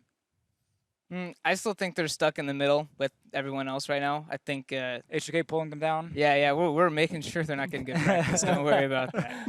But no, like they're a similar team to us in that they'll do these like moments of brilliance and stuff like that, and then other times they'll have their AD carry bot lane, and then they'll go fight for Herald or something, and it seems very awkward that like some of these like really mini-map mistakes, which are basically you look at the mini-map and you instantly know what you're calling is a mistake. These mini-map mistakes happen, and those are the ones that top teams can't make because it's literally fixed by looking down at the bottom right of your screen. Or on the left if you moved it. Or Or in the middle, I guess. I also think the support is actually bringing a lot. My kicks, I know, like from watching him playing, like when we were like reviewing Splyce or like preparing against Splyce, like I watched a lot of what is he doing into movement, and I think he's playing playing smart. So I don't know if the calls come from him directly or if it's the team saying, okay, you should be there. You can never know that, but I really think his movement is interesting, and I always like set up Kobe pretty well in the laning phase too. So yeah, this comes with this guy also. Yeah, Krepo said actually at the beginning of the day, Sven Mithi, #1 bottom lane in EU. Kobe and Mickey, probably #2. So they are the top 2 bottom lanes in EU. What do you guys think? I think you can definitely make a case for them being top 2, but I also feel like other bottom lanes in Europe, especially this split, because a lot of them has made changes. Like there's been so many new AD carry supports coming in, switching out. I actually don't feel like we've seen many other bot lanes kind of rise and just like start shining. Like Freeze and Vander seem to sometimes have some laning issues where either one of them gets caught out, or then Freeze doesn't have the impact he wants like in the mid game because he just sits mid with Ryu and they kind of share farm. So it's hard to like make one of these two guys shine right now. I feel like Police and Kasing has been the same thing. There's been so many changes across, and Mickey and Copy has just like synergized very well from the start and gotten better. And that's why I think you can say they are top 2 right now in the bottom lane, but it's because I feel our bottom lanes are not the highest level right now compared to maybe previous seasons. I think we have good individual AD carries and good individual supports, but together I don't see the same synergy I see from Sven and Mithi specifically. Yeah, it depends also with the draft, of course. For example, if you are a coach that wants to draft every game like a Silver Brom into your bot lane, and they cannot really show in lane, they will probably be impactful later on into the game, but at this moment, then they cannot. But if like you always draft, like for example, Caitlyn Bard, which is the case for like Splyce, then it's a little bit easier to show that, oh wow, he has 30 CS in advance against Silver Brom. Wow, this guy is so good. But it's actually come with a special game plan because then after the top lane is behind, you know, so... I think it's all depending on the draft. Well, I mean, I kind of agree with like the top 2 that you guys laid out. Yeah, the draft matters a lot, but the certain synergies between the champions and abusing them is really important. Like, yeah, the Caitlyn Bard, for example. If the Bard's roaming around without the Caitlyn, then Bard better have someone that can follow up on his ult. Otherwise, the Bard-Caitlyn combo is like pretty worthless. Yeah. And I think another thing that Sven and Mithi kind of have that other bot lanes don't, I don't know if it's ego telling them to do this, but they pick some terrible, terrible bot lane matchups that they should just get completely stomped in, but since they're at a high level, they're able to like basically get away with murder. And if you were to look at like the way Sven and Mithi draft like the bot lane, and you try to copy that for your team, you'd probably have a terrible, terrible time. Yeah, Garpo was also saying they're just so good at all these matchups that they don't even need to talk to each other a lot and just know when to go win for that trade and when not. Speaking of AD carries, Origen today up versus Schalke with their new AD carry. Toaster. Toaster. Yeah, I was going to say Toasty because it's that thing that used to be a bug. But yeah, Toaster indeed. And he saved the game for them in game 1. Yeah, I mean, again, he rolled the dice on the crits on a Sivir, and he managed to bounce it through the entire team and actually managed to win the late game fights, resulted into the Baron, obviously, and used it kind of to close out the first game. But this wasn't Origen winning this game. In my opinion, it was Schalke losing it. Yeah. They were like 10k gold ahead, and these are the kind of situations where it's so close in the middle of the pack between who gets into playoffs. You gotta win those games, man. Yeah, who gets into playoffs and who actually drops down to play relegation for like Vitality as well, especially. Like, you can't afford dropping games like these. If you guys had got a 1-1 against Rocket, you'd also be sitting here saying, man, we can't afford doing this. We have to 2-0 these matchups. Yeah, for OG, this is great, right? I mean, a tie. It's the best they could have hoped for. Best they could have hoped for. They get another 1 win there miraculously. But for the side of Schalke, a team that we were looking so heavily towards, you know, that has this tendency of ending, of course, in 7th or in 8th place. The last splits around with a lot of these players. And then they started off quite well in this split. Where do you see them going? Because it just hasn't clicked the last couple of weeks, and I think that's putting it lightly. I mean, I think they're like the poster child. While I think the EU middle pack is so large right now, is because at this beginning of the split, I was like really confident that they would show up for the whole split, and it wouldn't be just like a moment of brilliance. I thought it was like, all right, these guys actually know some stuff, and they're playing this map out actually really well. I enjoyed watching them actually a lot. And then, yeah, the last few weeks, it's kind of went back downhill. And to me, that shows like, yeah, maybe at the time that they were doing well, they didn't understand why these plays were good. They were doing them, and everything was just clicking, but they didn't really understand like the mechanics behind it or why this works and doesn't work. That's the question mark we always have, though, here in EU. And we're like, 2 weeks, these teams are doing amazing. Same with Giants now. Like, what is it? Is it just It is inconsistency. I think, as Pearly said, it is maybe not 100% understanding. Like, because one thing is pulling off a great play. Another thing is then after saying, we knew exactly what we were doing. Now we can do this in the next game. You think they then go, we won't watch this replay because we want... They definitely watch the replay, but there's a big difference, like what you're looking for, and maybe also how deep do you dive into it. I think one big thing, and now we have two coaches here who can hopefully back me up on this. Like, one big thing for teams is never look at like why did you win a fight or why did you lose a fight individually. Like, look at why were you fighting in the first place. Was it a correct choice to fight right here? Should we maybe have done something different before that in the setup? Like, all these kind of questions need to be asked by all 10 teams after every single game they play to consistently start understanding, okay, when we're in this specific situation, this is the right play. Do you guys agree on that, or is it like, nah, let the guys go nuts in team fights? I know you guys are gonna say no on that one. So. No, I think like there is two moments. Like usually, like you should not take a team fight is like a common sentence to introduce something. Like, for example, you should not take the team fight, but you should have done this is better. But then you also have to review the fight in itself, because maybe you can learn something like, okay, let's say you guys take the wrong decision, but we still have to win this fight because you took this decision. And then you review it and you say, okay, so this. But don't forget that you should never be here. So we come back to the more point that is more important, like the before, why you took the decision. So I think it's a two-way scenario where it almost seems like too much to think about for players. Well, it's like you just kind of have to be efficient with it. So if they like do this really dumb team fight, you got to start off by being like, why the hell are you here? Like, there's Baron, go take it for free. And then you have to be like, well, we already started this team fight. All right, so why? Yeah, so like, why is our Soraka flash autoing the AD carry? Like, you'll break it down after that because it's kind of like a 2-for-1 there, but. Yeah, you got to really highlight that first point. Like, please stop doing really stupid things in scrims. All right. I think about the important thing here. Schalke, just to come back, always a question I've been wondering. It's just why every team that has Fox is like always going super good at the beginning and downgrading at the end. So maybe I absolutely don't know anything about this guy, but it's just a common pattern with SK, with Unicorn, and now with Schalke. He's an amazing player. That's the common pattern. He's very good, but I don't know why every team is downgrading. So small theory in that. Whenever a split starts, a lot of teams are always like very bad macro-wise, and a lot of it comes down to like individual players trying to like snowball out of control, and people don't really punish it that well. He's a very good individual player, has always been a very good individual player. So on these teams, like think back to SK Gaming when they had Forgiven as well. It was literally win lane, win game. But as soon as they started playing against teams who actually figured out, what to ban against them and how to play like the mid game against them, they kind of fell down a bit. So maybe he actually needs to get on a team who puts a lot more focus on actual macro and not just like snowball him early game, because that's been the Schalke strategy. Like, camp mid and he will get fed and he will win the game. It only works for a limited time, in my opinion. Yeah, mystery solved. Just ask the Fisher. Theory, just a theory. No, I think that makes a lot of sense. And let's take a look at the standings, because Schalke did have to move down to 7th now, where they joined Team Vitality, Origen, and Rocket. Yeah, under the top 6, obviously. And then G2, Fnatic, and Splyce still unchanged. H2K still in 4th there, followed by the Giants and Unicorns of Love. Probably.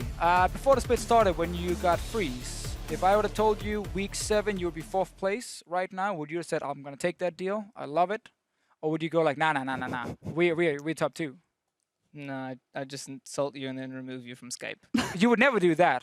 I know that for a fact. Pushing it. No, I know that for a fact, buddy. I get your late night messages all the time. Oh, you can ask Sean's the same thing, actually. Yeah, you cannot exchange your future funk, maybe. Hey, listen to it. I love future funk. Yeah, I mean, I see this every time, so I try to listen to it. It's actually okay. So actually okay. I feel like oh, we're talking about music now. Yeah, you might have to leave that. But Vitality, of course not. Like we were like decent in the regular season last split, and I think we really want to be good. But I prefer this kind of scenario where like you just sit down, maybe you're not really good, and then we perform at the end of the split. Or if you don't, it's also fine because you were trailing anyway. Win-win. Like, last time we were like so good, I would say in the regular season. Yeah. And then we just choked. Fisher, what are you gonna So I don't want to do this again. Now we're just gonna do the reverse. Yeah, I feel like H2K is. What do you think about that? No, I think that's our strategy. Both of you guys don't have the same steal our strategy. Like, come on. I also just realized we had this exact same desk last split. Also sitting and doing these post-game lobby things. We got the 2 regular season gods right next to us, except for this split right now. Wait. Yeah, see, we changed our god chip to playoff gods. The best teams adapt. Yeah. I can't wait to see playoffs now. I can't wait to see H2K Vitality in the final. Woo! It's gonna be good. Next week. Fantastic. We'll see what happens. and that you guys are getting along so well. We still want to ask you a couple of more questions that we got in via Twitter, Risky Business, but we did do it earlier in the show. We asked you to tweet your questions relating to all things coaching at LL Esports. And the first one is from @TanadoStream. What is the hardest part of being a coach, and what other professions help your work, if any? I'm especially interested in that last bit also, kind of your entourage, but who wants to take this first? Go ahead. I would say the hardest part about being a coach is like earning their respect and keeping it. There are a lot of times where people will do very dumb things and you actually just want to, but you can't. So you have to really, take a step back and calm down, and that's just the hard way to do things. I'd much rather take the easy way. So that's probably the hardest part about coaching. And about jobs that help coaching, I was a restaurant server at Joe's Crab Shack. And I danced every 45 minutes or whatever, unless my manager wasn't looking, and then I wouldn't dance. So I've had to deal with really frustrating people. So it's helped me calm my nerves because I've had to deal with people that are like angry that they're serving seafood here, and they tell me like it matters. So I've dealt with a lot of really difficult people. I interpreted that question as what entourage do teams have to work with them? No, it's like but this is more fun. special education. This is great. You can take. No, this is much better. Let's do that instead. No, I think you're right. Oh, you're I think you're right. Am I wrong? Yeah, I think it's like what other kind of profession could help you as a coach, if you've been studying. Yeah, I thought, what have you or something. previously done in your life that's prepared you for coaching? Dancing. All right, okay, so let's get that first and then get Yeah. the entourage, because this is really helpful to learn about the coaches. So Sean, go ahead. Hardest part about coaching, and what job did you do in your past that is helping I was you be not coach? dancing in the bar. Yeah, this dancing in a establishment thing from Probably, I don't know if we need to go deeper into that. I tip you, Yeah. 100%. Yeah, I actually got a lot of tips doing Okay, that. so but- hardest part for sure for me is to always have a bright smile. I would say every day, because sometimes you have down day, bad day, and I feel like you cannot really show the player like, oh my god, you are so bad this week. Or, why did you do that? I can't believe. We teach. Okay, so every time I have to think about this, like, hey guys, it's okay. We're gonna perform good next week, so it's gonna be okay. And always, I'm putting myself as a player, and I'm like asking, oh, what would I want my coach to do if I were bad, or if I were to do wrong things? And I always think about this and say, okay, I want a coach that is positive. At least makes me be happy, and then that's what I think. So sometimes I have a bad day, and I just call someone personal. Then after I say, and then the next day I'm happy. And that's the thing. And about professional stuff, before I had studied as an engineer, so I got to work a lot in terms of as an engineer in telecom. So I just have to handle projects and people, just make the team happy usually, because we need to do this and this. So then I transmit this as a coach in my playing style. The Fisher, what job did you used to do that is helping you be a better caster? I mean, absolutely nothing, because I was speaking Danish all the time, which kind of... You can't have jobs in Denmark? No, but I mean, I didn't do anything to help me as a caster. Specifically. Oh, right. No, it actually... So... It worked against you, I think. Yeah, it actually worked really against me that I was from Denmark, but here we are, and now we're using it anyway, and Pilsen and all that kind of stuff. So I guess in the end, it did benefit me. I didn't dance at restaurants, though, like Probably did, but I would have loved to have that job. I had a hard knock life. All right. Worked your way up. Let's take a look at another question, a great question from the Titan84. With such young players, how much of a parental role do you as a coach have to take, especially for new players? Very interesting. It also has to do with kind of the line between how close are you to your players, because sometimes there's friendships and stuff. So how much of a parent are you guys when it comes to these players? Well, I think right now they're sort of me. Well, they call me daddy. So when it comes to the play, I mean, there is nothing weird in this sentence, but I hear them sometimes, and I'm just having fun. Sometimes I want to It's just be... in his head, No, Probably's smiling too. Oh, okay. He's smiling too. In my head too. Well, he Alright, dances keep in going, Daddy. establishments, Keep so- going, Daddy. Yeah. Oh, come on, man. Keep going, daddy. So, okay. Just you need to get this dad approach in a way. It's when they're doing runs, wow, no, you stop doing this. I don't want to hear this. Just sit down, And sometimes you want to be the brother, just saying, okay, cool, having fun and stuff like that. But I just think it's really important that they notice that you are in a big picture for them. When you enter, for example, the playing room, you're okay, the coach is coming. So I want them to respect in this sentence, like a dad a little bit, but a dad that wants to help us, not not the one that will take the belt and hit them if they go out too much. So yeah. Probably. Yeah. Are you Ryu's dad? I don't know. Ryu? Or is Ryu kind of taking over the house?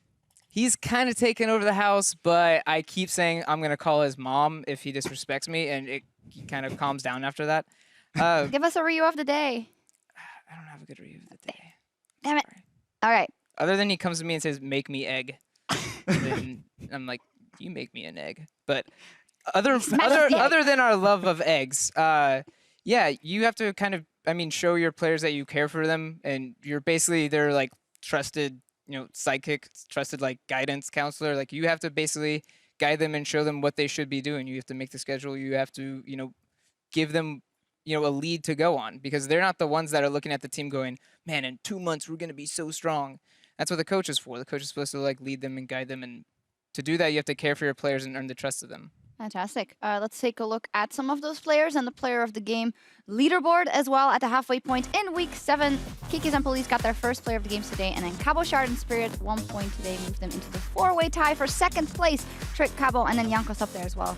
Knight, Spirit, Exile. Yeah, there's no Vitality player. Oh yeah, there is. Cabo Shard. I'm blind. Yeah. It's up Sorry. to you, guy. Definitely well deserved. Cabo Shard has been doing really well in a lot of these games where he can now actually get to carry. So that's great for you guys, except for like compared to the tank meta, where obviously you guys went downhill going into playoffs. Could definitely be blamed somewhat on the meta, I feel, last split. Benefits Cabo Shard way more. Jankos up there too. Really good, Jankos.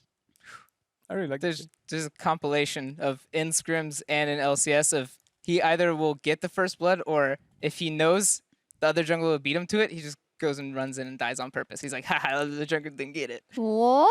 Yeah, we've seen that a few times. This is half mid-lane joking, games. all right? This is not intentional feeding. Yeah, of course not. No, I meant in terms of like, hey, we're tracking this, and the First Blood King, yes or no, kill participation. Yeah. Is It's First max Blood floor King, now. very literally. He's the original First Blood King.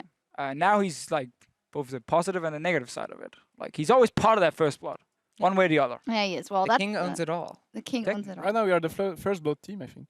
You guys are? Yeah. How about Giants work? Out Giants have of, like a ton of First Bloods. I mean, before this week, so I can't really retell, but NA, EU, and LCK, I think we have the most first blood. But I don't know why, to be honest. Yes, it's that's on what my I've piece been of told. paper, so it must be true.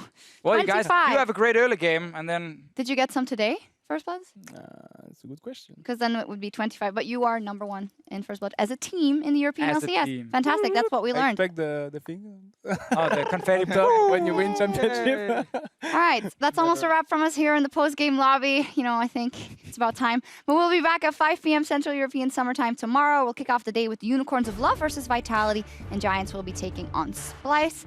UOL Vitality.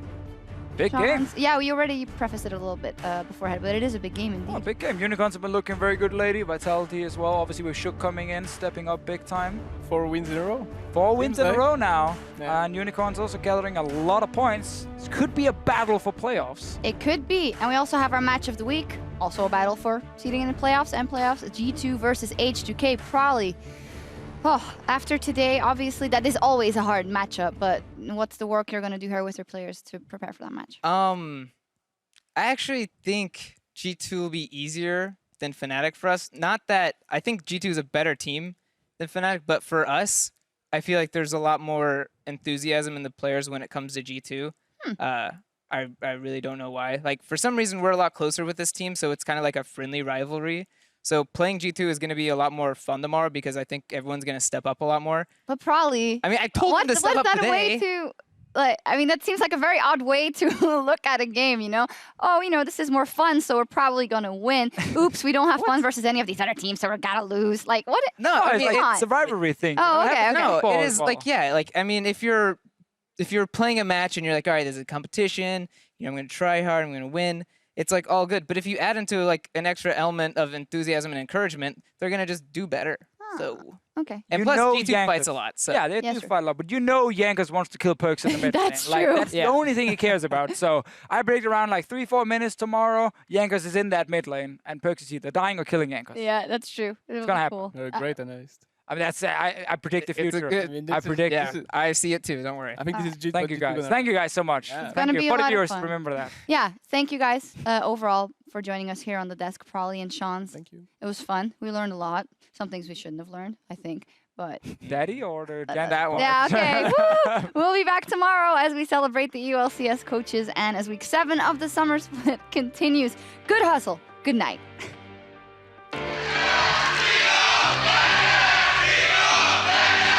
League Up Legend! FLICKR Legend! Dota! Oh my. Okay.